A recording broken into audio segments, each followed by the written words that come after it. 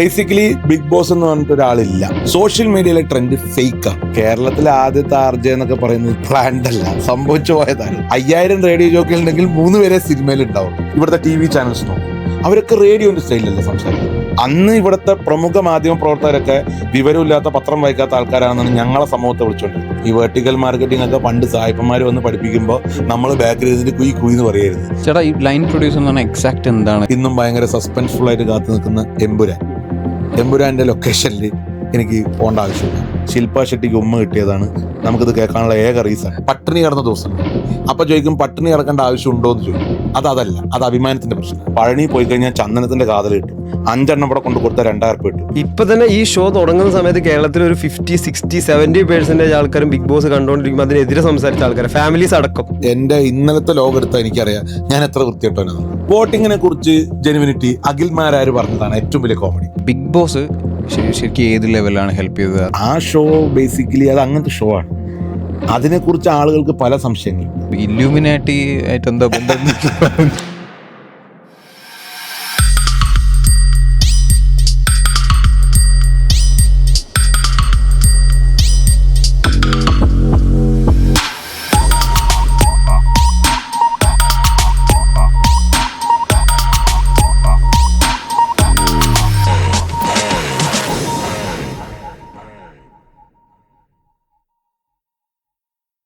നമ്മൾ സ്ഥിരം കേട്ട് വളർന്ന പഴയ റേഡിയോ അവതരണത്തിൽ നിന്നൊക്കെ വളരെ വ്യത്യസ്തമായിട്ട് കേരളത്തിലെ തന്നെ ആദ്യത്തെ പ്രൈവറ്റ് FM റേഡിയോ ജോക്കിയായിട്ട് കടന്നു വന്ന ആ 2 പേരിൽ ഒരാൾ RJ രഘു. പുള്ളി അതിനുശേഷം പല വേഷങ്ങളിൽ നമുക്ക് മുന്നിൽ കടന്നു വന്നു. ഇന്ത്യയിലെ തന്നെ ഏറ്റവും വലിയ റിയാലിറ്റി ഷോ ആയിട്ടുള്ള ബിഗ് ബോസിലെ പാർട്ടിസിപ്പൻ്റായി മാറി. അല്ലറ ചില്ലറ ബിസിനസ്സുകൾ, അതിനുശേഷം ഇപ്പോൾ ഒരു സിനിമയുടെ ലൈൻ പ്രൊഡ്യൂസറായി വരെ എത്തി നിൽക്കുന്നു. രവിചേട്ടാ, welcome to show. Thank you. So നമുക്ക് അതിന്റെ ബാക്കിയായിട്ട് തന്നെ പറഞ്ഞു തുടങ്ങാം. എങ്ങനെയായിരുന്നു ഒരു RJ എന്ന് പറഞ്ഞിട്ടുള്ള ഒരു കരിയറിലേക്ക് എത്തിപ്പെടുന്നത്? അതും കേരളത്തിലെ ആദ്യത്തെ പ്രൈവറ്റ് FM RJ. കേരളത്തിലെ ആദ്യത്തെ RJ എന്നൊക്കെ പറയുന്നത് പ്ലാൻഡ് അല്ല, സംഭവിച്ചു പോയതാണ്. അല്ല, അത് ഞാൻ ബേസിക്കലി എന്റെ വിദ്യാഭ്യാസത്തിന് ശേഷം എന്ന് പറഞ്ഞു കഴിഞ്ഞാൽ പഠനം പാതി വഴിയിൽ ഉപേക്ഷിച്ച് പറയുന്നേക്കുന്നല്ലേ ശേഷം എന്നൊക്കെ ഇപ്പൊ ചാടൊക്കെ പറയാന്നുള്ളൂ. അപ്പൊ ഞാൻ അതിനുശേഷം ഞാൻ നേരെ എന്ത് ജോലി ചെയ്യും, എന്തെങ്കിലും ജോലി ചെയ്യണമെങ്കിൽ നമ്മൾ അതുമായി ബന്ധപ്പെട്ട് എന്തെങ്കിലും പഠിക്കണം. പക്ഷെ നമ്മൾ പഠിച്ചാലൊന്നും നമുക്കൊരു ജോലി ചെയ്യാനുള്ള വകുപ്പില്ല. അങ്ങനെ ഇരിക്കുമ്പോഴാണ് ഞാൻ കാലിക്കറ്റിൽ ആദ്യം ഇവിടെ ഒരു ഈവനിങ് ന്യൂസ് പേപ്പർ ഉണ്ട്. നിങ്ങൾക്ക് എത്ര പേർക്ക് അത് അറിയുന്നില്ല. ഞാനിത് പറയുന്നത് 2003 ആ സമയത്താണ്. ഇപ്പോഴും ആ പത്രമുണ്ട്, പ്രദീപം എന്ന് പറഞ്ഞിട്ടൊരു ന്യൂസ് പേപ്പർ. അപ്പൊ എന്റെ ചേട്ടൻ കൊണ്ടുവന്ന് അവിടെ എന്നെ മാർക്കറ്റിംഗ് ജോലിക്കാക്കി. അപ്പൊ അതിന് മുമ്പ്, അതായത് നമ്മൾ പഠിച്ചുകൊണ്ടിരിക്കുമ്പോൾ നമ്മുടെ സ്വപ്നം എങ്ങനെയെങ്കിലും സിനിമയിൽ എത്തുക എന്നുള്ള. അപ്പൊ ഞാൻ ആദ്യം ജ്വല്ലറിയിലേക്കാണ് ജോലി നോക്കിയത്. കാരണം ജ്വല്ലറിയിലാകുമ്പോൾ നമുക്ക് ഫുൾ ടൈം AC നിൽക്കാം, കളർ പോവില്ല. ഇതൊക്കെയാണ് നമ്മുടെ പ്രധാനപ്പെട്ട സിനിമ നടനാവണമെങ്കിൽ കളർ കുറഞ്ഞാൽ ബുദ്ധിമുട്ടാണ് എന്നുള്ളതാണ് നമ്മൾ അന്നത്തെ കോൺസെപ്റ്റ്. അല്ല, മൂവി സ്വപ്നം എന്ന് പറഞ്ഞു കഴിഞ്ഞാൽ നമ്മളിത്, അതായത് ഞാൻ പറയാം, നമ്മളൊരു എന്റെയൊക്കെ കാലഘട്ടത്തിൽ ഞാൻ പറയുന്നൊരു 98, 99 ആ ഒരു 10ാം ക്ലാസ് 8ാം ക്ലാസ് ഒക്കെ സമയത്ത് പഠിക്കാതിരിക്കാൻ ഏറ്റവും നല്ല പരിപാടി നാടകം, ഇതൊക്കെയാണ്. അപ്പൊ നമ്മൾ അത് നോക്കുമ്പോൾ നമ്മൾ പിന്നെ കാണുന്നത് മുഴുവൻ ഈ മാഗസിനിലെ ഇന്റർവ്യൂകളാണ്. ഇന്റർവ്യൂവിൽ ഇപ്പൊ നമുക്ക് സിനിമയിൽ നിൽക്കുന്നുണ്ട്, നമുക്കറിയാം എത്ര ബുദ്ധിമുട്ടുണ്ട്. അന്ന് നമ്മുടെ വിശ്വാസം ഇന്റർവ്യൂവിൽ നമ്മൾ കാണുന്ന കഥകളൊക്കെ അത് പെട്ടെന്ന് ഒരു ദിവസം ട്വിസ്റ്റ് സംഭവിച്ച് ഒരു സിനിമാ നടനായി വലിയ ആളായി, അല്ലെങ്കിൽ മറ്റേ കോടമ്പാക്കത്ത് കടലമുട്ടായും വെള്ളം കുടിച്ച് നിന്നാൽ പെട്ടെന്നൊരു ദിവസം നമ്മൾ ഈ രീതിക്കാണ് നമ്മളെല്ലാം കാണുന്നത്. അപ്പൊ നമ്മളും പ്രതീക്ഷിക്കുന്നത് നമ്മള് മറ്റേ സ്കൂളിൽ ചെയ്യുന്ന പരിപാടികളൊക്കെ സിനിമയ്ക്ക് മതി, നമ്മൾ ഭയങ്കര കഴിവുള്ള ആളാണ്, ഇതിൽ കൂടുതലൊന്നും ചെയ്യാനില്ല എന്നുള്ളൊരു പാറ്റേൺ ആണ്. അപ്പോൾ പഠനത്തിന് ഏറ്റവും പിറകോട്ട് പോകാൻ ഏറ്റവും നല്ല കാര്യം, ഞാനിപ്പോ ഇത് പറയുന്നത് പലർക്കും വിയോജിപ്പുണ്ടാവും. പലരും എക്സ്ട്രാ കരിക്കുലറും പിന്നെ പഠനമൊക്കെ ഒരുമിച്ച് കൊണ്ടുപോകുന്നതാണ്. ഞാൻ എക്സ്ട്രാ കരിക്കുലർ കുറച്ച് കൂടുതൽ, അതാണ് നമ്മുടെ ഉദ്ദേശം. അപ്പൊ അത് കഴിഞ്ഞപ്പോ നമുക്ക് ഏതാണ്ട് ഡിഗ്രി തുടക്കത്തിൽ തന്നെ മനസ്സിലായി. ഞാൻ ഡിഗ്രി റിസൈൻ ചെയ്ത് തിരിച്ച് അങ്ങനെ അപ്പൊ ജ്വല്ലറി പരിപാടി നടക്കുന്നില്ല. അങ്ങനെയാണ് ഞാൻ പിന്നെ മാർക്കറ്റിംഗ് ജോബിലേക്ക് എത്തുന്നത്. ഞാനൊരു ഡിഗ്രി തുടക്കം 1ാം വർഷം കഴിഞ്ഞപ്പോഴേക്കും ഞാൻ ഈ പ്രദീപത്തിൽ ജോയിൻ ചെയ്യുന്നു. അപ്പൊ അത് ശരിക്കും പറഞ്ഞാൽ എനിക്ക് തോന്നുന്നു ഇന്ന് നമ്മൾ എന്ത് കാര്യങ്ങൾ എവിടെ ചെയ്യുമ്പോഴും 1 വർഷം ഞാൻ അവിടെ ജോലി ചെയ്തിട്ടുണ്ട്. എൻ്റെ ജീവിതത്തിൽ ഞാൻ മറക്കാനാവാത്ത എക്സ്പീരിയൻസുകളാണ്. നമ്മൾ എപ്പോഴും ഇപ്പോൾ റേഡിയോ ജോക്കി എന്ന് പറയുന്ന ഒരു പ്രസ്ഥാനത്തിലേക്കുള്ള നമ്മുടെ യാത്രയ്ക്ക് എന്നെ ഏറ്റവും കൂടുതൽ ഫ്യൂൽ ചെയ്തിരിക്കുന്നത്, ഞാൻ അത് കഴിഞ്ഞ് വർത്തമാനം എന്ന് പറഞ്ഞൊരു പത്രത്തിൽ വർക്ക് ചെയ്തു. ഒക്കെ ഷോർട്ട് ടൈമാണ്. പിന്നെ മംഗളം, പിന്നെ ഏറ്റവും അവസാനം ഞാൻ വർക്ക് ചെയ്തത് കേരള കൗമുദി എന്ന് പറഞ്ഞ പത്രത്തിലെ ഫ്ലാഷ് എന്ന് പറഞ്ഞൊരു ഈവനിങ് പേപ്പർ ഉണ്ട്. ഇപ്പൊ നമ്മൾ സംസാരിക്കുമ്പോൾ അതുണ്ടോ ഇല്ലെന്ന് എനിക്കറിയില്ല, ചിലപ്പോൾ ഉണ്ടാവാം, ഇല്ലാതിരിക്കാം. ഇവിടെയൊക്കെ ഞാൻ വർക്ക് ചെയ്തിട്ടുണ്ട്. പക്ഷെ എൻ്റെ ജീവിതത്തിൽ ആ ഒരു 3-3.5 വർഷമാണ് ശരിക്ക് റേഡിയോ ജോക്കി എന്ന് പറയുന്ന ഒരു വേർഡ് അന്ന് വരെ എനിക്ക് പരിചയമില്ല. അതിന്റെ ഇന്റർവ്യൂവിന് പോകുമ്പോൾ പോലും എന്നെ ഹെൽപ്പ് ചെയ്യുന്നത് ആ എക്സ്പീരിയൻസ് ആണ്. അതിൽ ഏറ്റവും വലിയ കാര്യം ഇന്നും എന്നോട് എൻ്റെ കുടുംബത്തിലുള്ള ആളുകളും എൻ്റെ അടുത്ത സുഹൃത്തുക്കളൊക്കെ കളിയാക്കും, അനക്ക് മാത്രം പ്രായം ചെന്ന സുഹൃത്തുക്കളാണ് മൊത്തം. ഇപ്പൊ ഞാൻ SM സ്ട്രീറ്റിലാണ് ഈ പ്രദീപ് എന്ന് പറഞ്ഞ പത്രത്തിന്റെ ഓഫീസ്. അവിടെ നിന്ന് ഇറങ്ങി വൈകുന്നേരങ്ങളിൽ ഞാനാണ് ഏറ്റവും ചെറുത് അവിടുത്തെ. എന്നെക്കാൾ പ്രായത്തിൽ വളരെ മുതിർന്ന ആളുകളാണ് മാർക്കറ്റിങ്ങിന് കൂടെ. അപ്പൊ വൈകുന്നേരം ഒരു 5-6 മണിക്ക് ജോലി കഴിഞ്ഞ് നേരെ പോകുന്നത്, ഇപ്പൊ ആ പ്രസ്ഥാനം ഇല്ല, നമ്മുടെ മൊയ്തീൻ പള്ളീന്റെ അടുത്തൊരു ശാന്ത ബുക്ക് സ്റ്റോൾ ഉണ്ട്, അവിടുത്തെ ഒരു ബാബോട്ടന്റെ അടുത്തേക്ക്. അപ്പോൾ ഞാൻ എൻ്റെ ഒരു ഡിഗ്രി കാലഘട്ടത്തിൽ എൻ്റെ സുഹൃത്തുക്കളൊക്കെ ആ റേഞ്ച് ആളുകളാണ്. അപ്പം നമ്മളെ അപ്പൊ അവര് പറയുന്ന കാര്യങ്ങളൊന്നും നമ്മുടെ പ്രായത്തിലുള്ള ആളുകൾ അന്ന് പറയുന്ന കാര്യങ്ങൾ. അപ്പൊ എൻ്റെ സർക്കിൾ മൊത്തം മാറുന്നു. അപ്പൊ ഈ സർക്കിളിന്റെ ഒരു പരിചയസമ്പത്തിലാണ് ഞാൻ ഈ റേഡിയോ ജോക്കിയുടെ ഇന്റർവ്യൂവിന് പോകുന്നത്. റേഡിയോ ജോക്കിയുടെ ഇന്റർവ്യൂവിന് പോകുന്നത് റേഡിയോയോടുള്ള അമിതമായ പാഷനോ ഇത് എന്താന്ന് പോലും അറിയില്ല. പക്ഷെ നമ്മുടെ ഒരു വിദ്യാഭ്യാസ യോഗ്യത അന്നത്തെ കാലം വെച്ച് മനോരമയിൽ ജോലി കിട്ടൂല. മനോരമയിൽ എങ്ങനെ ജോലി കിട്ടും? അല്ല, ഞാൻ ബേസിക്കലി BA ഹിസ്റ്ററി ആയിരുന്നു. പക്ഷെ അന്ന് ഞാനിത് പറയുന്ന സമയത്തേക്ക് ഞാൻ ഡിഗ്രി ഫിനിഷ് ചെയ്യുന്നുള്ളൂ. പക്ഷെ മാർക്കറ്റിംഗ് ജോബിലേക്ക് പോകണമെങ്കിൽ എനിക്കൊരു MBA വേണം. അതെനിക്കില്ല. പക്ഷെ മനോരമയിൽ എങ്ങനെയെങ്കിലും ജോലിയും വേണം. അപ്പോഴാണ് ഞാൻ ഈ ഒരു പ്രസ്ഥാനത്തിൽ നിന്ന് ട്രൈ ചെയ്ത് നോക്കാന്ന് വിചാരിച്ചു. അങ്ങനെ ഞാൻ റേഡിയോ ജോക്കി ആയിട്ടുള്ള ഇന്റർവ്യൂവിന് അപേക്ഷിക്കുന്നു. എന്നെ ഓഡിഷന് വിളിക്കുന്നു.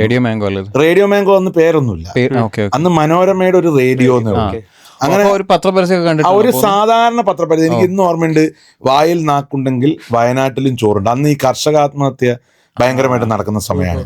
അപ്പൊ അത് ഞാനിപ്പോഴും ഓർക്കുന്നുണ്ട്. നമ്മുടെ കല്ലായിലെ പാലം ഇറങ്ങി പോകുമ്പോൾ ഒരു ഹോർഡിംഗ് ഉണ്ടായിരുന്നു. ഞാനാണെങ്കിൽ എല്ലാം ഈ അവസാനം ചെയ്യുന്ന ആളാ. ഞാൻ ശരിക്കും അതിൽ ഏതോ ഒരു മാസം 31-ാം തീയതി ലാസ്റ്റ് ഡേറ്റ് ഞാൻ അന്നാ കാണുന്നത്. അപ്പൊ അന്ന് ഞാനിത് പിന്നെ എനിക്ക് തോന്നുന്നു അത് മൊബൈലിൽ വിളിക്കുക എന്തോ ആണ്.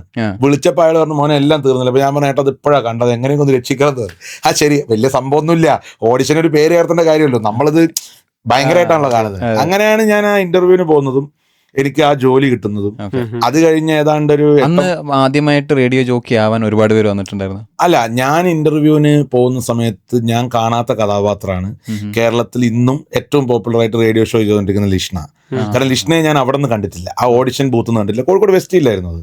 പക്ഷെ ഞാൻ ഫസ്റ്റ് അതായത് ഫൈനൽ ഇന്റർവ്യൂവിന് പോകുമ്പോൾ ലിഷ്ണ അവിടെ ഉണ്ട്. ലിഷ്ണ എനിക്ക് തോന്നുന്നു ഡിഗ്രി കഴിഞ്ഞ് നേരെ ക്യാമ്പസ് പ്ലേസ്മെന്റ് പോലെ എത്തിയതാ. ക്യാമ്പസ് വന്നൊന്നുമല്ല, പക്ഷെ ലിഷ്ണയുടെ ഡിഗ്രി എക്സാം നടക്കുമ്പോഴാണ് ലിഷ്ണ ഇന്റർവ്യൂവിന് വരുന്നത്. പക്ഷെ അന്ന് ഞങ്ങളൊരു ഹായ് ബൈ ബന്ധം മാത്രമേ ഉള്ളൂ, എനിക്ക് അത്ര വലിയ പരിചയമൊന്നുമില്ല. പിന്നീട് ഞങ്ങൾ അടുത്ത സുഹൃത്തുക്കളും ഞങ്ങൾ ഒരുമിച്ച് പാർട്ട്നേഴ്സായിട്ട് ഷോ ഒക്കെ ചെയ്യുന്ന അവസ്ഥ വന്നു.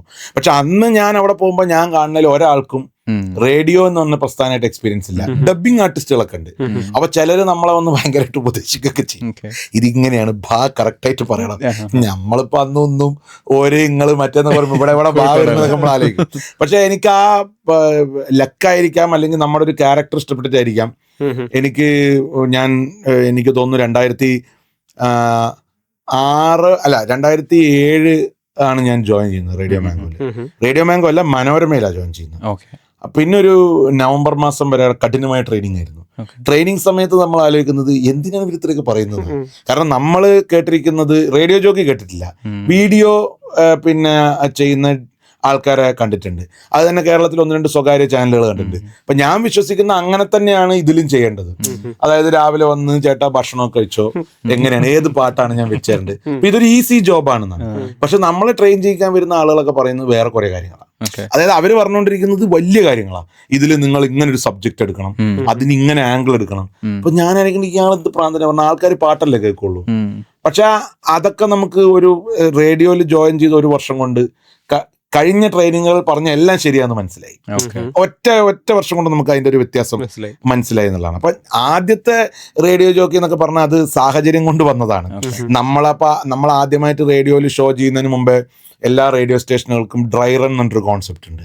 അതായത് ഒരു 3 മാസത്തോളം സ്റ്റേഷന്റെ ഉള്ളിൽ മാത്രം അതേ ഷിഫ്റ്റിൽ ഒരു റെഗുലർ ഷോ എങ്ങനെയാണോ പോകുന്നത് അതേപോലെ നമ്മളെ കൂടെയുള്ള ആളുകൾ മോക്ക് ചെയ്ത് കോളേജ് ആയിട്ടൊക്കെ വരുന്ന ഒരു പ്രസ്ഥാനം, ഒരു പരിപാടി ഉണ്ട്. അപ്പൊ അത് നടന്നുകൊണ്ടിരിക്കുമ്പോഴും ഞാനും ലിഷ്ണയും കോമ്പിനേഷൻ ഉണ്ട്. പക്ഷെ ഞങ്ങൾ ആദ്യത്തെ ഷോ ചെയ്യാൻ പോകുന്നത് ഞങ്ങൾക്കറിയില്ല. ഞങ്ങൾ ആദ്യത്തെ ഷോ ചെയ്യാൻ പോകാന്ന് പറയുന്നത് ശരിക്കും പറഞ്ഞ ഒരു തള്ളുമല്ല, സത്യസന്ധമായ കാര്യം. നാളെ ഉച്ചയ്ക്ക് 12 മണിക്കാണ് റേഡിയോ മാംഗോ എന്ന ബ്രാൻഡ് വരുന്നത്.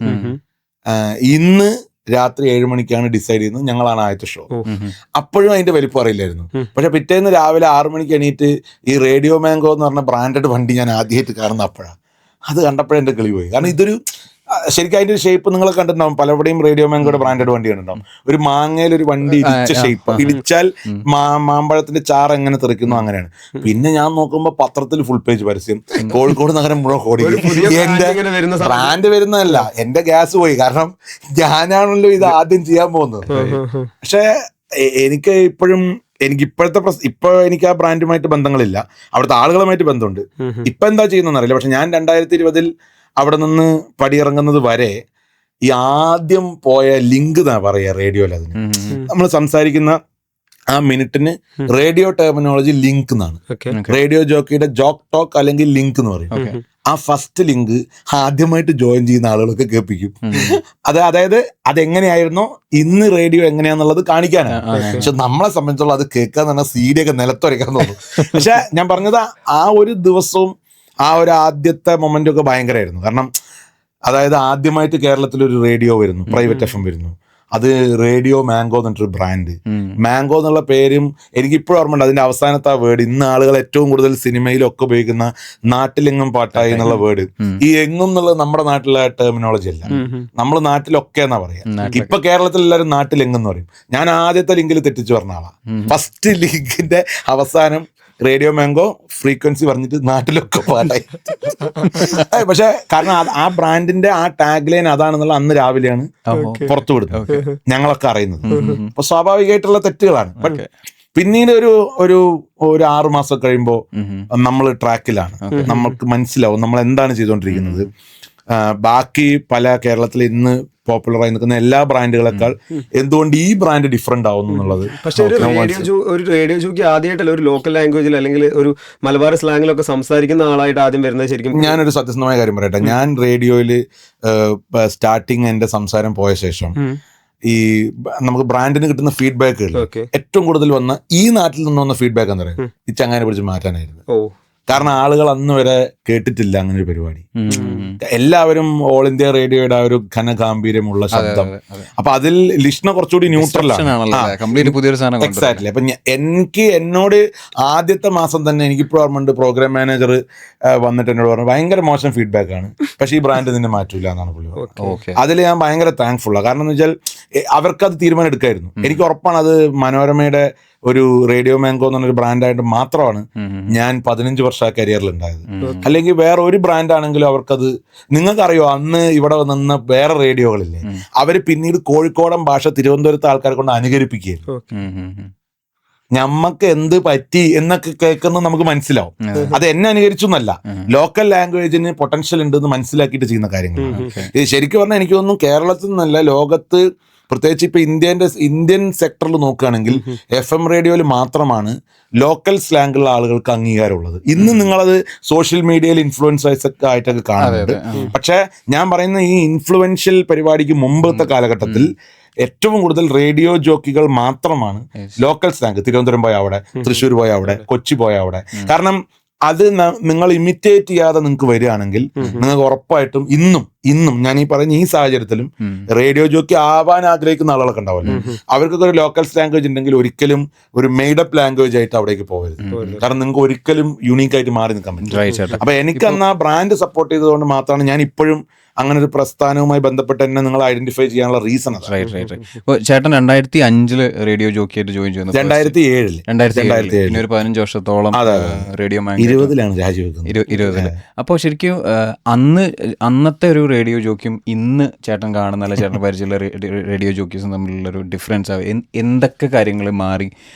അപ്പോൾ ജോബിന്റെ കാര്യമാണെന്നുണ്ടെങ്കിലും അല്ലെങ്കിൽ പ്രോഗ്രാം അവതരിപ്പിക്കുന്ന രീതിയാണെന്നുണ്ടെങ്കിലും. ഇല്ല, ബേസിക്കലി എനിക്ക് തോന്നിയിട്ടുള്ളത് അല്ലെങ്കിൽ ഞങ്ങളുടെ ആ ബാച്ച്, അത് ഈ ബ്രാൻഡ് മാത്രമല്ല, കേരളത്തിലെ അന്നത്തെ 2007 റേഡിയോകൾ സ്റ്റാർട്ട് ചെയ്യുന്നത്, പ്രൈവറ്റ് റേഡിയോസ്. അന്ന് ഈ ഉള്ള പല 99% ആളുകൾക്കും ഒരു ലൈനില്ല പോവാൻ, നമ്മൾ ഉണ്ടാക്കുന്ന ലൈനാണ്. ഇന്ന് നല്ല ഒരു 5 വർഷത്തിന് ശേഷം വരുന്ന എല്ലാവർക്കും അനുകരിക്കാൻ അല്ലെങ്കിൽ എങ്ങനെ പോവാന്നുള്ളത് അറിയാം, ഇൻസ്പിറേഷൻ എടുക്കാൻ. എക്സാക്ട്ലി. രണ്ടാമത് ഒരു 2010 ശേഷം ഒരുപാട് റേഡിയോ ജോക്കികളായിട്ട് വന്നവര്, ഇതുവഴി ജയറാം പറഞ്ഞവര് ഈ വഴി സിനിമയിലേക്ക് പോവാൻ വന്ന ആളുകളുണ്ട്. പക്ഷെ അങ്ങനെ പോയ ആളുകൾ വളരെ ചുരുക്കം. ഞാൻ പറയുന്നത് ആകെ അതിൽ നിന്ന് കിട്ടാവുന്ന എന്താ, നിങ്ങളുടെ സംസാരം കൊച്ചി പോലത്തെ ഒരു സ്ഥലത്താണെങ്കിൽ നിങ്ങളുടെ ഒരു സംസാരത്തിന്റെ പൊട്ടൻഷ്യൽ ഒരു സെലിബ്രിറ്റി അല്ലെങ്കിൽ ഒരു ഡയറക്ടർ അല്ലെങ്കിൽ ഒരാൾ കാറിൽ പോകുമ്പോൾ കേൾക്കുന്നു, അയാൾ നിങ്ങളെ ബന്ധപ്പെടും. സാധ്യത. ഈ സാധനം എന്ന് പറഞ്ഞു കഴിഞ്ഞാൽ ഇത് നമ്മൾ ആ മറ്റേ പുള്ളിയുടെ ഒരു വലിയ പുസ്തകം കുറെ കാലം മുമ്പ് ഞാൻ വായിച്ചിട്ടുണ്ടായിരുന്നത്, foolishness of the fooled by randomness എന്നൊരു പുസ്തകം. ആ പുസ്തകത്തിൽ പറയുന്നത് എക്സാക്ട്ലി, അതായത് ഇത് നടക്കുന്നു നമ്മൾ വിശ്വസിക്കും. പക്ഷെ അതാ ഞാൻ പറഞ്ഞത്, 5000 റേഡിയോ ജോക്കികൾ ഉണ്ടെങ്കിൽ 3 പേരെ സിനിമയിൽ ഉണ്ടാവുള്ളൂ. അതൊരു മോശം പ്രവണതയല്ല ഞാൻ പറഞ്ഞു, പക്ഷെ അങ്ങനെ വന്നവരുണ്ട്. പക്ഷെ ഇത് പിന്നീട് ഇപ്പൊ ഞാൻ മനസ്സിലാക്കുന്നിടത്തോളം ഇപ്പൊ റേഡിയോ എന്ന് പറഞ്ഞാൽ കുറച്ചുകൂടെ, ഇപ്പൊ നമ്മൾ പോഡ്കാസ്റ്റ് എന്ന് പറയുന്നത് ശരിക്കും ഓഡിയോ മാത്രമാണ്. ഇപ്പൊ നമ്മൾ ഈ പോഡ്കാസ്റ്റ് യൂട്യൂബിൽ വരുന്നത്, ഇതേപോലെ റേഡിയോ ഒരു സോഷ്യൽ മീഡിയ പ്ലാറ്റ്ഫോമിലേക്ക് കൂടുതൽ മാറി. അതിന് മറ്റൊരു കാര്യം എന്ന് പറഞ്ഞാൽ വൈറൽ സാധ്യതയുള്ള റേഡിയോ ജോക്കികളെ മാത്രമേ പബ്ലിക് കേരളം മൊത്തമുള്ള ആളുകൾക്ക് അറിയുള്ളൂ. പക്ഷെ റേഡിയോ ശ്രോതാക്കൾക്ക് അങ്ങനെയല്ല. ഇപ്പൊ നിങ്ങൾ കോഴിക്കോട് റീജിയണിൽ അല്ലെങ്കിൽ മലബാർ റീജിയണിൽ നോക്കിയാൽ നിങ്ങൾക്ക് ഇവിടെ ലിഷ്ണ, ദീപക്, ഹരിത, അങ്ങനത്തെ ഒരുപാട് പേരുകൾ കേൾക്കാം. പക്ഷെ അവർ സോഷ്യൽ മീഡിയയിൽ കൊച്ചിയിലിരിക്കുന്ന ആൾക്കാർക്ക് അവർ അറിയണമെന്നില്ല. ഈവൻ എന്റെ കാര്യം, ഞാൻ ബിഗ് ബോസിലേക്ക് പോകുമ്പോൾ ബിഗ് ബോസിലുള്ള 16 പേരായിട്ടാണ് ഞാൻ ഉള്ളിൽ കയറുന്നത്. 15 പേർക്കും എന്നെ അറിയില്ല. പക്ഷെ ഞാൻ മലബാറിൽ എനിക്ക് ശ്രോതാക്കളുണ്ട്, എന്നെ അറിയുന്ന ആളുകളുണ്ട്. അത് ഞാൻ നേരെ മറിച്ച് ആ സമയത്ത് കൊച്ചിയിൽ വർക്ക് ചെയ്യുന്ന ഒരാളാണെങ്കിൽ കുറച്ചുകൂടി പേര് അറിഞ്ഞു. കാരണം അവിടെ സോഷ്യൽ മീഡിയ എക്സ്പോഷർ ഉണ്ട്. ചിലപ്പോൾ ചില സിനിമകളിൽ എൻ്റെ ലാംഗ്വേജ് പരാമർശിക്കപ്പെട്ടേക്കാം, അങ്ങനെയൊക്കെയുള്ള സാധ്യതകളുണ്ട്. പക്ഷെ ഇന്ന് അങ്ങനെയല്ല. ഇന്ന് സോഷ്യൽ മീഡിയ എക്സ്പോഷർ ഓരോ റേഡിയോ ജോക്കിക്കും ഗുണം ചെയ്യുന്നുണ്ട്. രണ്ടാമത് ഞാൻ മനസ്സിലാക്കുന്നിടത്തോളം ബ്രാൻഡുകളുടെ ഒരു തള്ളിക്കയറ്റം കേരളത്തിലില്ല. കേരളത്തിൽ നിങ്ങൾ നോക്കുകയാണെങ്കിൽ ഒരു 4 ബ്രാൻഡേ ഉണ്ടാവുള്ളൂ. അപ്പോൾ നിൽക്കുന്ന റേഡിയോ ജോക്കികൾ അവിടെ തന്നെ ഉണ്ടാവും. ഇപ്പൊ നിങ്ങളൊരു മരുന്ന് കമ്പനിയിലാണ് ജോലി ചെയ്യുന്നതെങ്കിൽ 50-100 മരുന്ന് കമ്പനി ഉണ്ട്, മാറിക്കൊണ്ടിരിക്കുക. ചാനലിലാണെങ്കിൽ ഇവിടെ എല്ലാ ചാനലിലും ഓപ്ഷൻ ഉണ്ട്. പക്ഷെ റേഡിയോയിൽ ഓപ്ഷൻസ് കുറവാണ്. പക്ഷെ രവിചേട്ടാ, ഇതിനൊരു ചലഞ്ച് നോക്കുകയാണെങ്കിൽ, രവിചേട്ടാ ഒരു 15 വർഷത്തോളം നമ്മുടെ റേഡിയോ ബാങ്കിൽ മാത്രം വർക്ക് ചെയ്തു പറഞ്ഞു. നമ്മൾ സാധാരണ ഒരു റേഡിയോ ജോക്കിയാണെങ്കിലും എല്ലാവരെയും പോലെ ഒരു കോമൺ മാനാണ്. അപ്പം അവർക്ക് അവരുടേതായിട്ടുള്ള ഇമോഷൻസ് ഉണ്ടാവും, ഓരോരോ കാര്യങ്ങൾ ഉണ്ടാവും. പക്ഷെ അൾട്ടിമേറ്റ് എന്ന് പറഞ്ഞാൽ നമ്മുടെ ഓഡിയൻസിനെ എന്റർടൈൻ ചെയ്യിക്കുക എന്നുള്ളതാണല്ലോ മെയിൻ.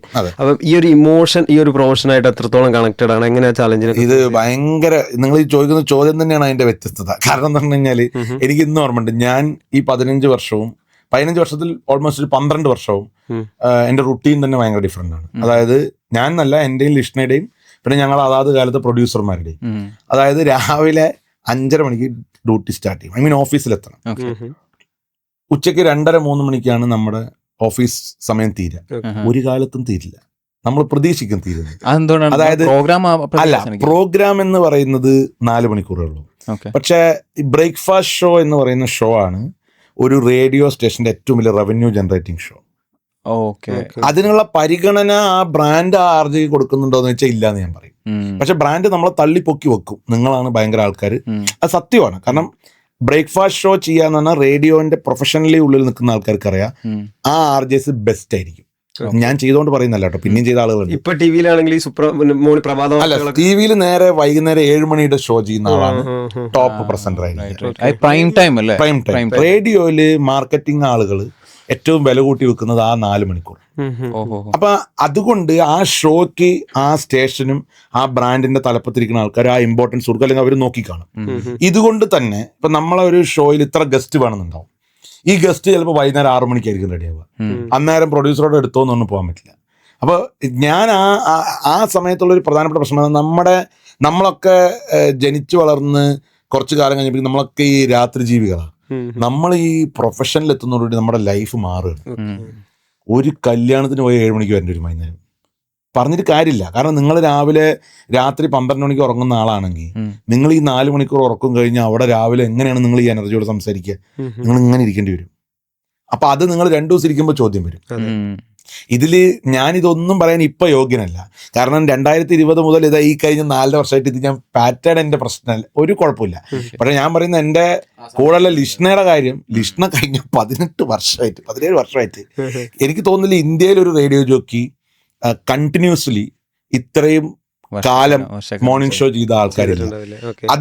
അതിന് ആരൊക്കെ അംഗീകാരം കൊടുക്കണമെന്ന് എനിക്കറിയില്ല. പക്ഷെ എനിക്ക് പേഴ്സണലി ക്വാളിറ്റി അല്ലേ അവരുടെ ക്വാളിറ്റിയേക്കാൾ കൂടുതൽ ഞാൻ പറയുന്നത് ശരിക്കും അതാണ് ഒരു ലൈഫ് സാക്രിഫൈസ് എന്നൊക്കെ പറയുന്ന ഒരു ഏരിയ. ലൈഫ് സാക്രിഫൈസ് എന്നൊക്കെ പറയുന്ന ഒരു ഏരിയ. കാരണം നിങ്ങൾ ആലോചിക്കേണ്ട ഒരാളുടെ ജീവിത രീതി മൊത്തമായി മാറുകയാണ്.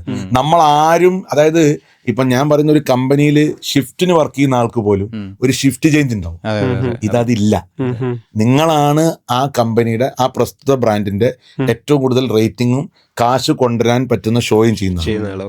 അത് 18 വർഷമായിട്ട് നിൽക്കാന്ന് പറഞ്ഞാൽ വലിയ വർഷമായിട്ട് നിൽക്കാന്ന് പറഞ്ഞാൽ എന്റെ അറിവിൽ ഇന്ത്യയിലില്ല അങ്ങനെ. പക്ഷെ ഇപ്പോഴത്തെ സാഹചര്യത്തിൽ ഇപ്പൊ ഡിജിറ്റൽ ഇതൊക്കെ വലിയ രീതിയിൽ സോഷ്യൽ മീഡിയ ഒക്കെ നല്ല രീതിയിൽ ഇവോൾവ് ചെയ്ത് വരികയാണ്. അപ്പൊ ആ ഒരു സാഹചര്യത്തിൽ ശരിക്കും റേഡിയോക്ക് പണ്ടത്തെ അത്ര റിലവൻസ് ഞാൻ മനസ്സിലാക്കുന്നിടത്തോളം റേഡിയോ ഇനിയും സസ്റ്റെയിൻ ചെയ്യും. അതിന്റെ റീസൺ ഞാൻ പറഞ്ഞുതരാം. നമ്മളൊക്കെ സംസാരിക്കുന്നത് സോഷ്യൽ മീഡിയയിൽ നിന്ന് കിട്ടുന്ന നമ്മുടെ അറിവുകൾ വെച്ചിട്ടാണ്. ശരിയാണ്. ഇപ്പോൾ ഒരു റേഡിയോ ജോക്കി എന്ന് പറയുന്നത് ഏറ്റവും കൂടുതൽ അപ്ഡേറ്റഡ് ആയിരിക്കേണ്ടതാണ് ഞാൻ വിശ്വസിക്കുന്നത്. എനിക്ക് ബിഗ് ബോസ് എന്ന് പറയുന്ന ഷോയിൽ പോയത് കൊണ്ട് വന്ന നഷ്ടം അതാണ്. കാരണം നമ്മൾ ഒരു ദിവസം 10-15 പത്രം വായിക്കും, എല്ലാ ചാനലിലും ഇരുന്ന് കാണാം, എല്ലാ ന്യൂസും. ആ ഒരു പാറ്റേൺ ഒരു 83 ദിവസം നമ്മുടെ ബ്രേക്കായി. അപ്പൊ ഇപ്പം ഞാൻ എല്ലാം അപ്ഡേറ്റ് ചെയ്യാൻ ശ്രമിക്കും. പക്ഷെ എനിക്ക് ഇപ്പൊ ഫുട്ബോൾ എന്ന് പറഞ്ഞാൽ ഞാൻ ആ സമയത്ത് എന്നോട് എന്ത് ചോദിച്ചാലും ഞാൻ പറയും. ഇന്ന് എനിക്കത് പറയാൻ പറ്റില്ല. ഇപ്പൊ ഞാൻ മിഡിൽ ഈസ്റ്റ് പൊളിറ്റിക്സ് ഭയങ്കരമായിട്ട് ശ്രദ്ധിക്കുന്ന ആളാണ്. അതിപ്പോഴും ഞാൻ ശ്രദ്ധിക്കുന്നുണ്ട്. ഇപ്പൊ എനിക്ക് താല്പര്യമുള്ള ഏരിയ മാത്രം ഞാൻ ശ്രദ്ധിക്കാൻ തുടങ്ങി. അന്ന് അങ്ങനെയല്ല. അന്ന് നിങ്ങളെല്ലാം, അതായത് നമ്മളൊരു വിഷയം സംസാരിക്കുമ്പോൾ നമ്മൾ ആലോചിക്കും ഓസ്ട്രേലിയയിൽ ഒരു കപ്പല് മുങ്ങിയതിനെ കുറിച്ച് നമ്മൾ എന്തിനു ചർച്ച ചെയ്യണം. പക്ഷെ ഞങ്ങളുടെ ബ്രാൻഡിൽ, ഞാൻ വർക്ക് ചെയ്തുകൊണ്ടിരുന്ന ബ്രാൻഡിൽ, അവരുടെ രീതിക്ക് ഇന്റർനാഷണൽ സാധനങ്ങളെ ലോക്കലി കണക്ട് ചെയ്യാൻ പറ്റും. അതുകൊണ്ടാണ് നിങ്ങൾ ഇന്നും റേഡിയോ മാംഗോ എന്ന ബ്രാൻഡിന് ഒരു സ്റ്റാൻഡേർഡ് കണക്കാക്കുന്നത്. ബാക്കി ബ്രാൻഡുകൾക്ക് സ്റ്റാൻഡേർഡ് ഇല്ല എന്നുള്ളതല്ല. പക്ഷെ അവരെ സംബന്ധിച്ചിടത്തോളം അവർ മുന്നോട്ട് പോകുന്നത് ചിലപ്പോൾ ഇപ്പോൾ ഒരു ഹോളിവുഡ് പോപ്പപ്പ് സ്റ്റോറി വെച്ചിട്ടായിരിക്കും. പക്ഷെ ഈ ബ്രാൻഡുമായി ബന്ധപ്പെട്ട് ഇപ്പൊ വർക്ക് ചെയ്യുന്ന എല്ലാവരും അങ്ങനെയെന്നല്ല ഞാൻ പറഞ്ഞു. ഞങ്ങളൊക്കെ വന്നൊരു പാറ്റേണിൽ നമ്മൾ സംസാരിക്കുന്നത് കണ്ടന്റ്. ഇപ്പൊ ഞാൻ പറയാം, ഞാൻ ഒബാമ എന്ന് പറഞ്ഞ ആള് എൻ്റെ മാമനാണ് എന്നുള്ള രീതിയിലാണ് സംസാരിച്ചുകൊണ്ടിരുന്നത്. ആദ്യഘട്ടത്തിൽ അത് ഭയങ്കര ബോറും ചളിയും ഒക്കെ ആയിട്ട് ആളുകൾ കണക്കാക്കിയത്. പക്ഷെ പിന്നീട് അങ്ങോട്ട് ചില ആളുകൾ കോള് വിളിച്ചു ചോദിക്കും, ഇന്ന് ഒബാമ ഒരു സ്ത്രീയുടെ കൂടെ ഇരിക്കണ്ടല്ലോ, നിങ്ങളുടെ കമന്റ് ഒന്നും കേട്ടില്ലല്ലോ. കാരണം നമ്മൾ ഒബാമ മാമനാന്ന് പറയുമ്പോഴും ഒബാമ എന്ന് പറഞ്ഞ ഒരാൾ എന്താന്ന് മനസ്സിലാക്കിയിട്ടാണ് പറയുന്നത്. അയാളുടെ എനിക്ക് ഇന്നും ഓർമ്മയുണ്ട്. എനിക്കിപ്പോഴും എൻ്റെ റേഡിയോ ജീവിതത്തിൽ മറക്കാൻ പറ്റാത്തൊരു കൗണ്ടറാണ്. ഒബാമയുടെ ചുണ്ട് പൊട്ടി, അപ്പൊ സ്റ്റിച്ചിട്ടു എന്നുള്ളത് വാർത്തയാണ്. അതിന് 3 ദിവസം മുന്നേ ഇയാള് ഏതോ ഫ്രഞ്ച് പ്രസിഡന്റ് സ്ത്രീയുടെ ഒപ്പം ഒരു സെൽഫി എടുക്കുന്ന ഫോട്ടോ വന്നിരുന്നു. അപ്പൊ ലിഷ്ണ എന്നോട് രാവിലെ ചോദിച്ചു, അല്ലൊരു എൻ്റെ മാമന് ചുണ്ടെന്തോ പൊട്ടിയെന്ന് പറഞ്ഞു. ഞാൻ പറഞ്ഞ് ആ ഫ്രഞ്ച് പ്രസിഡന്റിനോട് സെൽഫി എടുത്ത് മുപ്പത്തേക്ക് ഇഷ്ടപ്പെട്ടില്ല. അപ്പൊ രാത്രി ചപ്പാത്തി വരുത്തുമ്പോൾ മിഷേൽ എടുത്തുമ്പോൾ ഒരറ്റടിയാ എന്ന് പറഞ്ഞു.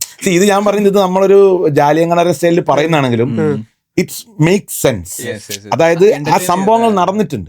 അതായത് അതിൽ ഞാൻ ആഡ് ചെയ്തത് ഈ അമ്മ ചപ്പാത്തി കൊറോണ്ട് അടിച്ചു എന്നുള്ളത് മാത്രം. അത് കേൾക്കുന്ന ഒരാളെ സംബന്ധിച്ചുള്ള ഒരു അടുക്കളയിൽ സംഭവിക്കാൻ സാധ്യതയുള്ള കാര്യം. പക്ഷെ അതിന്റെ പിന്നിലേക്കുള്ള ലോഗ് എനിക്കറിയാം. കാരണം ഞാൻ അതിൽ അപ്ഡേറ്റഡ് ആണ്.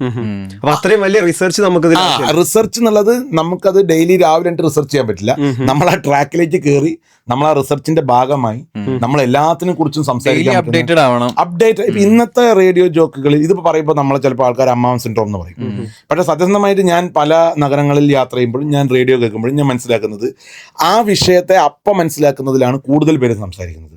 ശരിക്കും റേഡിയോ ജോക്കുകളിൽ സീനിയർ ആരാ ജൂനിയർ ആരാ എന്നുള്ളത് ഒരു റേഡിയോ പ്രൊഫഷണൽ ആയിരുന്നത് കൊണ്ട് എനിക്ക് മനസ്സിലാവും കേട്ടാ.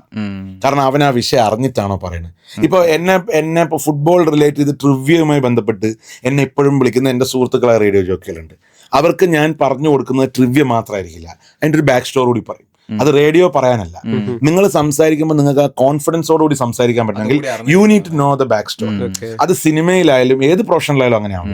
അപ്പൊ നമ്മൾ ഒരുപാട് വായിക്കുന്ന ആളുകളായിരിക്കാം, നമ്മൾ കാണുന്ന ആളുകളായിരിക്കാം. അപ്പൊ അതിനിങ്ങനെ ഒരു കഥയുണ്ട് എന്ന് പറയുന്ന ഒരു സാധനം നമ്മൾ പറയുന്നത് അയാൾ അവിടെ, അല്ലെങ്കിൽ ഞാൻ സംസാരിക്കുന്ന വിഷയത്തിൽ ഞാൻ കോൺഫിഡന്റ് ആവും. ഈ കോൺഫിഡൻസോടുകൂടി റെഗുലർ ആയിട്ട് സംസാരിക്കുന്ന ഒരാൾക്ക് ഇപ്പൊ നിങ്ങൾ ചോദിക്കുന്ന ചോദ്യത്തിൽ എന്താ സോഷ്യൽ മീഡിയയും അതിന്റെ ഒരു പ്രസക്തി റേഡിയോനെ എങ്ങനെ ബാധിച്ചിട്ടുണ്ട്, അതിനുള്ള ഉത്തരം ഞാൻ പറയുന്നത് കോൺഫിഡൻസോടുകൂടി ഒരു അപ്ഡേറ്റഡ് ലെവലിൽ സംസാരിച്ചുകൊണ്ടിരിക്കുന്ന ഒരു റേഡിയോ ജോക്കിയെ നിങ്ങൾക്ക് ഒരിക്കലും തള്ളിക്കളയാൻ പറ്റില്ല. കാരണം നിങ്ങൾ അയാളെ റെഗുലറായി ഇപ്പൊ റേഡിയോ ഒരു ലോക്കൽ മീഡിയ ആണ്. ഈ നഗരത്തിൽ നിങ്ങൾ അയാളെ ഡെയിലി കേട്ടുകൊണ്ട് പോകുന്നു. നിങ്ങൾ അറിയാത്തൊരു ഇൻഫർമേഷൻ അയാൾ തരുന്നുണ്ട്. ഇൻഫർമേഷൻ ആയിരിക്കില്ല അയാൾ തരുന്നത്. അതിന് റേഡിയോയുടെ ഭാഷയിൽ പറയുന്നത് ഇൻഫർടൈൻമെന്റ് എന്നാണ്.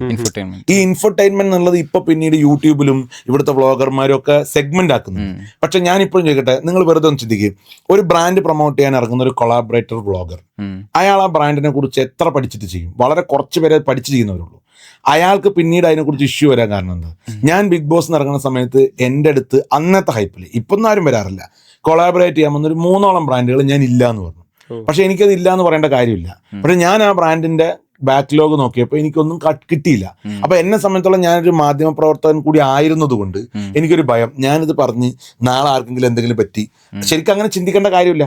ഞാൻ ഇൻസ്റ്റാഗ്രാമും ഫേസ്ബുക്കും വഴി കാശുണ്ടാക്കാൻ ഞാൻ ഇറങ്ങിയിരുന്നെങ്കിൽ എനിക്കത് ചിന്തിക്കേണ്ട കാര്യം. അപ്പൊ ഇത് ഞാൻ ചിന്തിക്കാനുള്ള കാരണം തന്നെയാണ് ഇനിയുള്ള കാലത്ത് റേഡിയോ, FM റേഡിയോ എന്ന കോൺസെപ്റ്റ് ഈ നാട്ടിൽ നിലനിൽക്കാൻ പോകുന്നതും ഈ ഒരു ക്രെഡിബിലിറ്റിയുടെ പേരിലായിരിക്കും. പക്ഷെ നിലനിൽക്കുമെന്ന് ചേട്ടൻ പറയുന്നുണ്ടെങ്കിൽ അതിന്റെ ഒരു പോപ്പുലാരിറ്റി പണ്ടുണ്ടായിരുന്നപ്പോൾ ഒരു ചേട്ടനൊക്കെ ഉണ്ടായിരുന്ന ഒരു സമയത്ത് ഉള്ളൊരു പോപ്പുലാരിറ്റി ഇപ്പോ സ്വാഭാവികമായിട്ടില്ല. അതിന് ഇല്ല എന്ന് പറയുമ്പോൾ അതിനാണ് എല്ലാ ബ്രാൻഡുകളും സോഷ്യൽ മീഡിയയിൽ കൂടി പ്രസൻസ് കൂട്ടുന്നത്. അതായത് സോഷ്യൽ മീഡിയയുടെ പേജ്, ഡെയിലി വീഡിയോസ്, അതേമാതിരി ഇപ്പം പല ബ്രാൻഡുകളും ചെയ്യുന്നത് സോഷ്യൽ മീഡിയയിൽ ഒരു ക്ലിപ്പ് ഇടും, അത് നിങ്ങൾക്ക് റേഡിയോ കേൾക്കാന്ന് പറയും. ഈ വേർട്ടിക്കൽ മാർക്കറ്റിംഗ് എന്ന് പറയുന്ന കോൺസെപ്റ്റ്. ഈ വേർട്ടിക്കൽ മാർക്കറ്റിംഗ് ഒക്കെ പണ്ട് സായിപ്പന്മാർ വന്ന് പഠിപ്പിക്കുമ്പോൾ നമ്മൾ ബാക്കിൽ ഇരുന്നിട്ട് കുയി എന്ന് പറയായിരുന്നു എന്ന് ഞാൻ പറയുന്ന 2007-8 കാലഘട്ടങ്ങളിൽ നമുക്ക് ഒരുപാട് സായിപ്പന്മാർ വന്ന് നമ്മളെ പഠിപ്പിക്കും. അപ്പൊ നമ്മളെ സംബന്ധിച്ചോളം ഹായ് കാണാൻ രസമുള്ള ഒരാൾ ഇയാൾ എന്തൊക്കെയോ പറഞ്ഞുകൊണ്ടിരിക്കുന്നു. പക്ഷെ അവർ അന്ന് പറഞ്ഞിട്ടുണ്ട് വേർട്ടിക്കൽ മാർക്കറ്റിംഗ് എന്താണ്. നിങ്ങളൊരു റേഡിയോ സ്റ്റേഷന്റെ പ്രമുഖമായൊരു ഷോ, നിങ്ങളുടെ ഏറ്റവും ലിസണർഷിപ്പ് കുറഞ്ഞൊരു ടൈം ഉണ്ട്, ആ ഷോയിലെ പ്രധാനപ്പെട്ട ലിങ്കുകൾ ഇതിൽ പ്ലേ ചെയ്യണം. ഇതൊക്കെ അന്ന് പറയുമ്പോൾ നമ്മൾ അന്തം വിട്ടുന്നു. ഞാൻ ചോദിക്കുന്നത്, ഇന്ന് നിങ്ങൾ സോഷ്യൽ മീഡിയ നോക്കും, ബ്ലോഗേഴ്സ് അല്ലെങ്കിൽ ഇൻഫ്ലുവൻസേഴ്സ് ഒക്കെ കൊളാബറേറ്റ് ചെയ്യുന്നത് മില്യൺ കണക്കിനുള്ള ആളെടുത്ത് ചെറിയൊരാൾ പോയിട്ട് കൊളാബറേറ്റ് ചെയ്യും. അത് ചിലപ്പോൾ കാശ് വാങ്ങിയിട്ടാവും അല്ലെങ്കിൽ സ്നേഹം കൊണ്ടാവും. ഈ കൊളാബറേഷൻ പ്രോസസ്സ് 2006 ഇവന്മാർ പറഞ്ഞിട്ടുണ്ട്. അത് റേഡിയോ ഒരു പക്ഷേ എനിക്ക് തോന്നുന്നു ഇപ്പം നമ്മൾ കാണുന്ന, ഇപ്പം നിങ്ങൾ ഇവിടുത്തെ TV ചാനൽസ് നോക്കൂ, അവരൊക്കെ റേഡിയോന്റെ സ്റ്റൈലല്ലേ സംസാരിക്കുന്നത്. ആരൊക്കെ അത് തിരിച്ചറിഞ്ഞ് അവരെല്ലാവരും സംസാരിക്കുന്നു അങ്ങനെ. അതായത് രാവിലെ ഒരു ചായ കുടിച്ചുകൊണ്ട് നമുക്ക് സംസാരിച്ചുകൊണ്ട് നമുക്ക് കഥ പറഞ്ഞു പോകാം. ഇത് 2007 മുതൽ ഇങ്ങോട്ട് കേരളത്തിലെ എല്ലാ റേഡിയോ ജോക്കികളും പറഞ്ഞുകൊണ്ടിരുന്നതാണ്. അന്ന് ഇവിടുത്തെ പ്രമുഖ മാധ്യമ പ്രവർത്തകരൊക്കെ വിവരമില്ലാത്ത പത്രം വായിക്കാത്ത ആൾക്കാരാണെന്നാണ് ഞങ്ങളെ സമൂഹത്തെ വിളിച്ചോണ്ടിരുന്നത്. ഇപ്പൊ ഞാൻ ആണ്, ഞാൻ ഞങ്ങൾ എന്ന് പറയുന്ന അർത്ഥമില്ല, സമൂഹത്തെ വിളിച്ചോണ്ടിരുന്നത് അങ്ങനെ. ഇന്ന് ഇവിടെ പ്രഭാത സവാരിക്ക് കുതിരപ്പുറത്തും മറ്റേലും മറിച്ചിലൊക്കെ പോയിട്ട് ഷോ ചെയ്യുന്ന ആങ്കർമാരൊക്കെ ഇപ്പൊ ചെയ്യുന്ന എന്താ? ഞങ്ങൾ അന്നൊക്കെ ചെയ്തോണ്ടിരുന്ന കാര്യങ്ങളാണ്. ഡ്രൈവ് ചെയ്യുമ്പോൾ റേഡിയോ കേട്ടുകൊണ്ട് ഡ്രൈവ് ചെയ്യാന്നുള്ള ഒരു രീതി ഇപ്പോഴല്ല അത് ശരിക്കും പോപ്പുലർ അല്ല. അത് ശരിക്കും പുറത്ത് ഭയങ്കര പോപ്പുലർ. ഇപ്പൊ UAE പോലത്തെ ഒരു റേഡിയോ പൊട്ടൻഷ്യൽ മാർക്കറ്റിന്റെ ഏറ്റവും വലിയ മാർക്കറ്റിംഗ് ഏരിയ എന്ന് പറയുന്നത് കാർ ഡ്രൈവിംഗ്. അല്ല, ബ്ലോക്ക് ഉണ്ട്. ഇപ്പൊ ഇവിടെ ഞാൻ പറയുന്നത് ഇപ്പൊ ഇവിടെ ബ്ലോക്കിനേക്കാൾ ഉപരി റുട്ടീനാണ്. റേഡിയോ ബേസിക്കലി ഒരു ഹാബിച്വൽ മീഡിയ ആണ്. ഇപ്പം നിങ്ങൾ സോഷ്യൽ മീഡിയനെ എന്തൊക്കെ പറഞ്ഞാലും റേഡിയോ എന്ന് പറയുന്നത് കേട്ട് ആ ആളുമായിട്ട് നമ്മൾ ഇങ്ങനെ റാപ്പോ വരുന്നതാണ് പരിപാടി. എപ്പോഴും ഒരു റേഡിയോ ജോക്കിക്ക് 2 മാസം കൊണ്ടൊന്നും പ്രൂവ് ചെയ്യാൻ പറ്റും. അതെന്താ ചേട്ടാ ഇവിടെ ഇല്ലാത്തത്? അവിടെ UAE-ലും മിഡിൽ ഈസ്റ്റിലും ഒക്കെ ഉള്ളതിന്റെ ഒരു പോപ്പുലാരിറ്റിന്റെ അത്ര അതിന്റെ വ്യത്യാസം ഞാൻ പറഞ്ഞുതരാം. അതായത് നിങ്ങൾ ഇവിടുന്ന് പ്രവാസിയായി പോകുമ്പോൾ നിങ്ങളുടെ എന്റർടൈൻമെന്റ് സെക്ഷനിലെ പലതും ഓട്ടോമാറ്റിക്കലി ബഡ്ജറ്റ് കട്ടിംഗ് ആണ്. ഇപ്പൊ നമ്മൾ ദുബായിൽ നിന്ന് ഇവിടെ വന്ന് ബ്രാൻഡ് ഇട്ട് മറ്റേ ഗംഭീര ലുക്കിൽ കൂളിംഗ് ഗ്ലാസ് ഇട്ട് നടക്കുന്ന ആൾക്കാരല്ലേ കണ്ടിട്ടുള്ളൂ. നമ്മൾ UAE-ലേക്കോ അല്ലെങ്കിൽ മറ്റുള്ള മിഡിൽ ഈസ്റ്റ് രാജ്യങ്ങളിലേക്കോ പോകുമ്പോൾ അല്ലാത്ത ആളുകളുണ്ട്. അതാണ് മാസ്. അതായത് ഇപ്പൊ ഫാമിലിയെ കഷ്ടപ്പെട്ട് ഇവിടെ ഒരു വീടെന്ന സ്വപ്നമായിട്ട് ജീവിക്കുന്ന ഒരുപാട് ആളുകളുണ്ട്. അവരെയൊക്കെ സംബന്ധിച്ചിടത്തോളം അവരുടെ ലൈഫിൽ ഇവിടുന്ന് ഇപ്പൊ ഞാൻ പറയാം, ബിഗ് ബോസ് കഴിഞ്ഞ് 4-4.5 വർഷത്തിന് ശേഷം ഞാൻ ദുബായ് റെഗുലറായിട്ട് വിസിറ്റ് ചെയ്യുന്നതാണ്. ഇപ്പൊ പോകുമ്പോഴും ആളുകൾ എൻ്റെ കൂടെ സെൽഫി എടുക്കുന്നുണ്ട്. എനിക്കറിയില്ല എന്തിനാണ്. കാരണം ഞാൻ എത്രയോ ഔട്ട്ഡേറ്റഡ് ആണ് ആ ഒരു മേഖലയിൽ. അതായത് ബിഗ് ബോസിൽ നിന്ന് ഇറങ്ങി 3.5-4 വർഷം കഴിഞ്ഞ ഒരാളാണ് ഞാൻ. അവർക്ക് ഇപ്പൊ ചില ആൾക്കാർ അയ്യോ നിങ്ങൾ മറ്റേ ഒരു സെൽഫി എടുക്കട്ടെ ചോദിക്കും. എനിക്ക് ആകെ സെൽഫി എടുക്കുന്ന അവിടുത്തെ ആൾക്കാർ മാത്രമാണ്. ഇവിടുത്തെ ആൾക്കാർക്ക് നമുക്ക് വിഷയമല്ല. കാരണം നമ്മൾ കഴിഞ്ഞ് തേഞ്ഞു വാഞ്ഞു പോയി, നമ്മൾ മറ്റൊരു മേഖലയിൽ കൂടെ വേറൊരു സ്ഥലത്ത് കൂടി പോയിക്കൊണ്ടിരിക്കുന്ന ആൾക്കാരാണ്. ഇതേപോലെയാണ് അവിടുത്തെ റേഡിയോ ജോക്കികളെ സെലിബ്രേറ്റ് ചെയ്യപ്പെടുന്നത്. ഡെയിലി നിങ്ങൾ റേഡിയോയിൽ കേൾക്കുന്നു, ആ ആളൊരു മോളിൽ വരുന്നു എന്ന് പറയും. അത് ആരും ആയിക്കോട്ടെ, അവരെ കാണാൻ ആൾക്കാരുണ്ട്. Hard core listeners. അവിടുത്തെ റേഡിയോ ജോക്കീസിനുള്ള അത്ര പോപ്പുലാരിറ്റി ഇവിടുത്തെ ആളുകൾക്ക് ഇല്ല. 100% ഇല്ല. അവിടുത്തെ പോപ്പുലാരിറ്റി കൂടാൻ കാരണം അതായത് ഞാൻ പറഞ്ഞുതരാം. നിങ്ങളിപ്പം ഒരു ഉദാഹരണം പറയാം. ഇപ്പം മലയാളത്തിലെ ഒരു യുവനടൻ, നിങ്ങൾ ടോവിനോ പൃഥ്വിരാജൊക്കെ മാറ്റി വെച്ചോളൂ, ഒരു നല്ല കയറി വരുന്നൊരു യുവനടനും UAE-യിലെ അത്യാവശ്യം പോപ്പുലർ റേഡിയോ ജോക്കി ഒരുമിച്ച് നിൽക്കുകയാണെങ്കിൽ ഈ രണ്ടുപേരും ആളുകൾ ഒരേപോലെ കൺസിഡർ ചെയ്യും. ഇവിടെയാണെങ്കിൽ അയാൾ അവതാരകൻ മാത്രമാണ്. ഇപ്പൊ ഇവിടെ നിങ്ങൾ ഹൈലൈറ്റിലോ ഗോകുലത്തിലോ ഇവിടെ പരിപാടി അവതരിപ്പിക്കുന്ന RJസിനെ കണ്ടിട്ടുണ്ട്, മറ്റേ ആൾ അത്രേ ഉള്ളൂ. പക്ഷെ അവിടെ ആ രണ്ടുപേരെയും ഒരേ ഫ്രെയിമിൽ കൺസിഡർ ചെയ്യാൻ അവിടുത്തെ ശ്രോതാക്കൾക്ക് അറിയാം. കാരണം അവർക്കറിയാം ആ സ്റ്റാർ നാളെ പോകും. പക്ഷെ ഇയാളുടെ ഷോ ഞാൻ നാളെയും ഒരുപാട് കാലമായിട്ട് ഞാൻ കേൾക്കുന്നതുമാണ്. അയാൾ നമ്മളായിട്ട് കണക്റ്റഡ് ആണ്. അപ്പൊ ഈ കണക്ഷൻ ഇവിടെ ഇല്ലാത്തത് ഇവിടെ നിന്നല്ല. നിങ്ങൾ ഇന്ത്യയിൽ ടോട്ടലി എടുത്തു കഴിഞ്ഞാൽ ഇന്ത്യ മുഴുവനുള്ള റേഡിയോ ജോക്കികൾക്ക് ഒരുപക്ഷെ പുറത്തെ നാടുകളിൽ കിട്ടുന്ന പോപ്പുലാരിറ്റി ഇല്ല. അതിൽ ഒരു 1000 റേഡിയോ ജോക്കികളിൽ ഒരു 10 പേരൊക്കെ ഉള്ളൂ ബ്രേക്ക് ചെയ്ത് പുറത്തേക്ക് പോയി സെലിബ്രിറ്റികളായിട്ട് കൂട്ടാവുന്ന ആളുകൾ. ഇപ്പൊ ജോൺ അബ്രഹാമിന്റെ ബൈക്കിൽ റൈഡിന് പോകുന്ന ഒരു എന്താ RJ മലൈക്ക്, എനിക്ക് പേര് ഓർമ്മയില്ല, ഭയങ്കര പോപ്പുലർ ആണ് അവര്. സോറി, അവര് ജോൺ അബ്രഹാം രാവിലെ അവര് റൈഡിന് വിളിച്ചുകൊണ്ട് പോകും. അവരൊക്കെ ഡാം പോപ്പുലർ ആണ്. അത് ആ ഹബ്ബിൽ നിൽക്കുന്നവർക്കേ പറ്റും. അങ്ങനെ ഒരു ഹബ്ബിൽ അങ്ങനെ ഒരു സെലിബ്രിറ്റി ഈ ഒരു പ്രശ്നം പേ സ്കെയിലും ഉണ്ടാവില്ലേ? പുറമെ നിൽക്കുന്ന ആളും അല്ലെ സെലിബ്രിറ്റി ആയിട്ടുള്ള അല്ല, ഞാൻ പറഞ്ഞത് നമ്മുടെ നാട്ടിലുള്ളതും ഈ ഇന്ത്യയിൽ നിന്ന് പുറത്തേക്ക് പോകുന്ന ഒരു റേഡിയോ ജോക്കിയുടെ ശമ്പളം ഒന്നല്ല ഇവിടെ. പക്ഷേ ഇവിടെ ഞാൻ പറയുന്നത് റേഡിയോ ജോക്കി ഒരു മോശപ്പെട്ട ശമ്പളത്തിലല്ല. തുടക്കക്കാരൻ എന്ന രീതിയിൽ ചിലപ്പോൾ നിങ്ങൾക്ക് കുറയായിരിക്കും. പക്ഷെ നിങ്ങളുടെ പേ സ്കെയിലൊക്കെ നോർമലി ഇപ്പോൾ ഒരു സോഫ്റ്റ്വെയർ എഞ്ചിനീയർ വാങ്ങുന്ന പേ സ്കെയിൽ ആയിരിക്കില്ല. മേ ബി ഇപ്പോൾ നിങ്ങൾ പറയായിരിക്കും ഒരു CTC ഒരു 10 ലക്ഷമോ 12 ലക്ഷമോ വാങ്ങുന്ന റേഡിയോ ജോക്കുകൾ കുറവാണ്. ഉണ്ട്.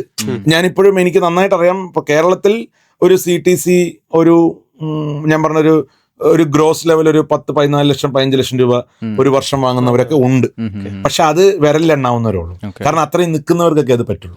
അല്ലാതെ നിങ്ങളൊരു ഭയങ്കര സാലറിക്കൊന്നും ആരും എടുക്കില്ല. കാരണം ഇതിന്റെ പൊട്ടൻഷ്യല് നല്ലോണം മാർക്കറ്റ് ഉണ്ടെങ്കിലും ഇത് ബേസിക്കലി നിങ്ങൾ ആലോചിക്കേണ്ടത്, ഇപ്പൊ നിങ്ങളൊരു ചാനൽ നോക്കൂ, കൊച്ചിയിൽ ഒരു ഹെഡ് ഓഫീസിട്ട് പ്രവർത്തിച്ചാൽ മതി. ഇതങ്ങനെയല്ല. ഇതിന്റെ ഇൻവെസ്റ്റ്മെന്റ് എന്ന് പറഞ്ഞാൽ കോഴിക്കോട് ഇൻവെസ്റ്റ് ചെയ്യുന്ന അതേ ഇൻഫ്രാസ്ട്രക്ചറാണ് കൊച്ചിയിൽ, അതേ ഇൻഫ്രാസ്ട്രക്ചറാണ് തൃശ്ശൂർ, അതേ ഇൻഫ്രാസ്ട്രക്ചറാണ് ആലപ്പുഴ. ഇത്രയും ആളുകൾ ഡിഫറെന്റ് ആയിട്ട് ഒരേ സ്ഥലത്ത് വർക്ക് ചെയ്യണം. നിങ്ങൾ നോക്കേണ്ടത് ഒരു ബ്രാൻഡിന്റെ കീഴിൽ ഈ RJs എന്ന് പറഞ്ഞാൽ തന്നെ ചിലപ്പോൾ ഒരു 70-50 പേരുണ്ടാവും. 5 പേരായിട്ട് കൊണ്ടുപോകാൻ പറ്റില്ല. ഇപ്പൊ നിങ്ങൾ UAE കാര്യം നോക്കൂ, ഒരു റേഡിയോ സ്റ്റേഷൻ 5 റേഡിയോ ജോക്കികൾ മതി, മൊത്തം കവറേജ് ആണ്. അപ്പൊ നിങ്ങൾക്ക് പേ സ്കെയിൽ മാറ്റാം, കൂട്ടാം. ഒറ്റ ഇൻഫ്രാസ്ട്രക്ചർ സെറ്റപ്പ് മതി. ഇവിടെ അങ്ങനെയല്ല, ഒറ്റ മാർക്കറ്റിംഗ് മതി. ഇവിടെ നിങ്ങൾക്ക് കോഴിക്കോടുള്ള ഫ്രീക്വൻസി അല്ല കൊച്ചിയിലുള്ള ഫ്രീക്വൻസി അല്ല. അപ്പൊ നിങ്ങൾക്ക് കേരളം മൊത്തം ഒറ്റ പരസ്യം കൊടുക്കാൻ പറ്റില്ല. അതിന്റെ ഇടയിൽ ഈ ഫ്രീക്വൻസികളൊക്കെ എഴുതണം. അങ്ങനെയുള്ള ഒരു ഇന്ത്യ എന്ന് പറയുന്ന ആ ഒരു വലിപ്പത്തിന്റെ വ്യത്യാസം പുറത്തും ഇവിടെയും തമ്മിലുണ്ട് എന്നുള്ളതാണ്. അപ്പോ റേഡിയോ ജോക്കി എന്നാണ് പിന്നെ ബിഗ് ബോസിലേക്ക് എത്തുന്നത്. അതൊരു ഭയങ്കര യാത്രയായിരുന്നു. അല്ല, റേഡിയോ ജോക്കിയായിട്ട് ഞാൻ ശരിക്കും പറഞ്ഞാൽ RJ ആയിട്ട് ഞാനൊരു 5 വർഷം UAE സെയിം ബ്രാൻഡിൽ ഞാൻ വർക്ക് ചെയ്തു. അത് കഴിഞ്ഞ് 2019 ഞാൻ തിരിച്ചു വരുന്നു. തിരിച്ചു വരുമ്പോൾ നമ്മൾ ഈ നഗരം വിട്ടു പോകാണല്ലോ. ഇപ്പൊ കോഴിക്കോട് എന്ന് പറഞ്ഞാൽ ഞാൻ ശരിക്കും പറഞ്ഞാൽ ലോകത്ത് ഒരുപാടൊന്നല്ലെങ്കിലും കുറച്ച് രാജ്യങ്ങളൊക്കെ ഞാൻ ട്രാവൽ ചെയ്തിട്ടുണ്ട്. എൻ്റെ പ്രവാസ ജീവിതത്തിനിടയ്ക്കാണ് ഞാനത് യാത്ര ചെയ്യുന്നുള്ള ആഗ്രഹം വരുന്നത് തന്നെ അപ്പോഴാണ്. മറ്റേ നമുക്ക് ഇവിടുന്ന് വൈകുന്നേരം ആകുമ്പോൾ റഹ്മത്ത് പോയി ബീഫ് ബിരിയാണി ഒക്കെ വീട്ടിൽ പോയി രാവിലെ റേഡിയോ ഷോ ചെയ്യുക, അത്ര ആഗ്രഹങ്ങളുള്ളൂ. പക്ഷേ നമ്മൾ എക്സ്പോഷർ ലെവൽ മാറുമ്പോൾ നമുക്ക് ഒരു 5 വർഷമൊക്കെ കഴിയുമ്പോഴാണ് എനിക്ക് മനസ്സിലാവുന്നത് ഇനി റേഡിയോയിൽ ഇരുന്നു കൊണ്ട് ചെയ്യുന്നതിനേക്കാൾ കൂടുതൽ എന്തൊക്കെയോ എനിക്ക് ചെയ്യാൻ പറ്റും. കാരണം ആളുകൾ വ്യത്യസ്തരായ ആളുകൾ, മൂവി സ്വപ്നം ഉണ്ട്. അന്ന് മൂവി ഉണ്ടെങ്കിലും മൂവി പിന്നീട് എപ്പോഴെങ്കിലും ആവട്ടെ, മൂവിയേക്കാൾ ഉപരി നമുക്കൊന്ന് വിഷ്വൽ മീഡിയയിലേക്ക് കയറണം എന്നുള്ളതാണ് നമ്മുടെ പ്ലാൻ. അപ്പം UAE ജീവിതത്തിനിടയ്ക്ക് നമ്മളെ പരിചയങ്ങളും ആളുകളും വ്യത്യസ്തമായ കാഴ്ചപ്പാടാണ്. കാരണം ലോകം കുറെ, അതായത് UAE നിന്ന് പുറത്തേക്ക് പോകുന്ന ആളുകൾ നമ്മൾ പരിചയപ്പെടും. അപ്പോഴാണ് നമുക്ക് മനസ്സിലാവും ഇങ്ങനെ സ്ഥലമുണ്ട്, അവിടെ പോകുമ്പോൾ ഇങ്ങനെ ആളുകൾ ജീവിക്കുന്നുണ്ട്. നമുക്കത് അറിയാഞ്ഞിട്ടല്ല, നമ്മൾ വളരെ സാധാരണ ഫാമിലിയിൽ നിന്ന് വളരെ പട്ടിണിയും പരിവട്ടമൊക്കെ ആയിട്ട് മുകളിലേക്ക് വന്ന ആളുകൾ തന്നെയാണ്. പക്ഷെ നമ്മളെ ഒരു വിഷൻ മാറുന്നത് UAE ജീവിത കാലഘട്ടങ്ങളിലാണ്. അപ്പൊ ഞാൻ നോക്കുമ്പോൾ 2019 ബിഗ് ബോസ് എന്ന് പറയുന്ന ഒരു മലയാളം ഷോ വരുന്നു. ഞാൻ ഈ ഷോനെ കുറിച്ച് കേട്ടിട്ടുണ്ട്. ശില്പ ഷെട്ടിക്ക് ഉമ്മ കിട്ടിയതാണ് നമുക്കിത് കേൾക്കാനുള്ള ഏക റീസൺ. കുഴപ്പമില്ലല്ലോ, അതിനെക്കുറിച്ച് പഠിച്ചിട്ടില്ല, അറിയേണ്ട ആവശ്യമില്ലല്ലോ. ഈ ഷോ ഞാൻ മലയാളത്തിൽ ഫസ്റ്റ് സീസൺ കാണുമ്പോൾ എനിക്കിപ്പോഴും ഓർമ്മയുണ്ട്, ഗൾഫിൽ എൻ്റെ വീട്ടിൽ ഏഷ്യാനെറ്റിൽ അത് വേറെ ടൈമിലാണ് വരുന്നത്. ഞാൻ യൂട്യൂബിൽ എങ്ങാണ്ട് അത് കാണുന്നു. കുറേ എപ്പിസോഡ് ഉണ്ടപ്പോൾ ഞാൻ വിചാരിച്ചു അതായത് നമുക്ക് വയലിൻ വായിക്കാനോ പാട്ട് പാടാനോ ഉള്ള കഴിവില്ല, അതുകൊണ്ട് റിയാലിറ്റി ഷോയിൽ പങ്കെടുക്കൽ നടക്കുന്ന കാര്യമില്ല, നമുക്ക് ആകെ സംസാരിക്കാൻ മാത്രമേ അറിയുള്ളൂ, ഇതാണ് നമുക്ക് പറ്റിയ സ്ഥലം. പക്ഷെ അങ്ങനെ നിൽക്കുമ്പോഴാണ് അവിടെ നിന്ന് ഞാൻ ജോലി ഉപേക്ഷിച്ച് നാട്ടിലേക്ക് വരികയും നാട്ടിൽ 2019 ഒരു വർഷം വർക്ക് ചെയ്യുമ്പോഴാണ് ഞാൻ ശരിക്കും ബിഗ് ബോസിന്റെ അടുത്ത സീസൺ തുടങ്ങുന്നുണ്ടെന്ന് ഞാൻ അറിയുന്നത്. ഞാൻ ശരിക്കും ബിഗ് ബോസിലേക്ക് അങ്ങോട്ട് പോയ സെക്കൻഡ് സീസൺ ഞാൻ ശരിക്കും അങ്ങോട്ട് പോയ ആളാണ്. എന്നെ എടുക്കേണ്ട കാര്യം ഈ ബിഗ് ബോസ് എന്ന് പറയുന്ന ഷോയ്ക്കോ ബ്രാൻഡിനോ ഇല്ല, എന്റെ മാത്രം ആവശ്യമാണ് അവിടെ കയറുക എന്നുള്ളത്. 15 വർഷം 10-14 വർഷം എൻഡ് ചെയ്യുന്നു റേഡിയോ ജീവിതം. അപ്പോൾ ഇനി ഇവിടുന്ന് ഒരു ഷിഫ്റ്റ് വേണമെങ്കിൽ നമ്മളെ ചുറ്റിയ ഒരു എക്കോസിസ്റ്റം ഉണ്ടല്ലോ, ആ എക്കോസിസ്റ്റം നമുക്ക് ബ്രേക്ക് ചെയ്യാൻ പറ്റണം. അതിൽ അച്ഛനുണ്ട്, നമ്മുടെ വൈഫ് ഉണ്ടാവും, വീട്ടുകാരുണ്ടാവും. വൈഫൊക്കെ പിന്നെ നമ്മളെ കല്യാണം കഴിക്കുമ്പോൾ തന്നെ സ്വയം പര്യാപ്തിയായി, അല്ലെങ്കിൽ നന്നായിട്ട് അറിയാവുന്നുണ്ട്. അങ്ങനെയല്ല, അവരൊക്കെ ഞങ്ങൾ രണ്ടുപേരും പ്രൊഫഷണലി വളരെ ഇപ്പം നമ്മൾ ഈ നിൽക്കുന്ന സാഹചര്യത്തിലും ദൈവം സഹായിച്ചത് അങ്ങനെ പോകുന്ന ആളുകളാണ്. പക്ഷെ ഞാനിത് ഇങ്ങനെ ഒരു ബിഗ് ബോസ് ഓപ്പർച്യൂണിറ്റി വന്നപ്പോൾ ഞാൻ ആദ്യം വൈഫിനെ വിളിച്ചു. ഞാൻ പറഞ്ഞു, ഞാൻ രാജിവെക്കാൻ പോവാണ്, നീ പറയാതെ ഞാൻ രാജിവെക്കില്ല. അച്ഛനും അമ്മയൊന്നുമല്ല, കാരണം നീ പറയാതെ രാജിവെക്കില്ല.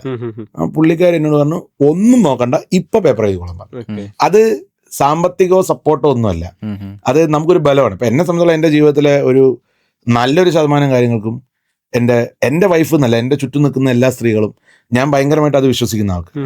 അത് അമ്മ മുതൽ ഇങ്ങോട്ട് എല്ലാപ്പോഴും നമ്മുടെ ജീവിതത്തിന്റെ എല്ലാ ഭാഗത്തും സ്ത്രീകൾക്കുള്ള ഇമ്പോർട്ടൻസ് ചെറുതല്ല. ഇപ്പൊ ഞാൻ ബിഗ് ബോസ് പോയിട്ട് പുറത്തേക്ക് വരുമ്പോൾ എനിക്ക് കിട്ടിയൊരു പേരാണ് പാവാട. അത് എന്നെ സംബന്ധിച്ചുള്ള എനിക്കൊരു വിഷയമേ അല്ല, കാരണം സ്ത്രീകൾ പറയുന്നത് കേൾക്കുന്നു. അപ്പൊ ഞാൻ ആരോടെ ചോദിച്ചു, ഇന്ദിരാഗാന്ധി ഇല്ല ഇവിടെ അടിയന്തരാവസ്ഥ പ്രഖ്യാപിച്ച്, അന്ന് നിങ്ങളത് പറ്റൂല എന്ന് പറഞ്ഞു ചോദിച്ചു. എൻ്റെ ആറ്റിറ്റ്യൂഡ് അതാണ്. അപ്പൊ ഞാൻ അതിൽ വിശ്വസിക്കുന്ന ഒരാളാണ്, ഇന്നും എന്നും അങ്ങനെ ആവുന്നതാണ് എൻ്റെ വിശ്വാസം.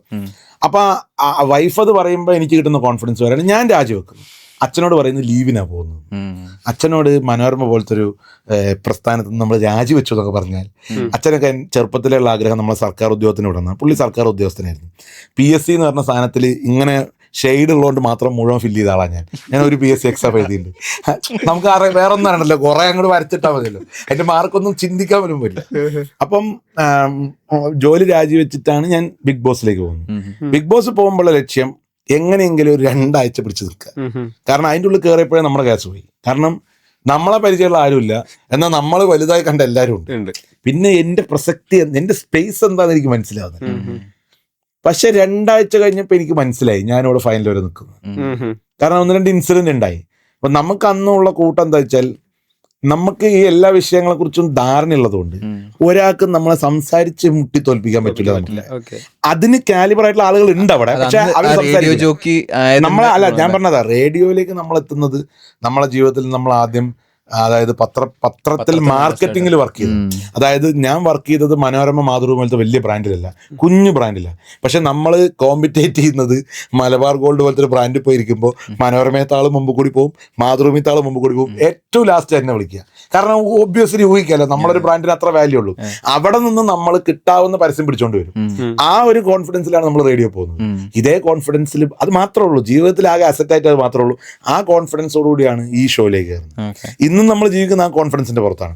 അങ്ങനെ 2 ആഴ്ച കഴിഞ്ഞപ്പോൾ എനിക്ക് മനസ്സിലായി അത് എനിക്ക് സർവൈവ് ചെയ്യാൻ പറ്റുന്നു, മനസ്സിലായി. അത് എത്ര ഇമ്പോർട്ടൻ്റ് ആണ് ചേട്ടാ ശരിക്കും മൈൻഡ് സെറ്റ് എന്ന് പറഞ്ഞത്. നമ്മളൊന്നുമില്ല, ചേച്ചി നേരത്തെ പറയണ്ടേ ഭയങ്കരമായിട്ട് സ്ട്രഗിൾ ചെയ്തിട്ട് വന്നുള്ള ഒരു പീരീഡ്. അതായത് ക്ലാസ് കട്ട് ചെയ്ത് അഭിനയം പഠിക്കാൻ വേണ്ടി.